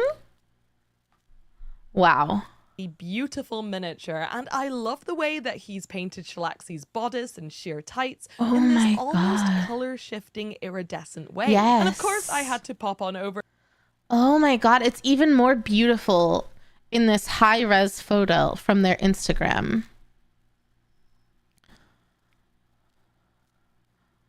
Wow. Wow, wow, wow.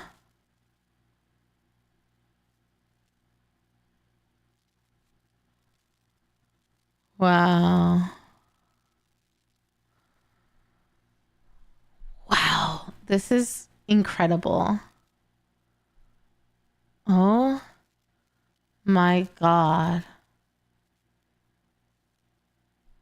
Look at how beautiful that is. To his Instagram.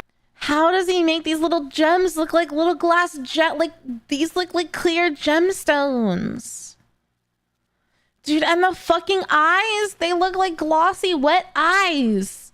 The lips look so kissable. Like what the how? To find some more detailed images of the miniature's face, because the paintwork here is just oh my god. Oh my god. The eyes are crazy. Those eyes are like the size of a fucking bobby pin. That's insane. incredible. Like, you'd think that Angelo was Wow. a professional makeup artist as well as Seriously, a miniature painter seriously. just by looking at this face. I especially Wow. love those magical soft blue tones that he's added in Yeah. with the skin tones as well. Mhm. This whole piece is truly a feat of color expression and blending skill all rolled into one, and it definitely deserved Oh my gold God. in this category. But before Okay, that one and the one who did the like water dragon lady, I can't think of her name. Those two I think are my favorite paint jobs so far, and I want to follow those artists like personally. Wow. Wow, wow, wow.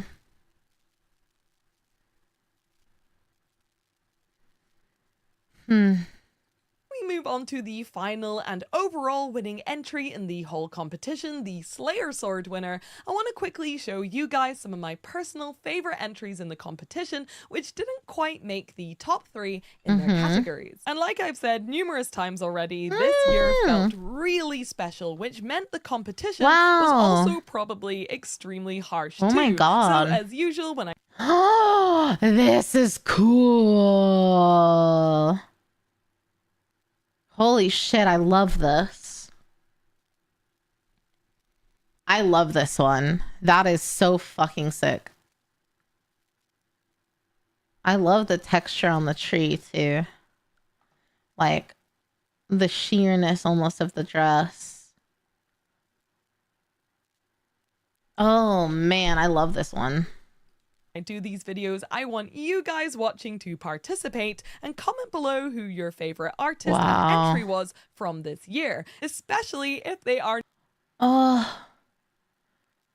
my gosh, being able to shade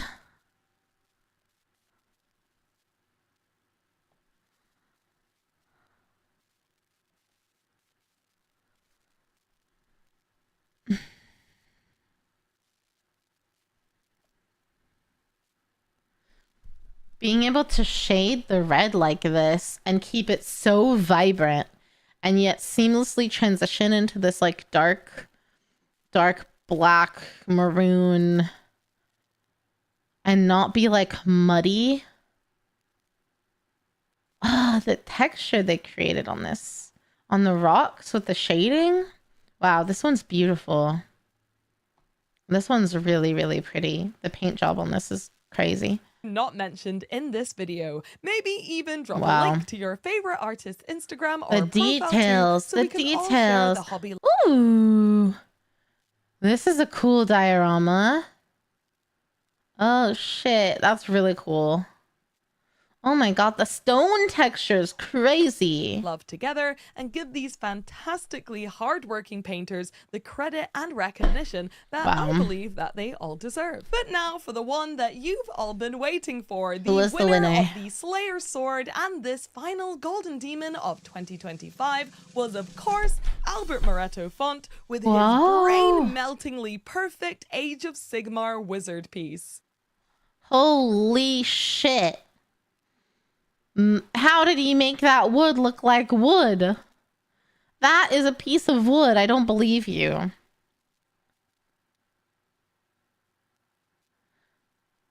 Wow. Wow. The texture on that, all of the, I mean, it doesn't, I mean, it helps that this,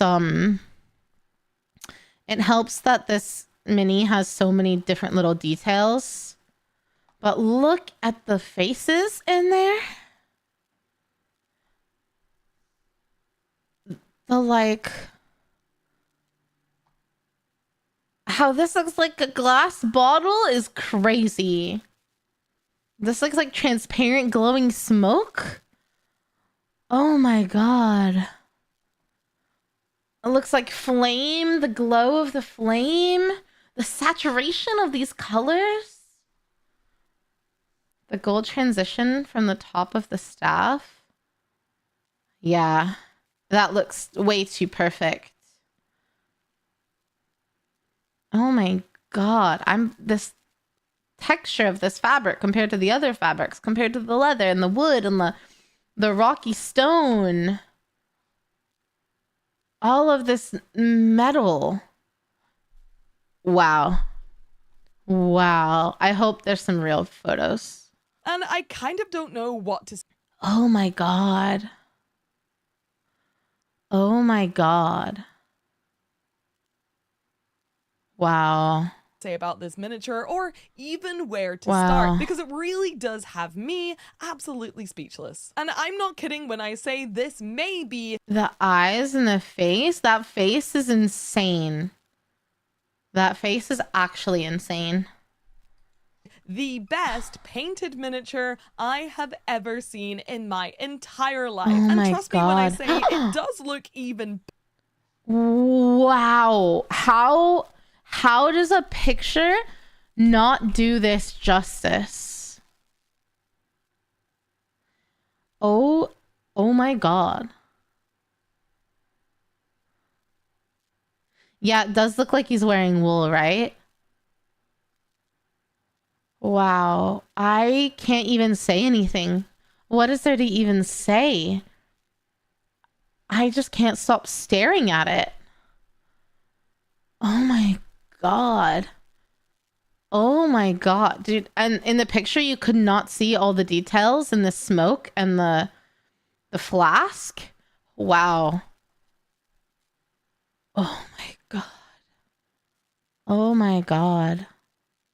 better in real life because you're also reminded of just how tiny this piece is as well. First of all, I love the Wow. consistent color scheme Yes. throughout this miniature. What really pulls it together is the color scheme. It all fits together so well without being like one color, you know? The tones of all these colors are beautiful together. The tones of the wood, the tones of the green, the teal, the blue, even the like maroon, it's more of a cool maroon. It flows together beautifully. I didn't even notice the little dragon. Jesus. Which just visually ties the whole thing together. Wow. Having those saturated greens and blues present, from the flames on the candles to the potions in the bottle, is such a great stylistic choice, which just makes the whole piece feel like it's oozing with magic. But Yeah. yes, the technical skill level on this Oh my miniature is God. definitely something like I have never seen before. The bluey green non-metallic framework on the cabinets, the mottled, almost stippled texture on the felt cloak, and especially all of those perfectly rendered and shaded potion Oh my bottles with their God. reflected undersides are just incredible. And as usual, I really recommend popping over to Albert's social media pages so you can have a more detailed look at How cool. I really, I'm gonna have to look at. Oh my God, look at all the details, like carving into the books to make it look. Oh my God, I didn't even know. Oh my God, and the carving to make it look more like paper.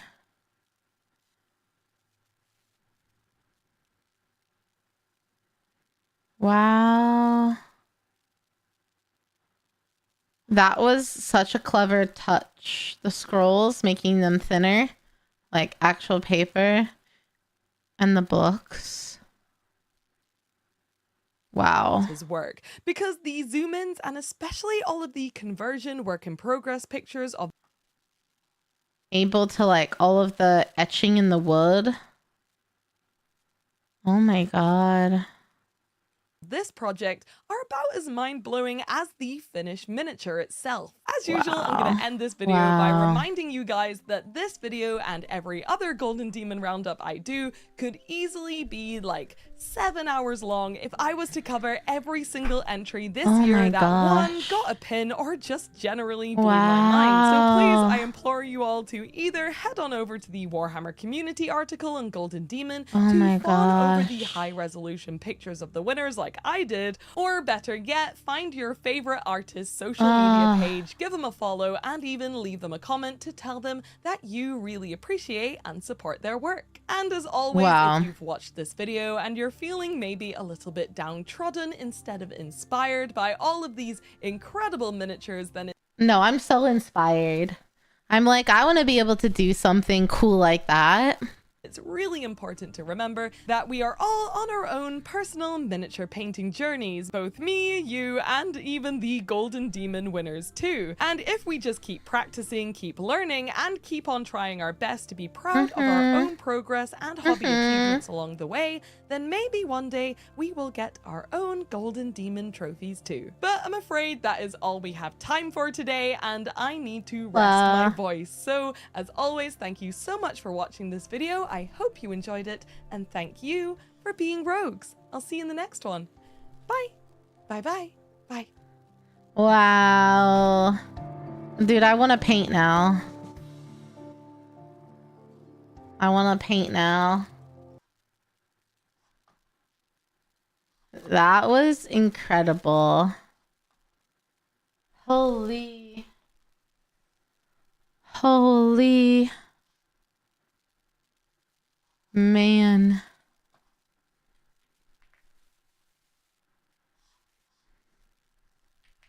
That I'm so glad that you guys mentioned that so we could watch that and enjoy it. I feel so inspired. I want to be creative now.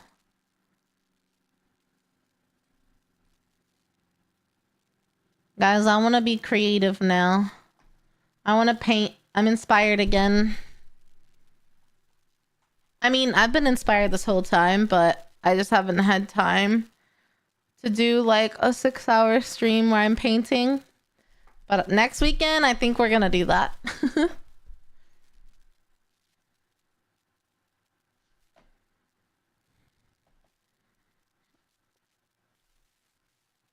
Dang. I'm so inspired. Okay, let me get music. Sorry.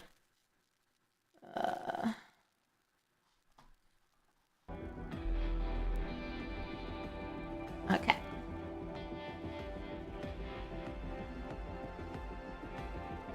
But I do want to paint more. Because you can only get better by doing. Oh. My nail is coming up. Oh. Oh. Oh. Huh. Okay, well. I'll have to fix that later. My nail, top coat just peeled off. Lamau.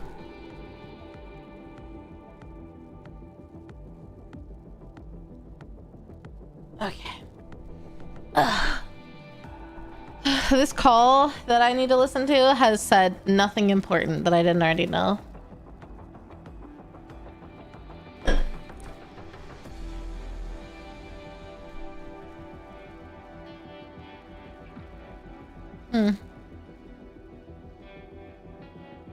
Classic. It's just a bunch of fancy stuff saying like what you should already know. Like, you should already know you want to drive down the cost of goods sold. You already should know that we want to optimize the supply chain. You already know we want to reduce customer facing back order. Like, we're already doing all those things. So why do we have to talk about it in a town hall?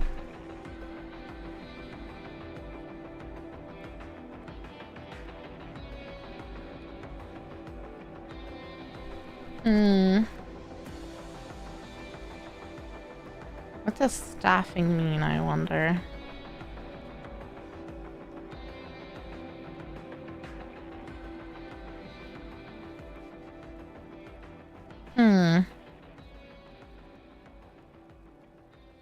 Okay. Let me...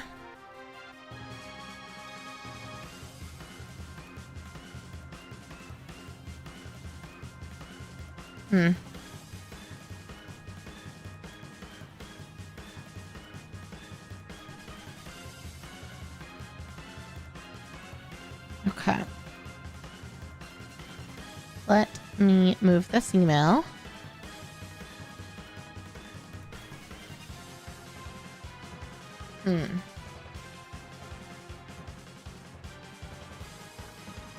I need this nail. I have like Both of these nails are flimsy for some reason. And I don't know why. Why are these nails flimsy?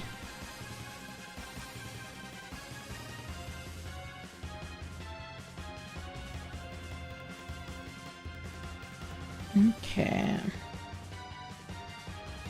Did this one get done?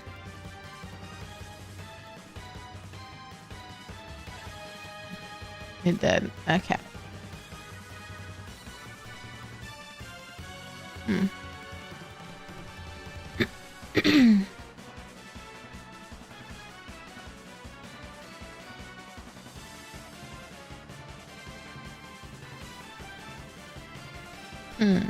Okay.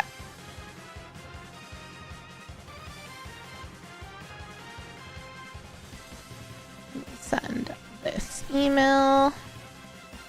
Okay.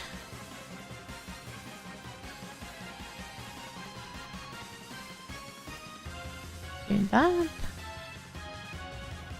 Okay. Okay.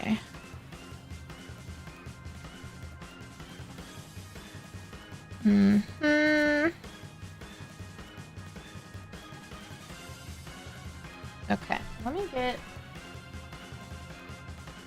get my nail thing.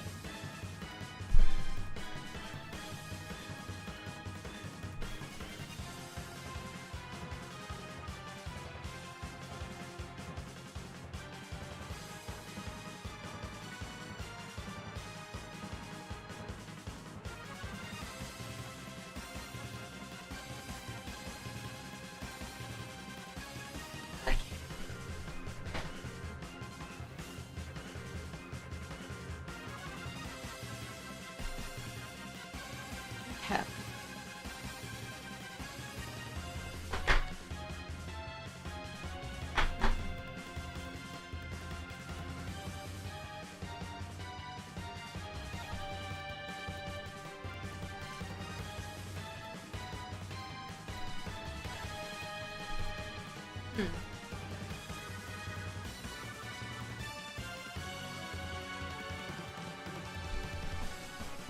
I don't like what they're saying about this.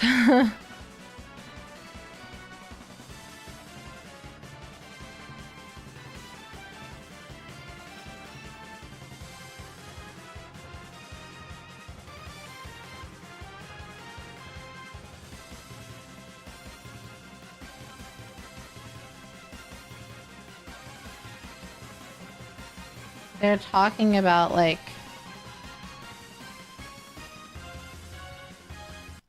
I don't know. Keeping I don't know. Town halls, company town halls always make me nervous, you know?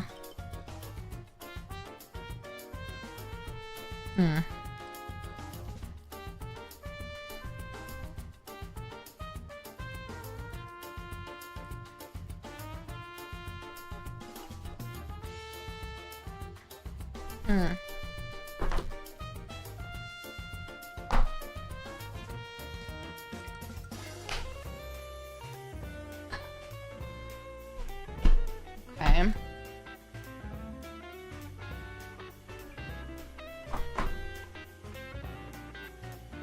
They want to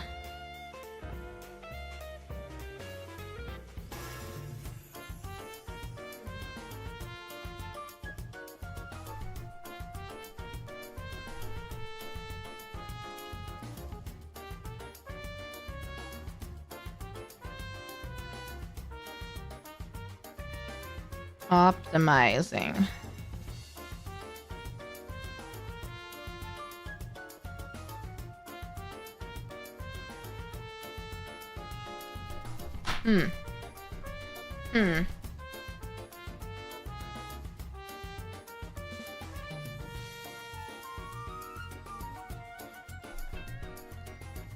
We need talented people and we have to invest in them.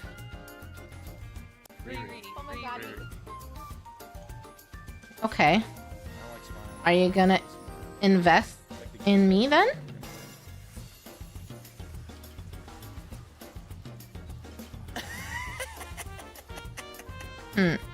I don't like how they phrase that. That's what you like to see. What are you talking Hello him, hello wolf. about? Obviously, it just makes sense. Right, calm down. We have to reduce the cost of operating the business. I don't think that's true. We're making record-breaking profits.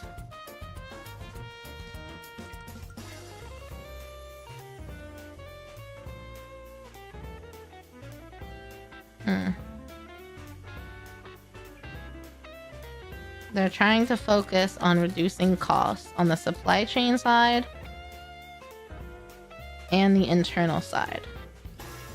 Well, then I certainly hope all the people at the top didn't get a pay raise this year. It is almost Friday. What are you up to, him? How are you doing?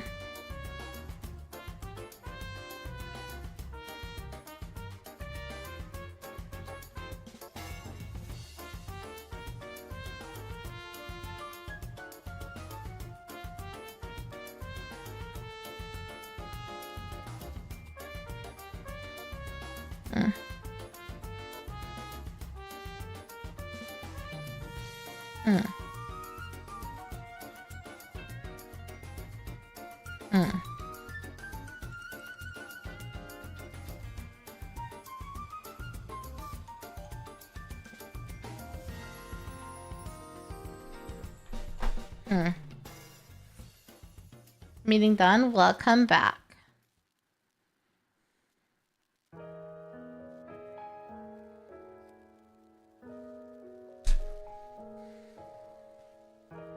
Someone sent you here against your will? Oh, I'm sorry. Me and oh. Well, thanks. Welcome in. Welcome in. Sounds like classic corporate talk. Yeah. Right? It really does.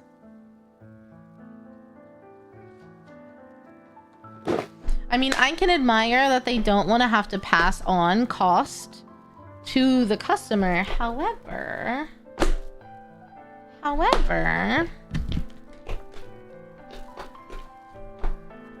if you say you're going to invest in people, then you need to invest in people.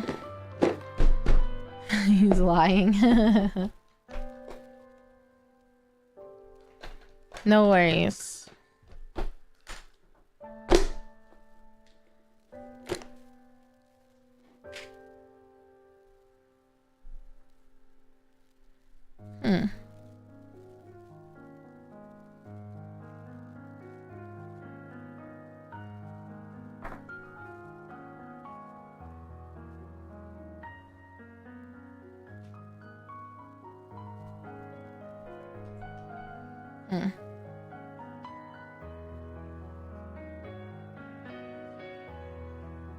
Shareholder value is all that matters.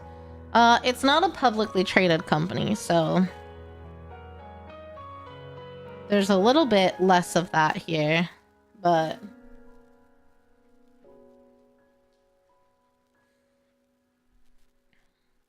sorry, I'm in my company's like town hall meeting.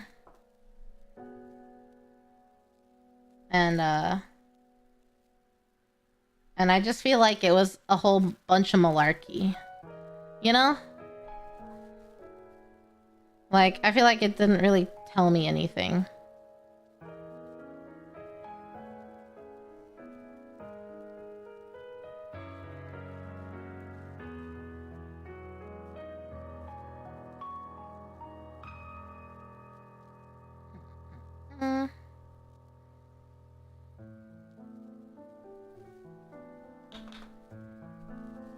That's it.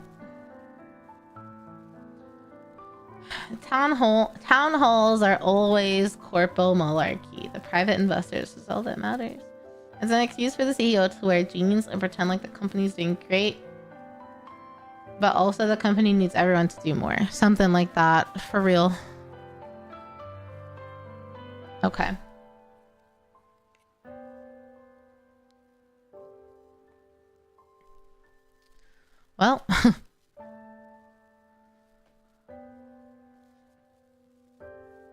that's over.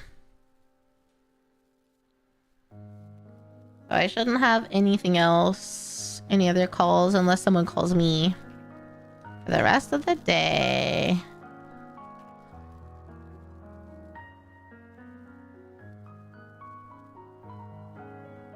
All right. I'm fixing. I had 2 nails that, oh shoot, that felt really floppy.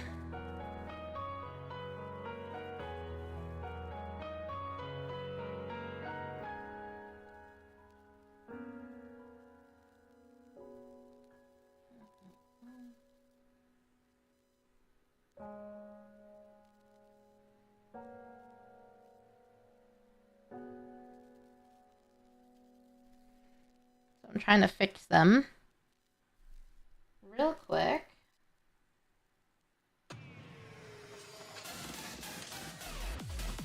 Okay.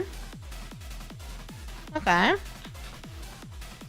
But anyway, yeah, thanks for the raid. Welcome in, him and Golf.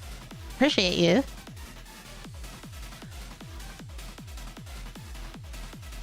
Alright, I think, oh, 225. Okay.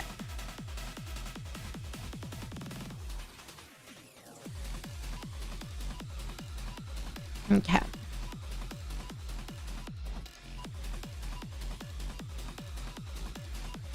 Let me investigate. I need to get some work stuff done.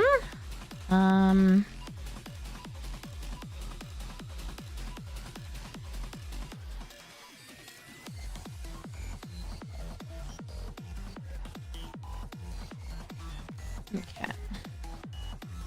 Let me... Let's see. 1, 2...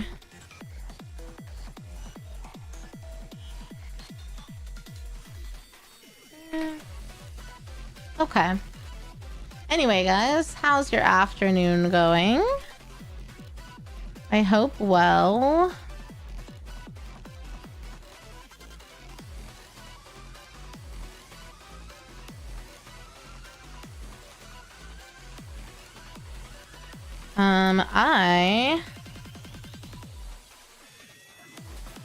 Dang it, I'm gonna have to repaint this one.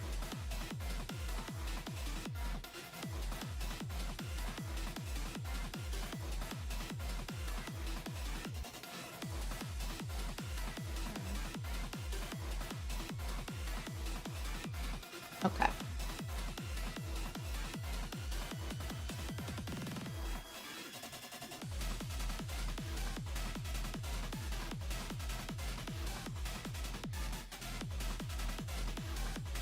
Okay.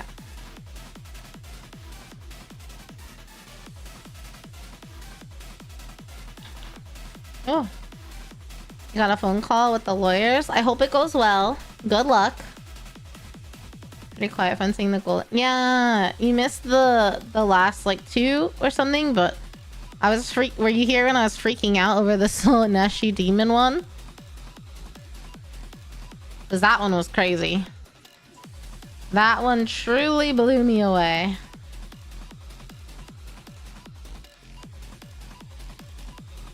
And then the finalist as well was just crazy.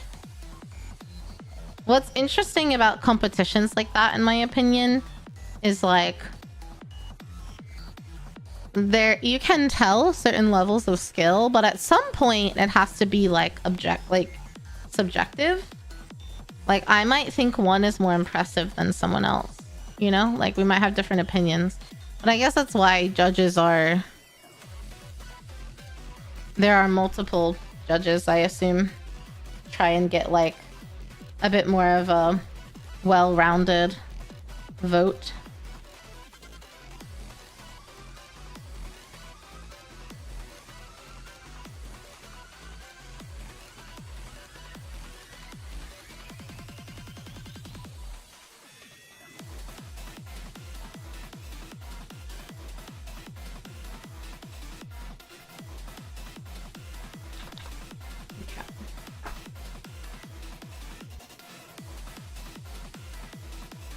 Well, that should be good.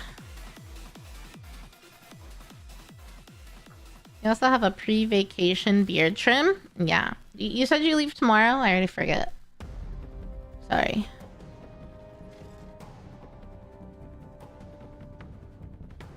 Saturday morning. Okay.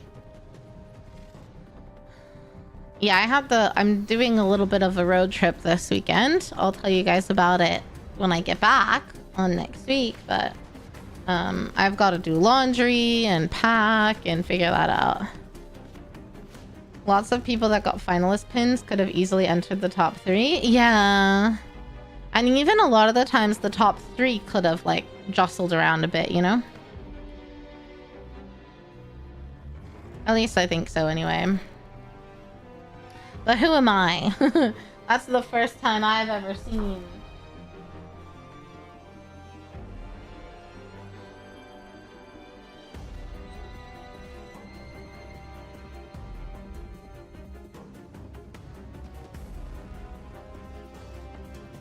Okay.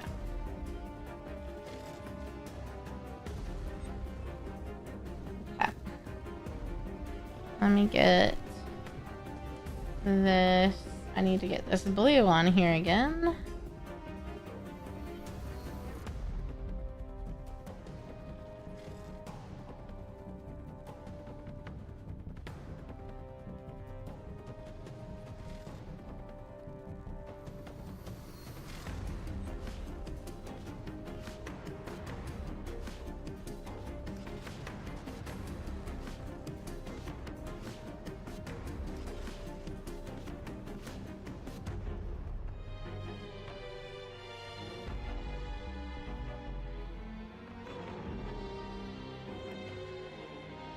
Oh.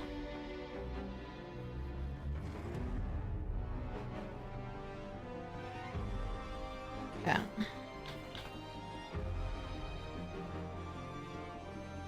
Alrighty.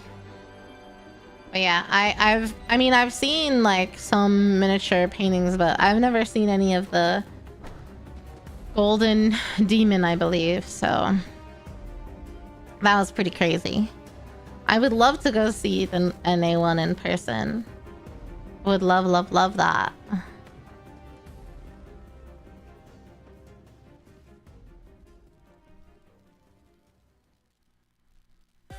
Maybe one day I could go. When's the North America one? Did it already happen this year?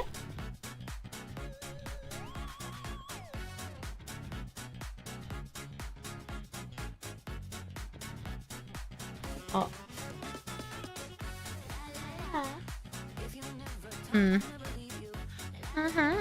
I think it's usually in the summer. Oh, okay.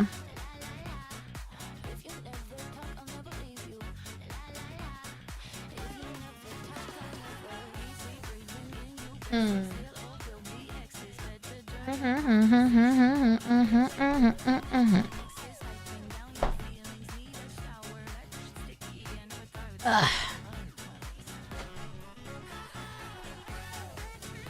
March? Oh.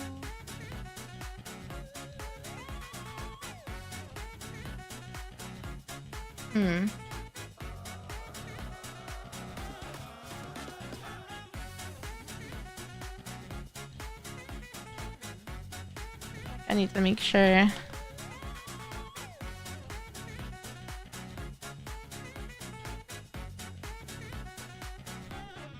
You should go.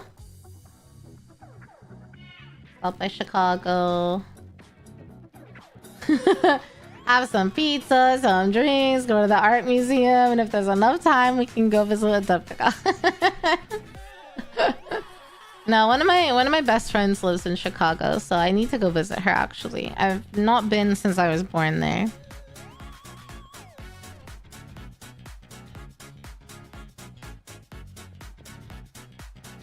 Huh.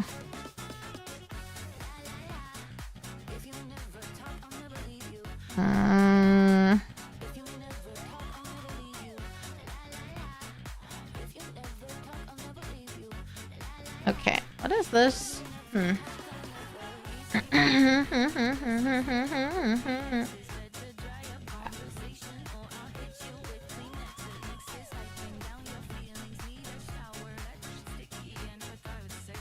No, I need to.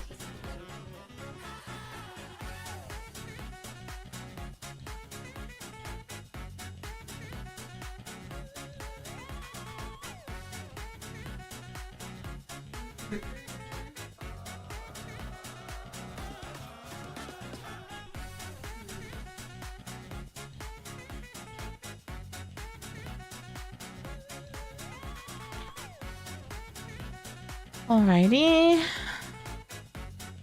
So that one can go there. That one can go there. This one can go here.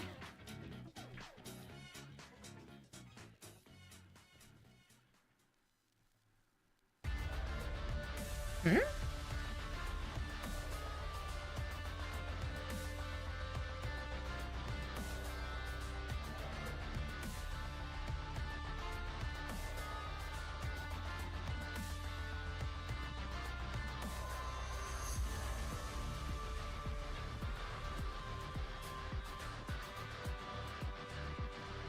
I don't understand. I don't understand what this person is asking. Huh? Let's see. Adepticon's late March. I see.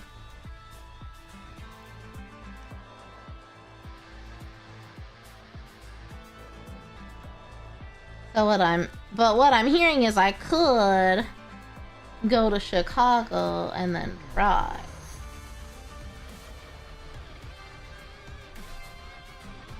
Which would be pretty cool. I hate driving though.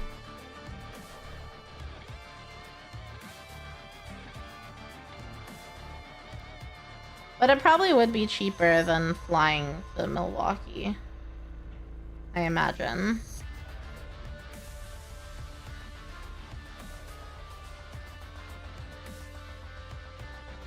I imagine driving or flying to Milwaukee is pretty expensive. That's a tiny airport. Especially for that. I'm sure.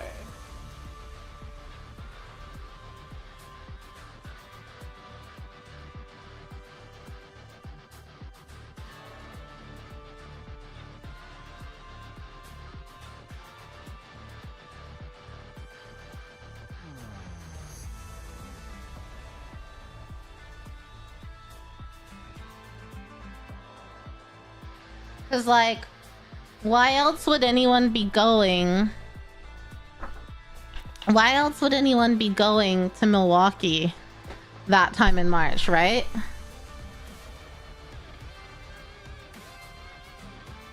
Like, it's gonna be just for that. So I bet everything's gonna be jacked. But I will have to check.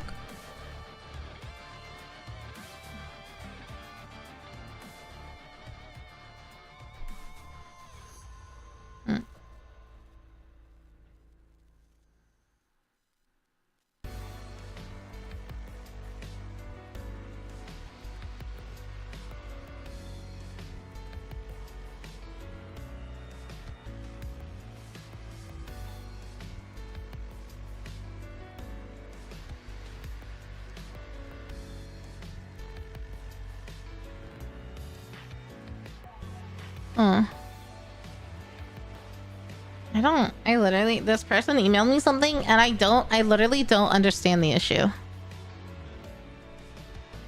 I don't understand what the issue is that she's telling me is an issue.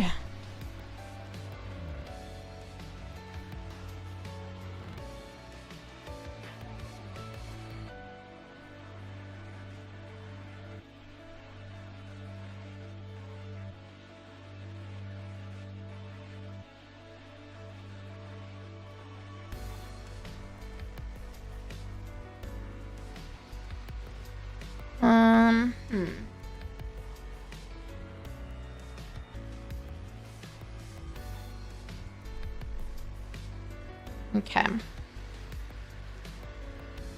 Almost ready.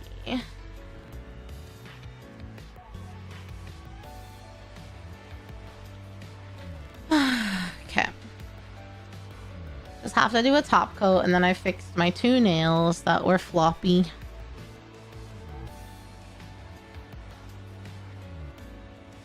Yippee!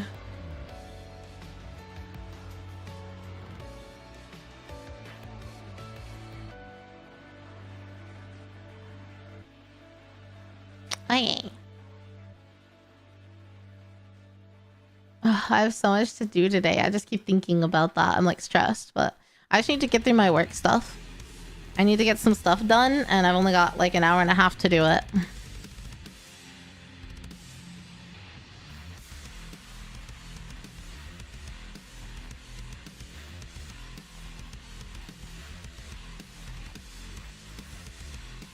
Oh.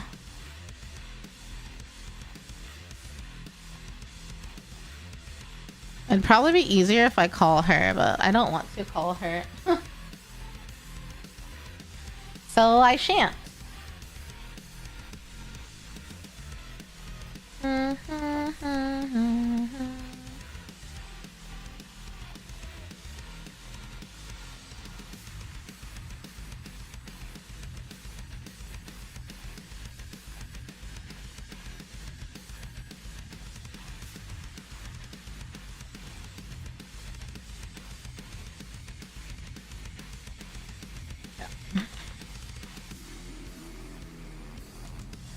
So I think copy.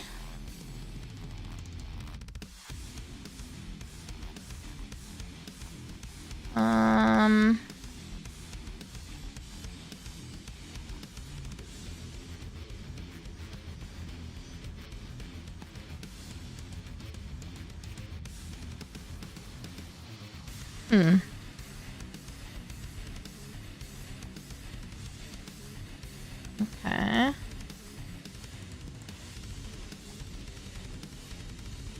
Oh, my laptop is struggling right now. I don't really understand why.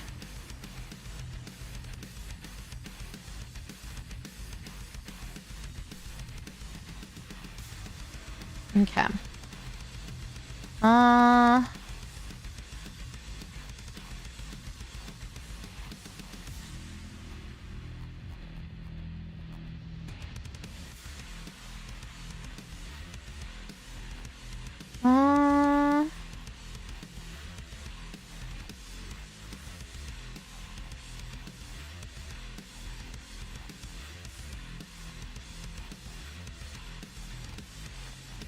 Okay.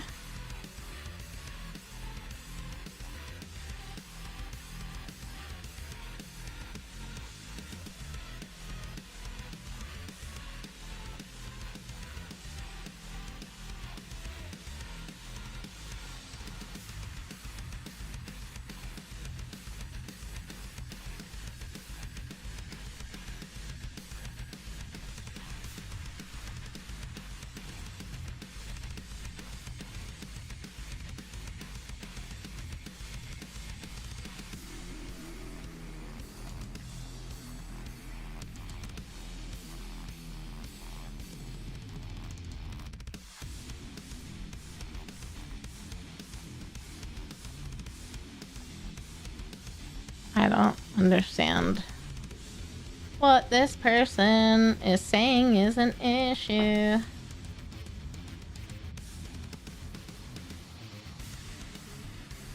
Okay.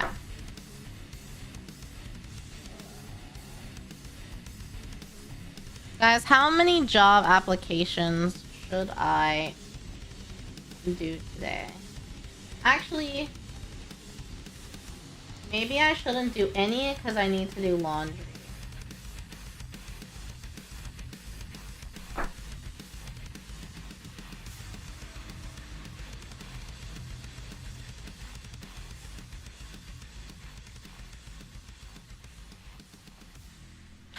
And laundry should probably take precedence. Hi, Jim. How are you?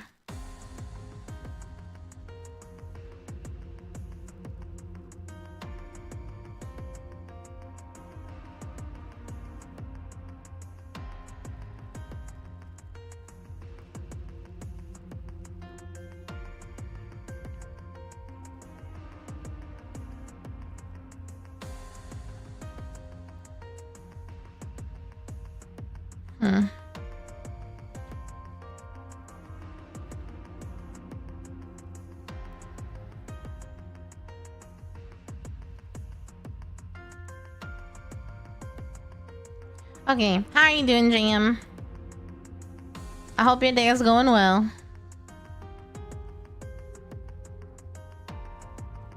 Mine is tolerable.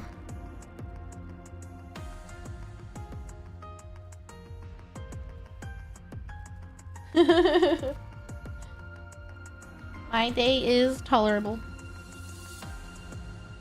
I'm gonna do one more cycle just in case.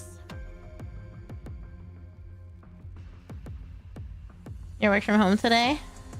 You're just gonna say F it and log off fully? I think you should too. I think you should too. I'm in full support. I have a lot to do and an hour and 10 minutes to do it, so I gotta work on that. But I had to fix my nails because two of them were like weirdly floppy. And I don't know why.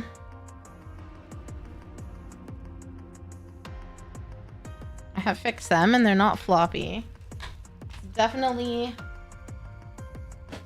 a temporary fix. But it does the job.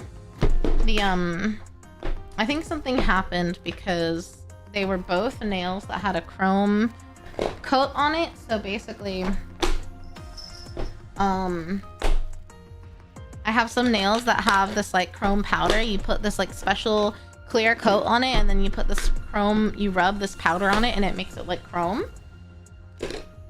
And both of them were chrome, so I'm wondering if like maybe the special clear coat didn't dry properly, and so it just got like messed up over time. Never let an adult have money, because then you end up with a slushier ice cream machine, and now you have to save up for your GPU again. Oh no, bestie. I really want one of those. I really want an ice cream machine though. Are they press-on nails? No, I do my own nails. So they're a gel nail. It's like a gel formula that you dry under a light. And it's a very reputable brand, so that's not the issue. But let's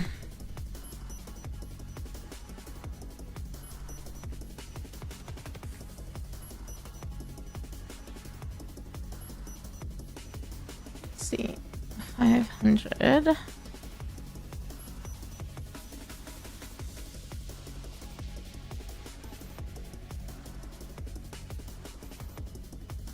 Huh.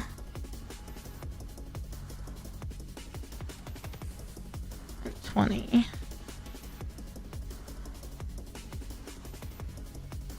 Huh. Oh, weird.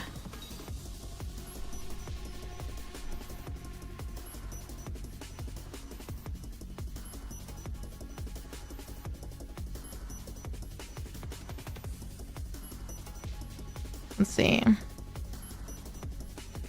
I'm not sure I understand the problem. I do know we had an issue wrong with the booking we discovered a few weeks after it was released.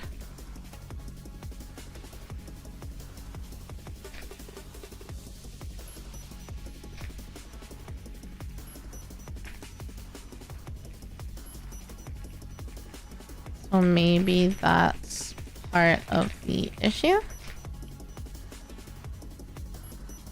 Let's see. Okay. I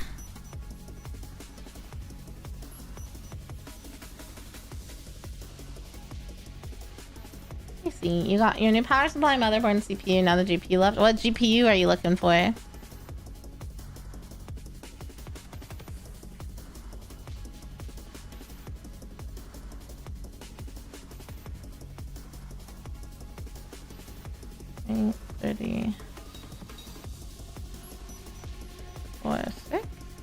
Okay. And then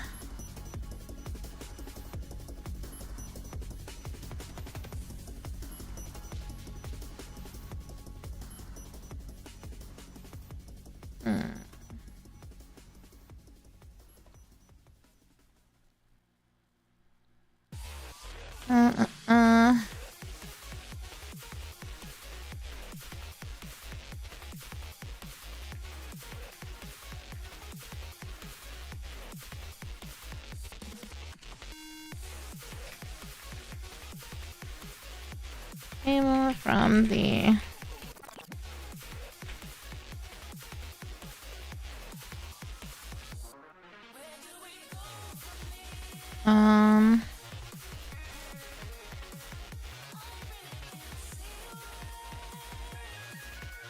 okay. Save this. Okay. 5060. Oh. Yeah, it might. I had to suck it up and buy a GPU. Like, I'm trying to remember when it was now. March or something? April? I bought a 5070.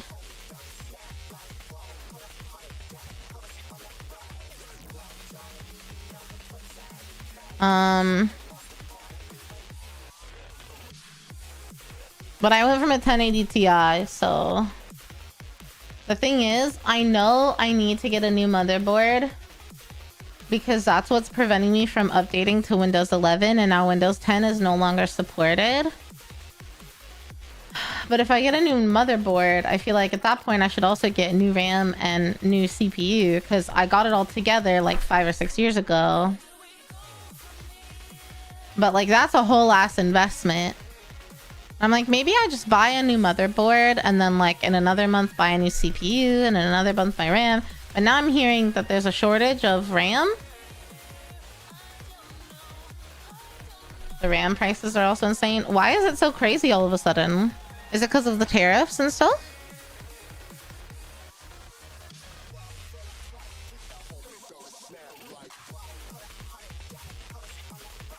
Yeah, the three are just waiting for the GPU. Yeah, that makes sense. So I'm still running Windows 10, but AI companies are buying them up. That's so fucked, dude. So fucked. Real people should have priority. So annoying. So annoying. Even the... Really? I mean, I have like M.2s and stuff that would just like plug in just fine, but I assume I need RAM. Well, the last time I had this conversation, someone said, oh no, just buy like a motherboard that's good enough for like an update to Windows 11, but still uses... What RAM are we on right now? I have DDR4, I think, and we're on DDR5 or something. The AI tech companies have not been doing well. AI speculation might be dying. Okay, I mean... I don't know if that's true. Well... I think people are getting wary of AI, but I don't think it's gonna stop being invested in. I just think it's gonna be more governments and shit. I don't know. I don't know. Nefarious. I'm scared of the nefarious possibilities.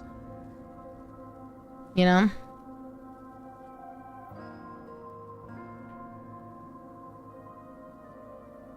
Like, if it wasn't for that and the huge economic cost, like, I feel like AI could help us a lot, but I'm already paranoid.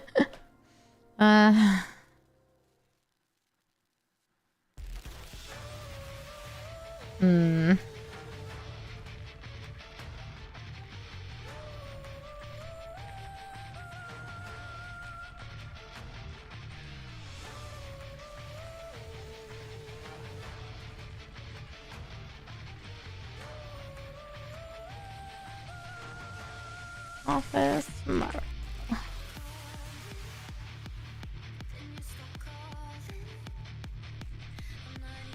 Okay.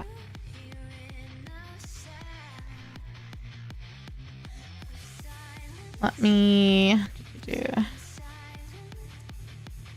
new email.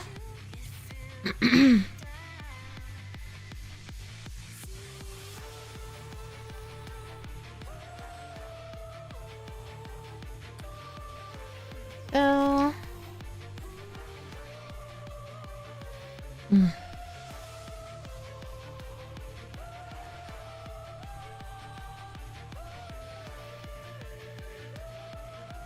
All right, let's do. But yeah, I think I do really need to try and update some stuff because of the whole Windows 11 thing and Windows 10 not being supported. I know someone recommended me a motherboard I could do and just connect my RAM and CPU on, so maybe I should do that. Especially given stuff is crazy right now. I don't know. It's been crazy for years. Like, will it ever be better at this point? Somehow our situation still manages to improve, even if cold calculative. Honestly, at least AI can't be selfish. I don't know.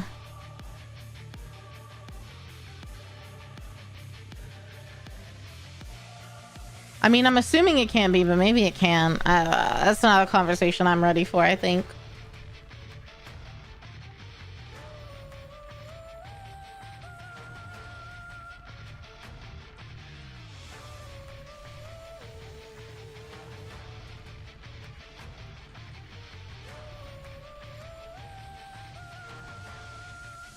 Okay.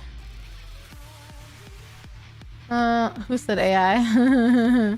We're having the crypto. It's seriously like the crypto supply issue all over again. I said it can't be selfish, but I immediately took that back.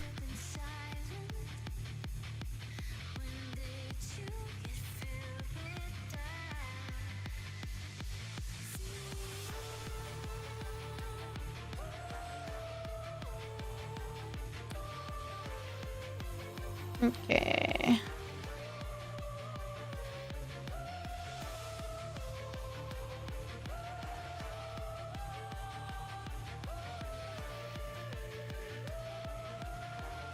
Let's see.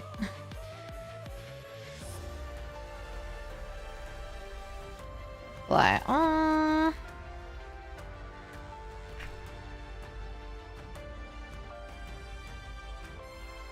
Same there. Okay, her and myself. 210. Okay.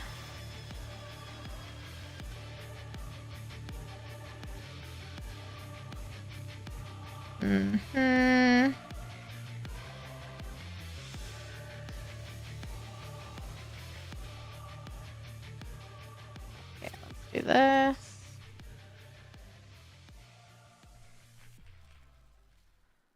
Okay.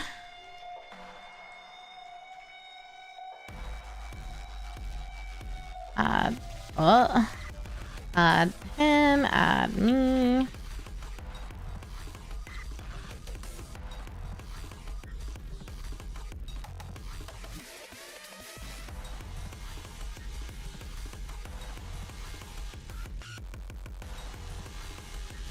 Okay.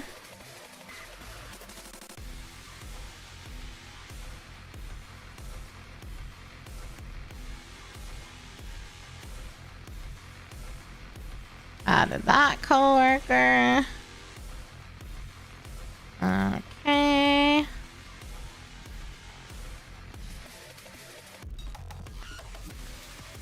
Even AI can become gambling addicts.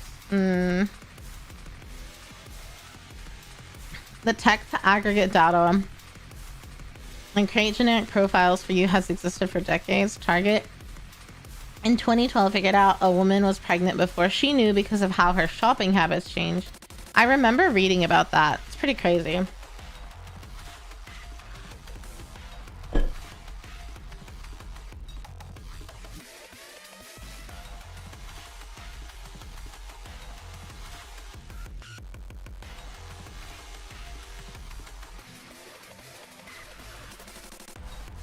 Okay.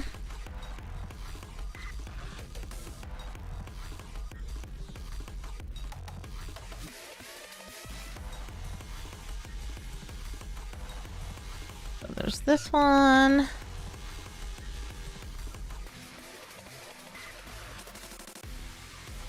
Okay. 1, 3, 4.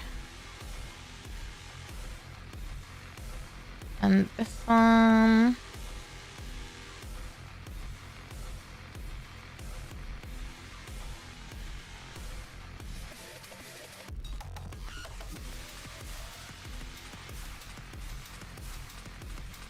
Oh, wrong person. Whoops.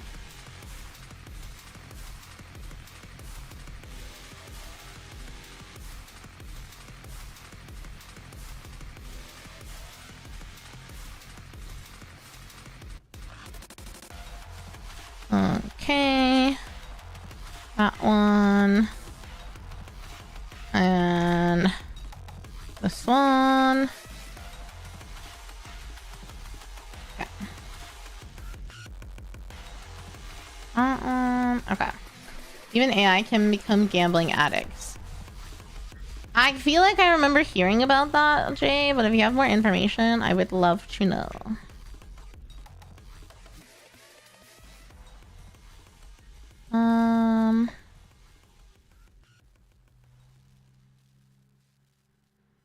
Okay. So let me change this over here. I'll move that there. If I ping you with the short, so you can see it. Sure. I'll probably watch it after stream, but definitely. That is fine.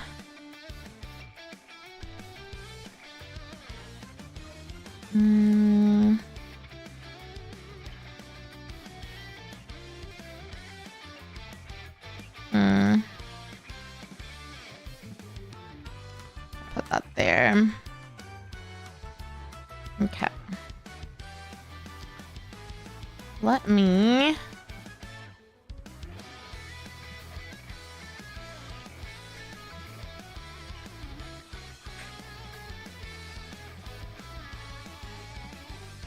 Okay.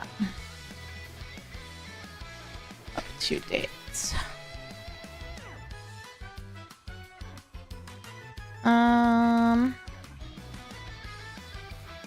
Okay. Having low self-esteem is so much work. It's so true, bestie.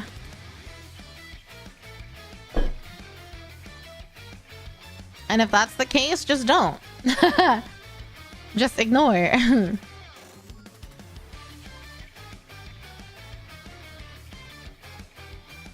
Okay, so I've got... Is this one?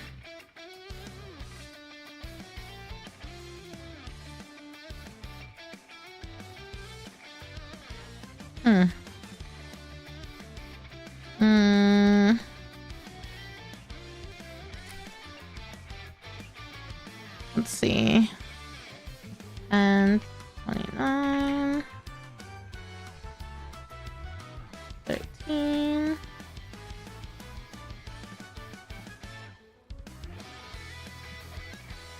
Yeah, okay. This one. Oh, which one? I guess both of them, huh?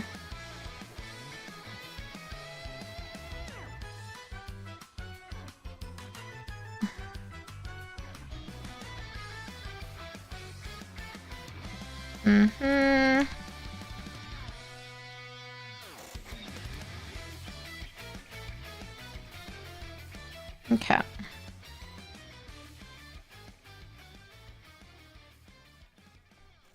Got that. There we go.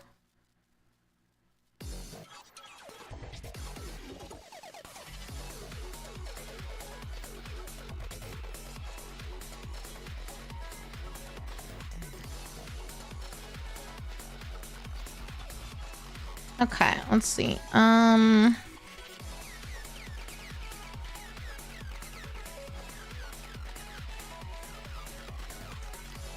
A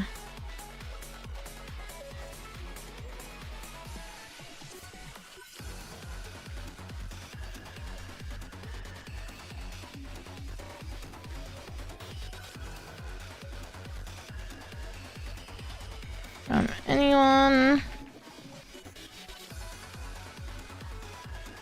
awaiting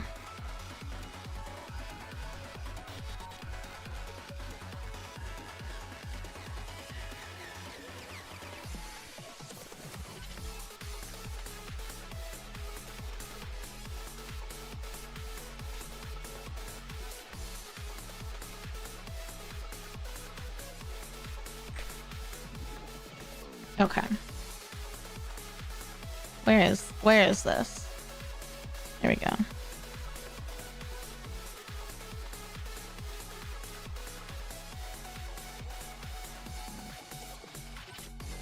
No. Put that there. Put that there.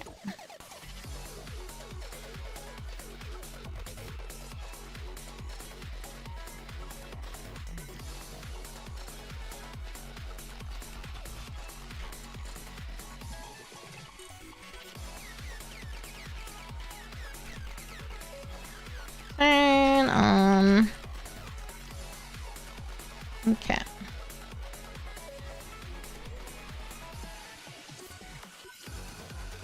All right. Making sure I don't look homeless. Where everyone looks like a movie star. Really? In San Francisco? Huh. I mean, I find we feel better about ourselves when we put effort into our appearance. So it's probably worth it. You know, you're going on a trip. You want to look good. You want to feel good.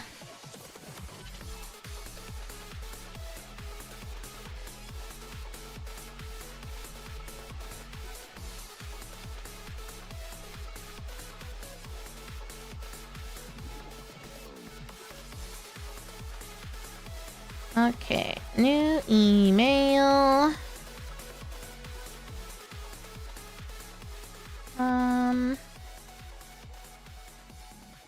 Drafts.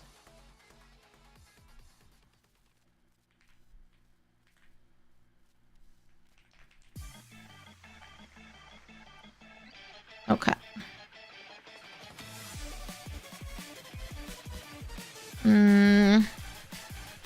Oh.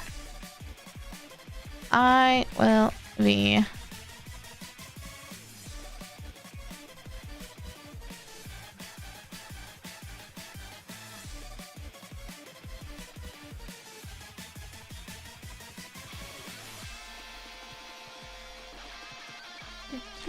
on. Is that the right date? Your sister is also rich and has some Michelin star restaurants planned. Is she treating you? I hope so.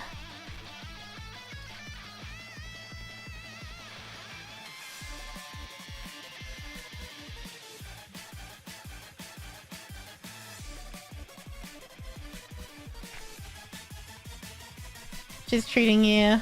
Wants you to spend your money on the lawyers. That's super sweet. Oh, I see. Even if you said you've had like a strained relationship because of the ex-wife not getting along with their family, clearly they care about you. That's really sweet.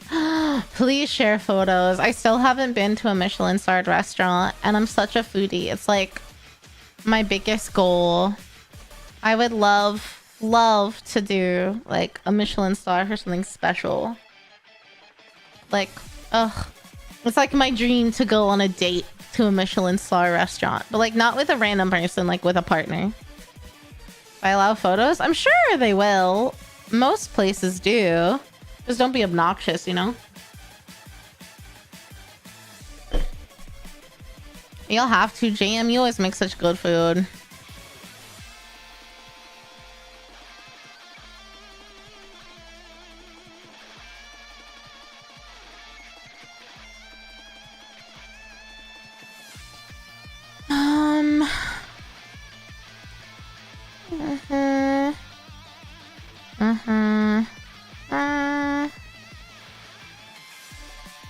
Oh.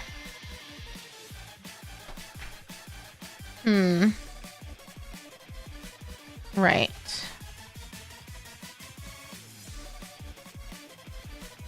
I have to fix this. Okay. Because you were excited, clearly. You only been to a Michelin star once. You went to Oceana, New York. It was an appetizer and out. Fair enough.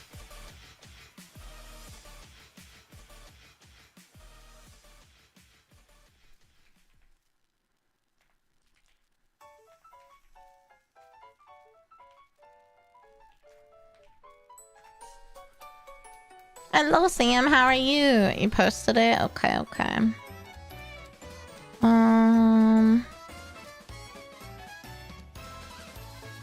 Let me open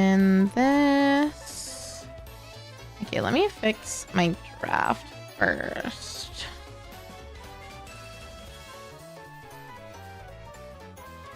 You're good. You're in Kazakhstan. Kazakhstan. There we go. That's how you say it. My brain was like, what the fuck? Kazakhstan. How is it there?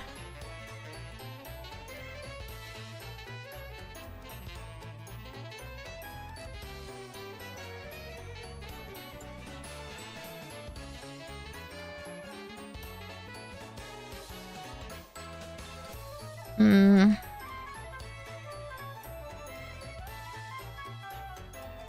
Okay.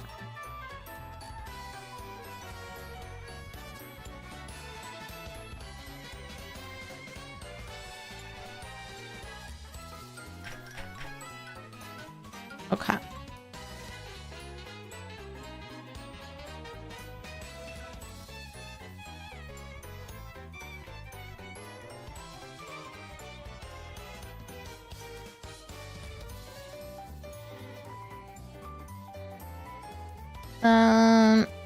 Okay.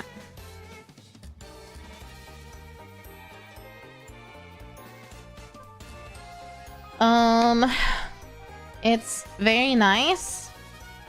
Oh, you sounded unsure. Kind of cold, but very pretty and way more modern than you'd think. Yeah, I think we have a very, we being like Americans, have a very biased, naive view on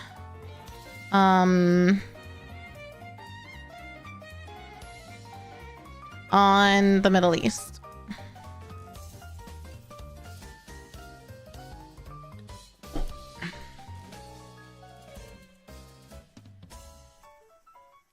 Okay, so peppers, plantains, and oxtail, stuffed garlic parm crust, mozzarella cheese, sweet chili sauce. Wow. A gochujang barbecue sauce? Ooh, that sounds like a really good idea. I'll have to try that. I do have gochujang, and I do want to marinate some meat. I want to do something with gochujang.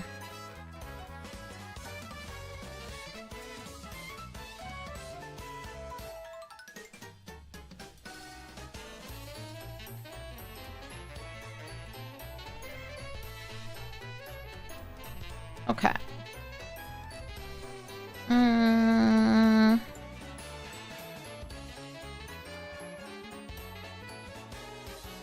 Okay.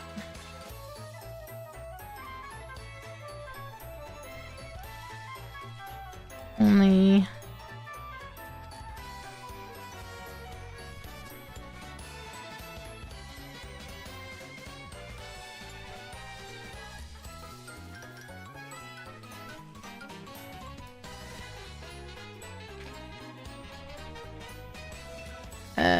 everything is up to date.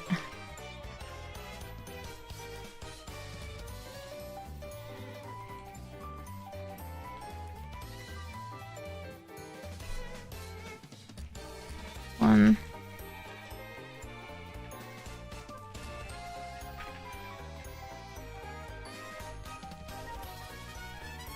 Yeah.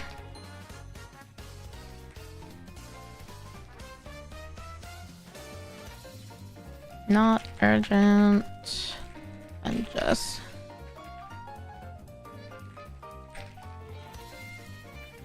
purple.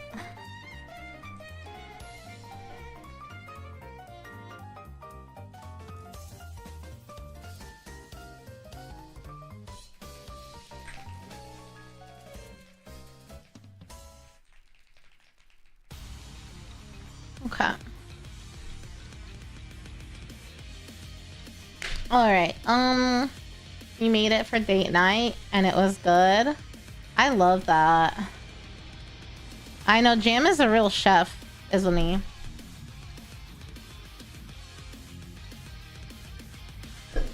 Sweet heat savory usually go together well if it's balanced right. That's true. The texture. Oh, I like pineapple on pizza. The thing is, people usually do big chunks, and I feel like you need thin pieces. But I think you could get the flavor of pineapple using pineapple juice and almost turn it like into like a pineapple, like blend up pineapple and turn it into like a jam almost, and use that as a like swirl on a pizza, just to get the flavor and the sweetness. And then I think it'd be really good with pulled pork, more like Asian-y with a little heat. I think that would be like a really upscaled version of yeah, like a pineapple compote. That's the word I was looking for. Thank you. I think that'd be an upscaled version of a pineapple pizza, and it would be better because it would be like reduced down, and so you wouldn't get the texture, but you get the flavor.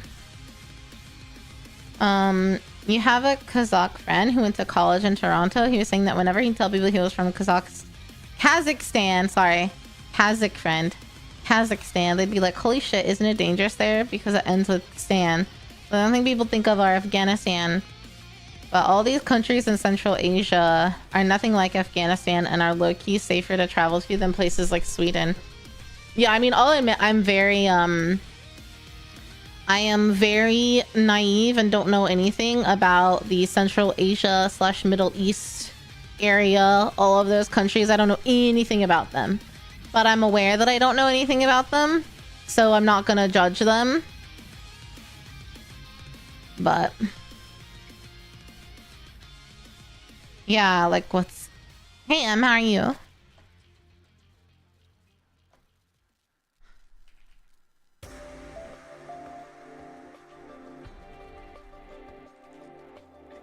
Whoops. Okay.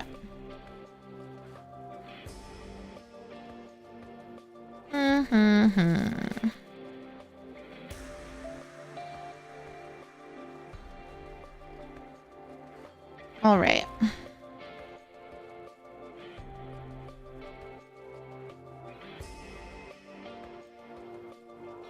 I think I can do this one.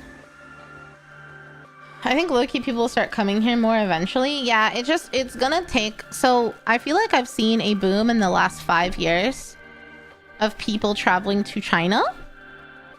I feel like a lot of Americans in non-diverse areas especially had such an impression that China was a really backwards place and dangerous and like Big Brother. And I'm not saying some parts of that isn't true, but they did not know that it was like a lot of places that you would visit are like visiting Japan or Korea or something. Obviously different places vary, like, and China's a huge country, so there are very differing areas, but like I've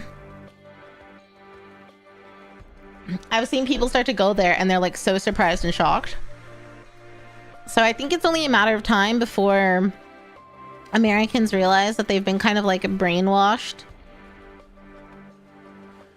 and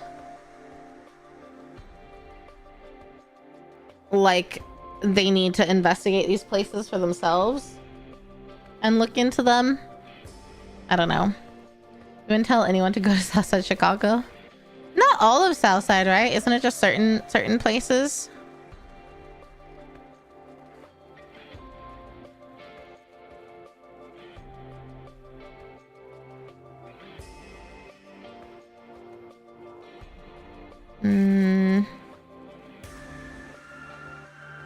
Okay. It's around Cicero. That's bad. Chinatown is technically Southside. It's like dinner. Kazakhstan? I wonder if I can get Kazakh food in Houston. I would assume I can. It's a very, very, very diverse place. But I've never looked.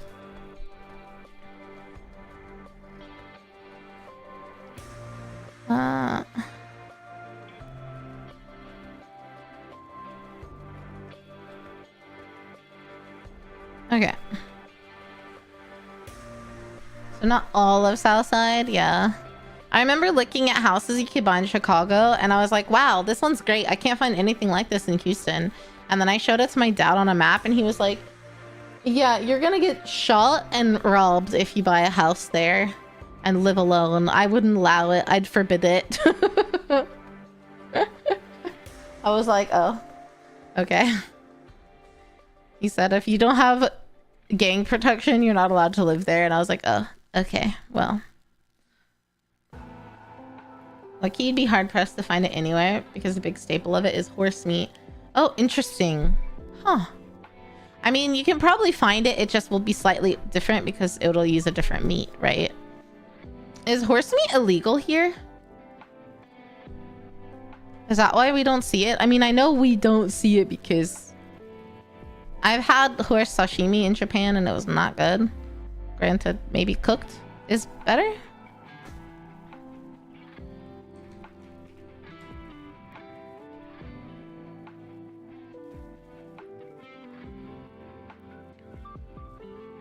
I know why I like arc raiders. It's just like living here in Colombia. Oh my god. I don't care if it's illegal. Yeah, it's definitely not a cultural norm. But sometimes like things will be illegal that don't need to be. One of them being like horse meat or whale meat or something. I don't know. The horse meat there is really good. I'm imagining it's just because I had it raw. Like, I have a feeling it's not like beef where beef can be raw and be good. Or maybe it was the idea that it was a horse freaked me out mentally and made it taste bad. I don't know. There's a lot of possibilities, right? But, I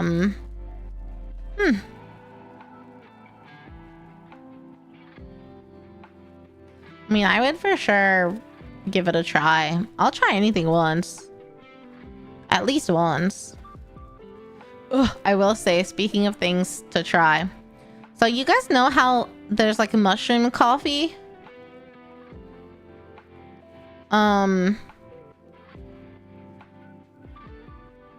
Like there's this like new trend. And it's not like shroom coffee, but it's like instant coffee like made with mushrooms, and it has less caffeine. It's supposed to have a lot of good stuff for you. Well, there's a brand that I've seen a lot called Rise, I think, RYZE. And I always wanted to try it because it's supposed to be good for you or whatever. But someone had brought, there were 2 packages in the office yesterday, and I was like, oh, that's cool, I want to try it. So I took 1 bag and took it over to our building because we're in a different building. And I made it and I smelled it, and it smelled exactly like to a T. It smelled exactly like stomach bile, like when I throw up and the taste that's left in your throat. That's exactly what it smelled like. And I was like, okay, don't judge it. Maybe it's just the smell. Maybe the taste is better. Maybe it's just the smell I'm picking up is weird, but the flavor is fine. So I took the spoon because it was hot water. I took the spoon, like a tablespoon, and I was like, okay, just don't smell it and taste it. And I slurped it, and as soon as I put it in my mouth, it felt like the flavor in my mouth. I was like, oh, I just threw up. And this is the stomach bile taste. So I immediately spit it out so that I wouldn't actually throw up and dumped it down the drain. And I was like, that is fucking disgusting. And maybe it's just me. Maybe that's just my specific stomach bile flavor. But I could not. I was stunned.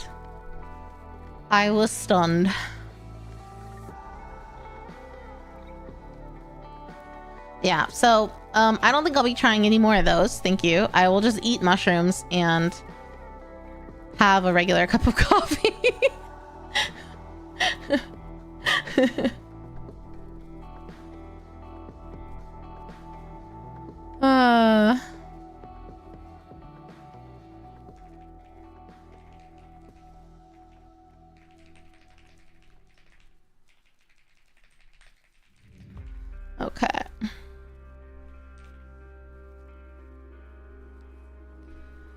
Okay, good luck, Dan. Yeah, she must have been allergic to something. That's crazy. Some real whack ways to make coffee. That's true. Oh my god, speaking of... I don't know why this reminded me, but... I was watching a Binging with Babish video the other day. I'll watch a lot of YouTube videos while I'm doing stuff. Like if I'm washing my hair, if I'm like doing the dishes or cooking or whatever, I'll watch YouTube videos. And mostly by watch I mean listen. And Babish is one of those that I enjoy. And he had a commercial, like an ad in the middle of one of his videos about this THC sugar that he made with this company. I can't remember what it's called, but if you look up like Babish THC sugar, it'll come up on Google. And it looked so freaking cool because you could use the sugar. Like, yeah, you could just eat a teaspoon of it and have 5 milligrams of THC, but you could use the sugar to make like a whipped cream topping on something and like turn it into edibles or mix it in a cocktail. And I was like, that's really freaking cool. But I live in Texas. And I want to get it somehow for my brother and my dad for their like part of their Christmas present so bad because they both enjoy some flour. And I think it would be such a cool gift for Chef Dad because he would get to like play with it because he's so creative in the kitchen. Yeah, I just think that would be so cool. But I live in Texas, so it's a struggle.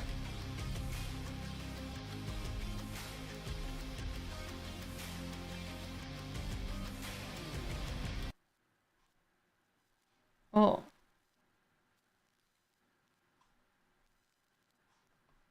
Huh.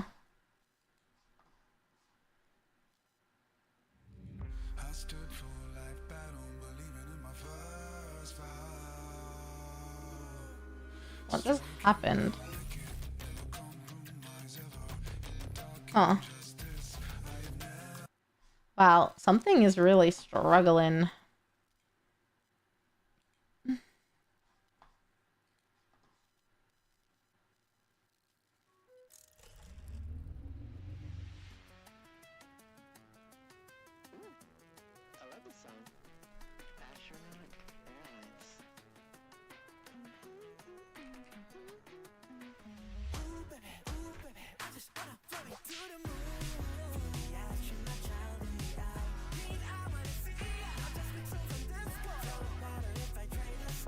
Hmm.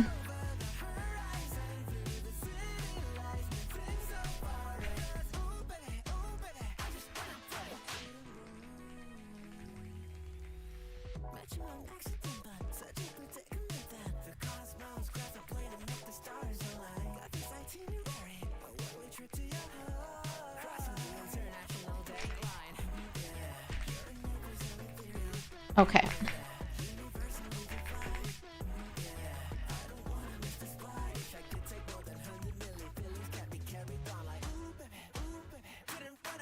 Okay. Okay, Sam, have a good night. Thanks for popping in. Okay.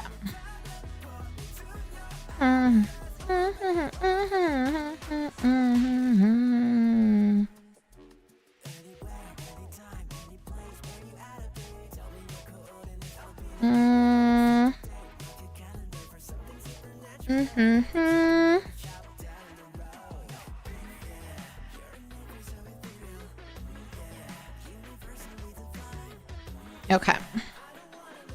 Let's see. Have it sent to a friend and do a road trip. I wonder where the closest place is. I don't know, actually.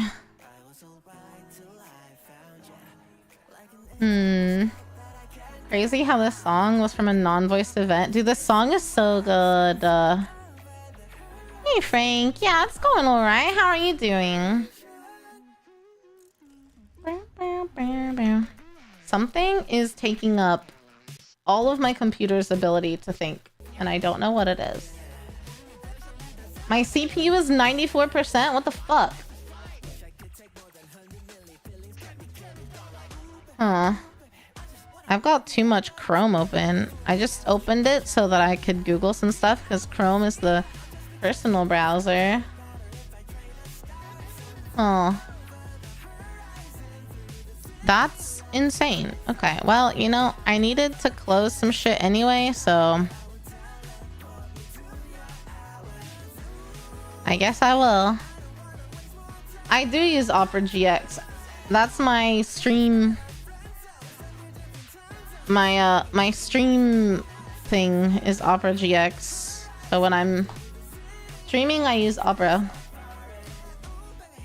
But all my personal stuff is on Chrome.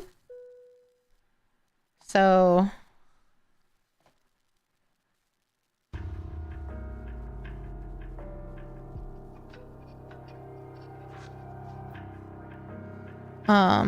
so I wanted to look up something on Chrome. Let's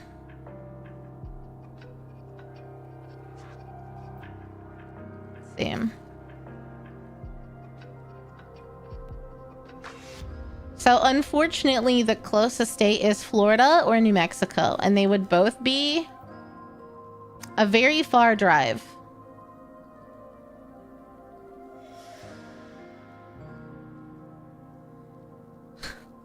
Let's see.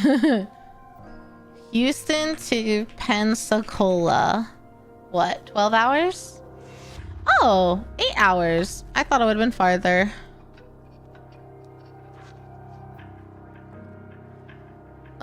Yeah, driving 8 hours one way for some floral sugar is not worth it. I hate driving. Okay,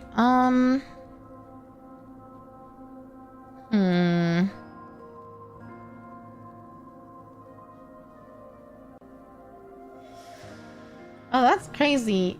My Chrome CPU went way down all of a sudden. Okay. You'll cook for me?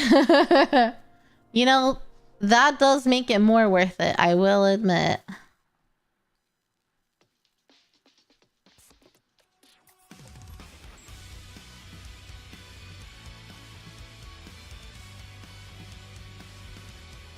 Okay, let me see.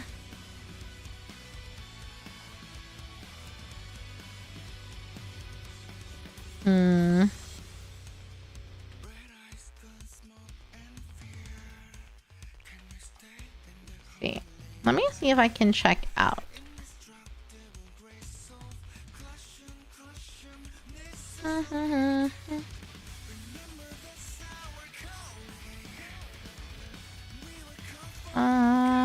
Settings.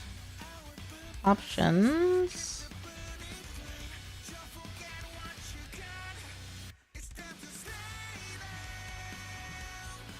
Okay. Oh.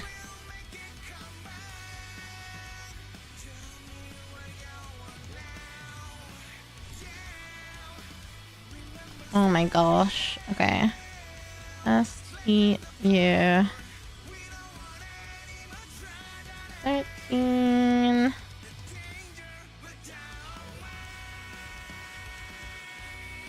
Okay. You're excited for Saturday? You're taking Auntie on a double header. You're gonna go see Running Man and Now You See Me? Oh, you're seeing 2 movies back to back? You know, I'm glad you guys like this, but man, I would not have a good time.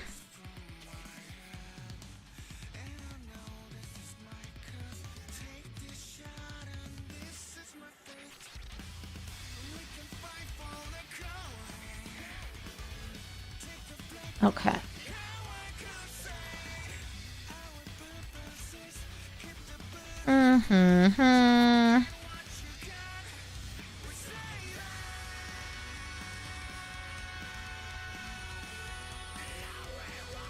Okay.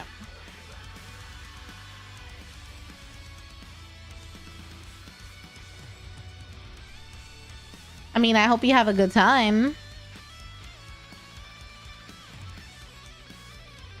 For sure.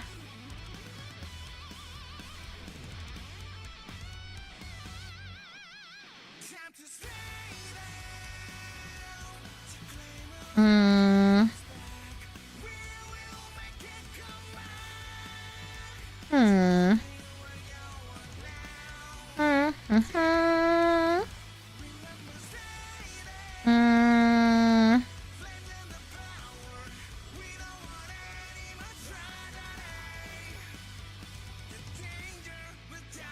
Okay.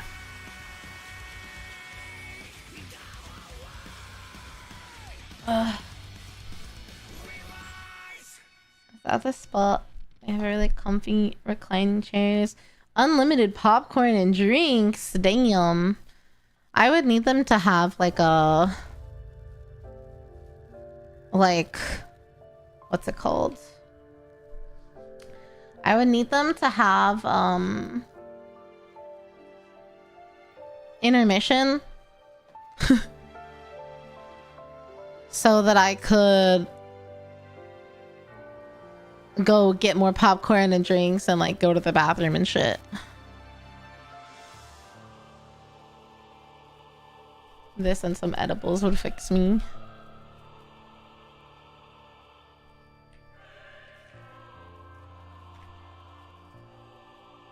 I feel like you could have all that just at your house.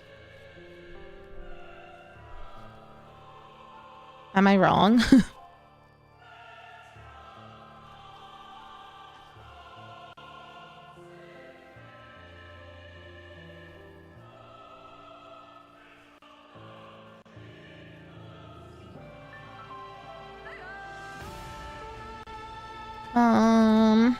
Hmm.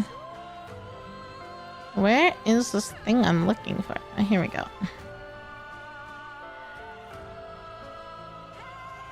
We do have that at my house, but it's just not the same.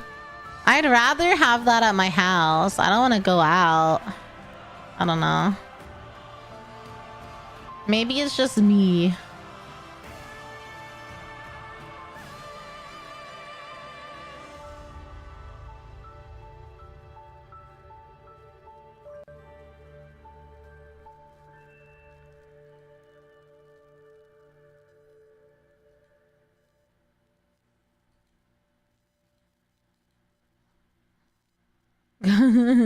But you know what? I'm so glad that you like it.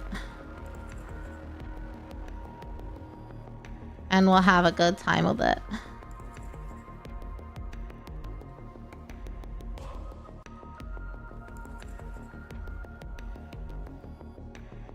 Huh.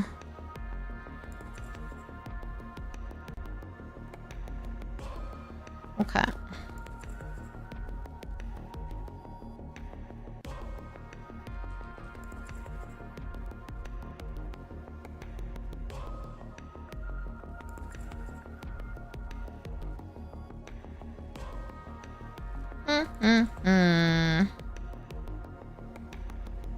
Trying to close some of these tabs. I have too many tabs.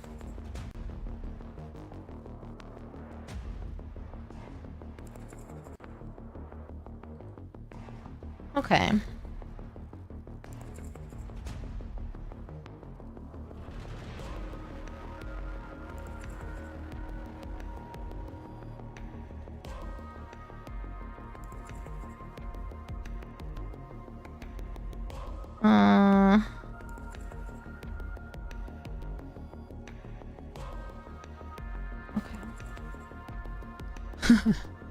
Too many tabs.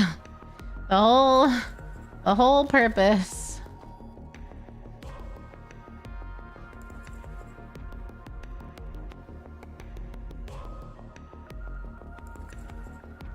The whole purpose. I just want, well,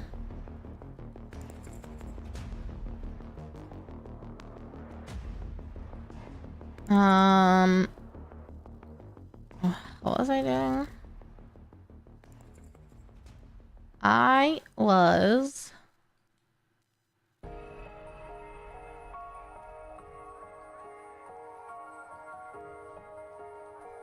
Going to... I was gonna Google something. Oh, I already did. Never mind. Well...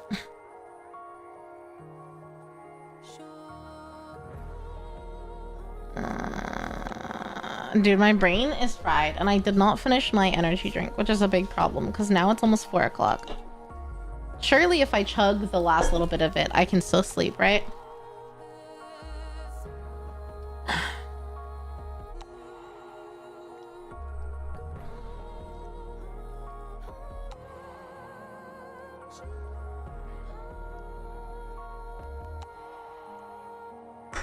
It was like 3 sips.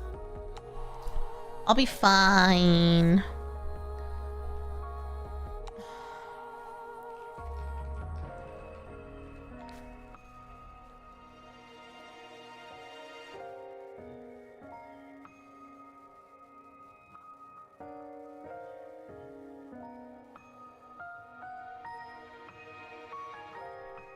Okay.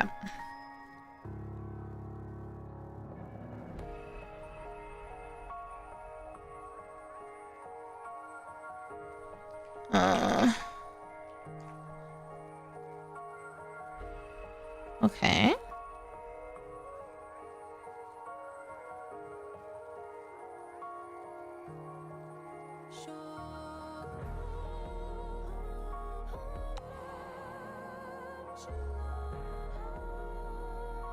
Mm.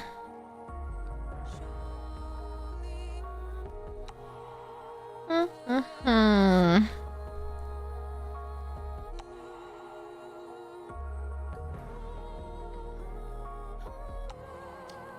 I don't know. I don't know, dude.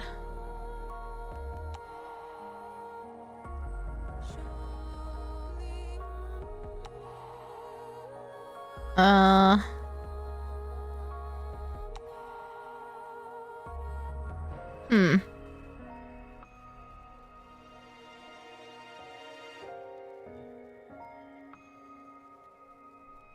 Okay.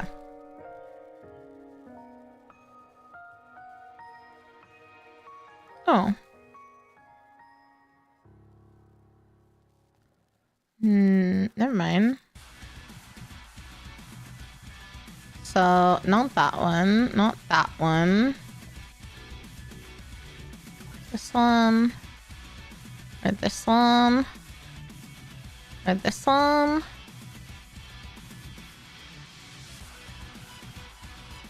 Oh.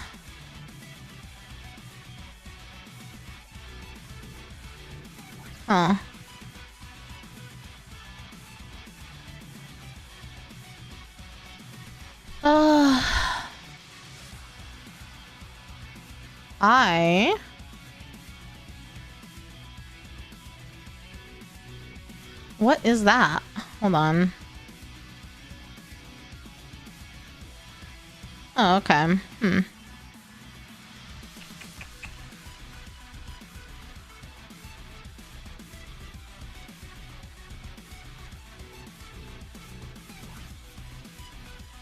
Surely.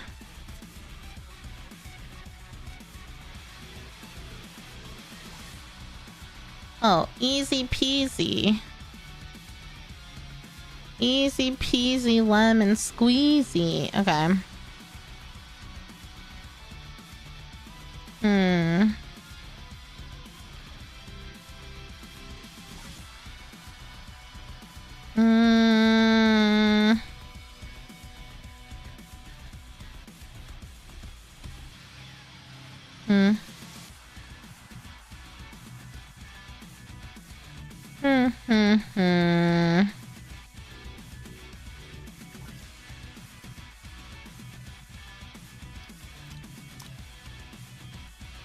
Okay, chat.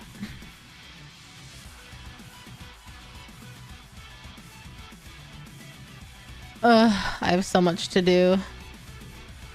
I have so much to do.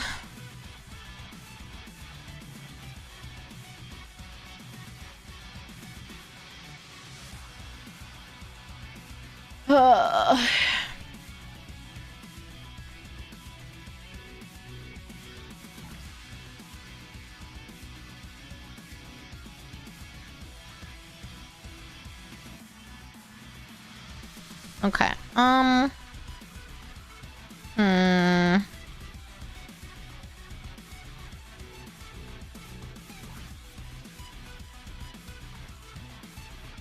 Okay.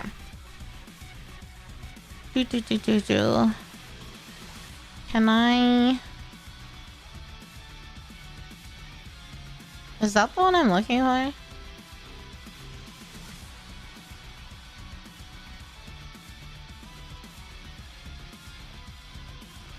Is this the one I'm looking for? No. Huh.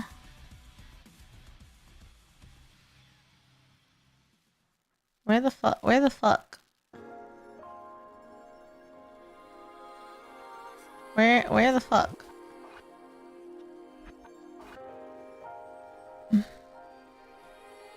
Hmm.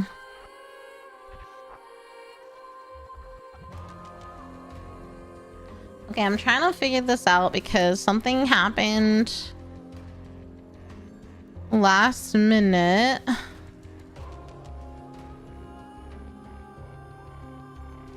And so I might need to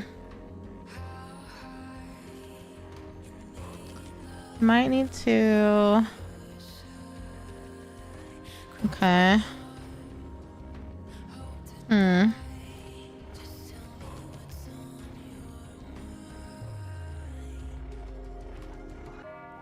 Okay.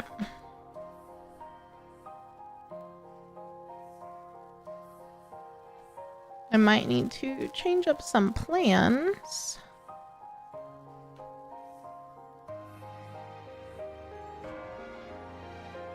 I need to change up some plans real quick.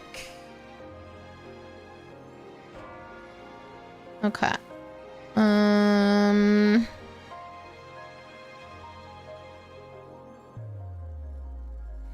I hate having to change plans last minute. It's tricksy.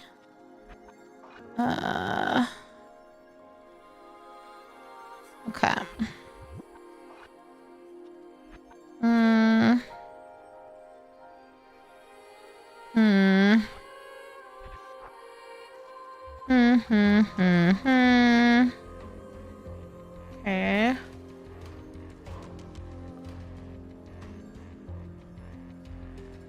Okay.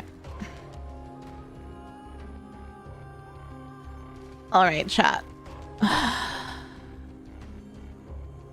I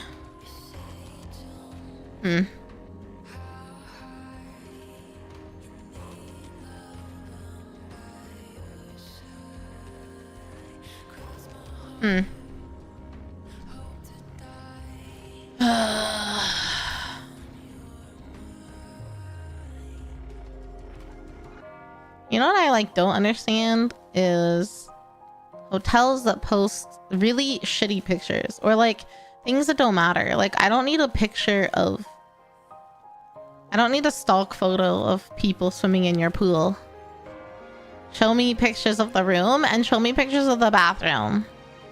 These are the most important things.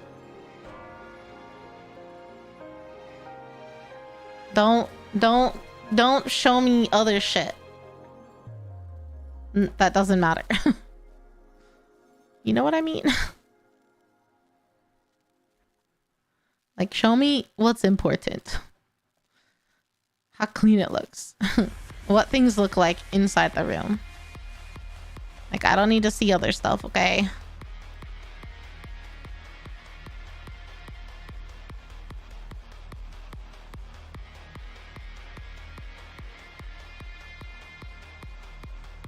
Yeah.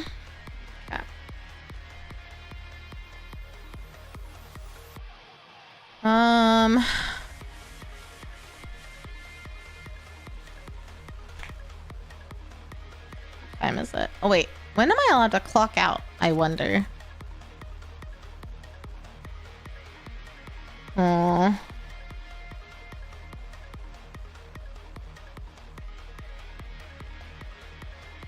Where is... Where is this? Let me look on the map where this is. Oh. Okay.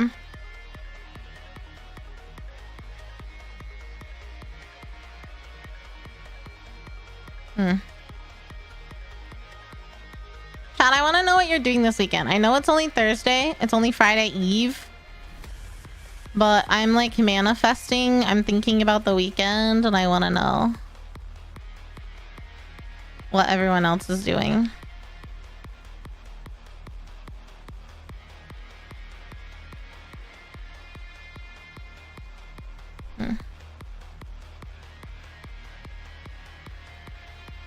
Want to know what everyone else is doing.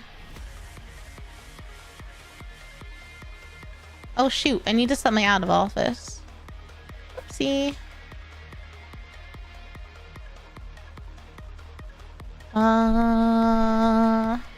You have no plans? Get back here on that when it's the weekend and I decide what I'm doing. Fair enough. I'm just not gonna see you guys until next week, so I kind of wanted to know. Set my out of office.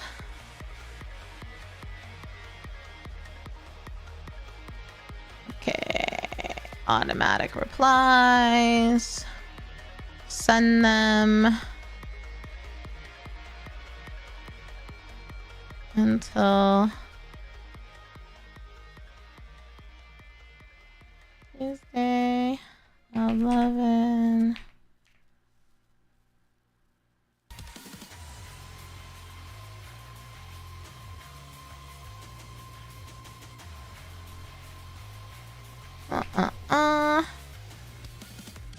All right. Okay, now I can check my time card, my time clock. Let's see. I clocked back in at 1:20 and I needed like 2 more hours. Oh, so yeah, I'm good. Okay. Just gotta make sure I hit that 40-hour mark. You know what I'm saying? Okay, where is this again?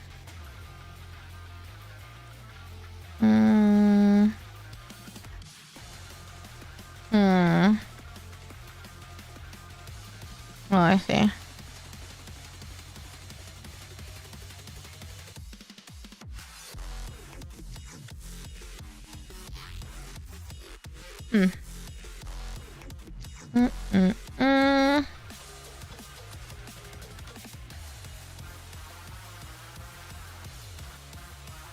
Ba ba. Bum ba da ba da ba ba.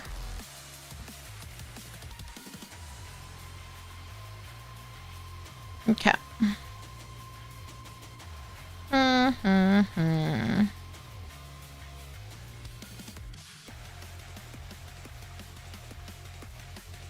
I do have this right.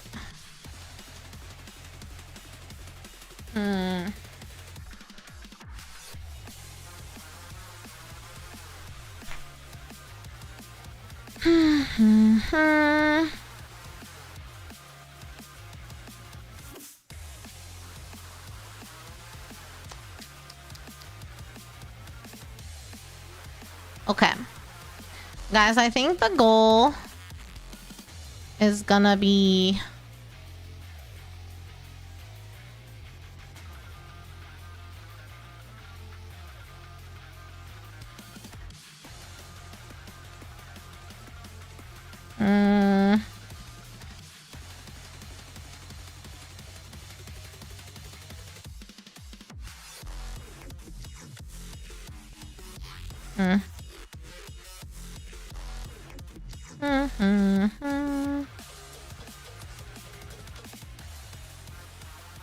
okay.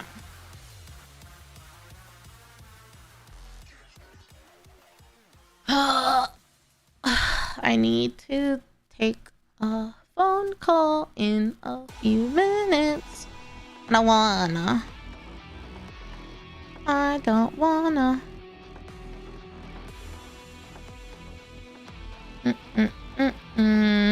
Okay. I don't think any of that matters. Okay. Nope. Okay, chat, give me 1 sec. I'll be right back.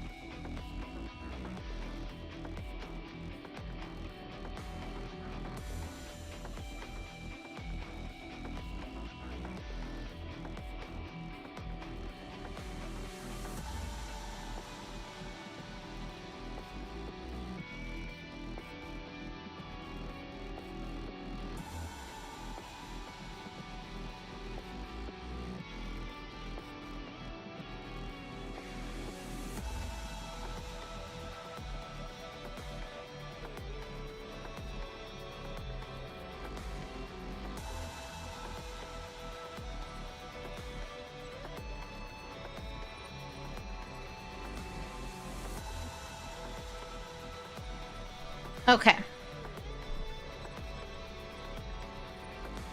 Sorry, guys. I think I need to figure out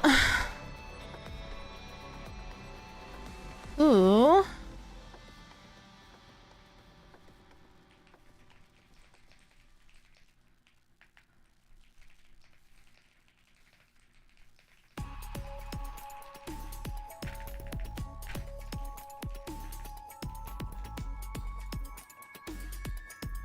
okay.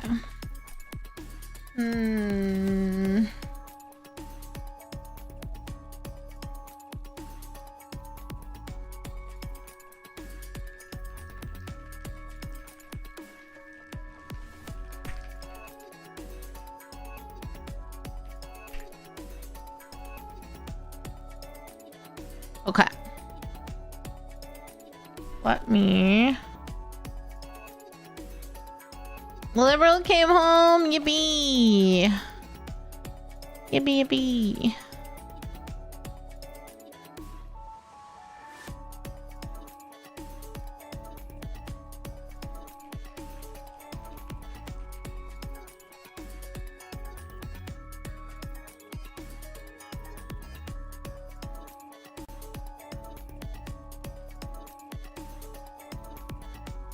Okay.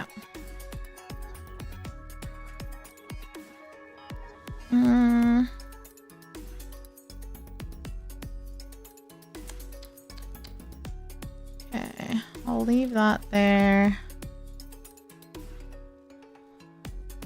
Alrighty.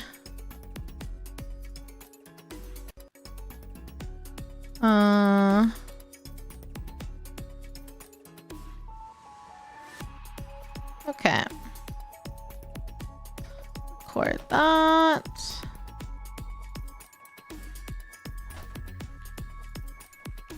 Huh? Where'd it go?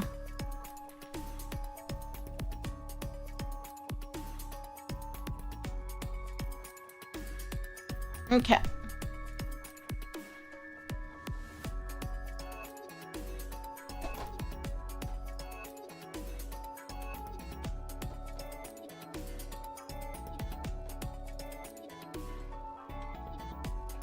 Let me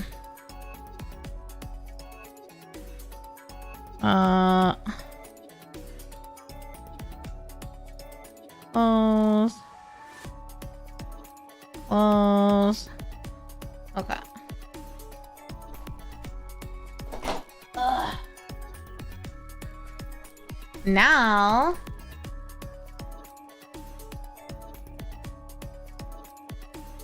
How many polls? 111. It took me, what, like 130, I think? Grave was 682? Why didn't you just buy her at that point? Like with your tickets? Holy, that's wild.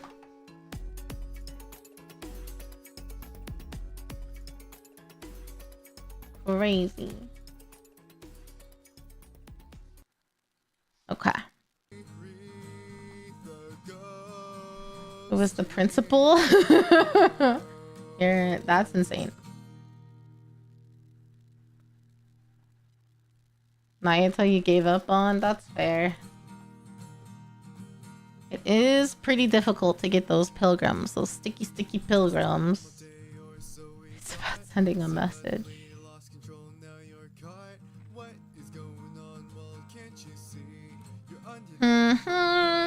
Okay. Let's see here.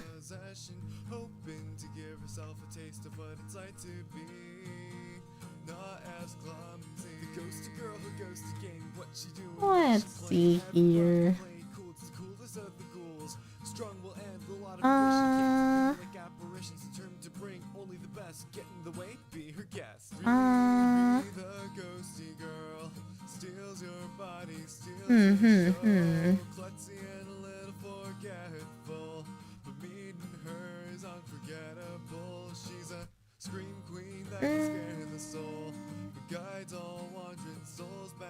Okay.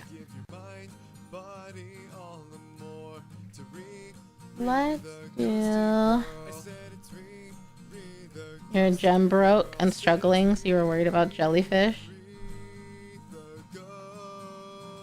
Yeah, I mean... it's never guaranteed until you get to 200, I guess. You dipped after the summer when they were trying to force a credit card link. I'm not sure what you mean. I don't remember having a credit card link forced. Maybe I'm wrong.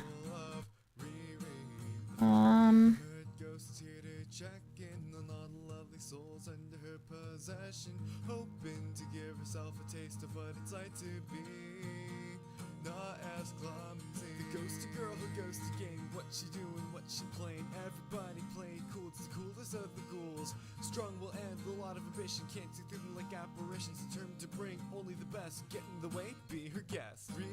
Okay. We are gonna raid Sweetheart today. I think she just kind of went live an hour ago and she's like chatting and hanging out, so hopefully she's alive for a while for you guys. I only play on the PC. I don't remember that. But yeah, that's fair enough. If you can't handle it, I totally understand. So you gotta protect yourself and your wallet first and foremost. But yeah, that's it for me, guys. I hope you have a good night or day wherever you are. Please take care of yourself, drink plenty of water. Have an amazing weekend. I've got to run to take a phone call, but I will catch you guys on Monday, probably. I should be live on Monday. I'm thinking Monday. Maybe we'll paint. But yeah, take care. Enjoy heart. I'll see you guys later. Okay, bye guys. Wow, wow, wow, wow, wow.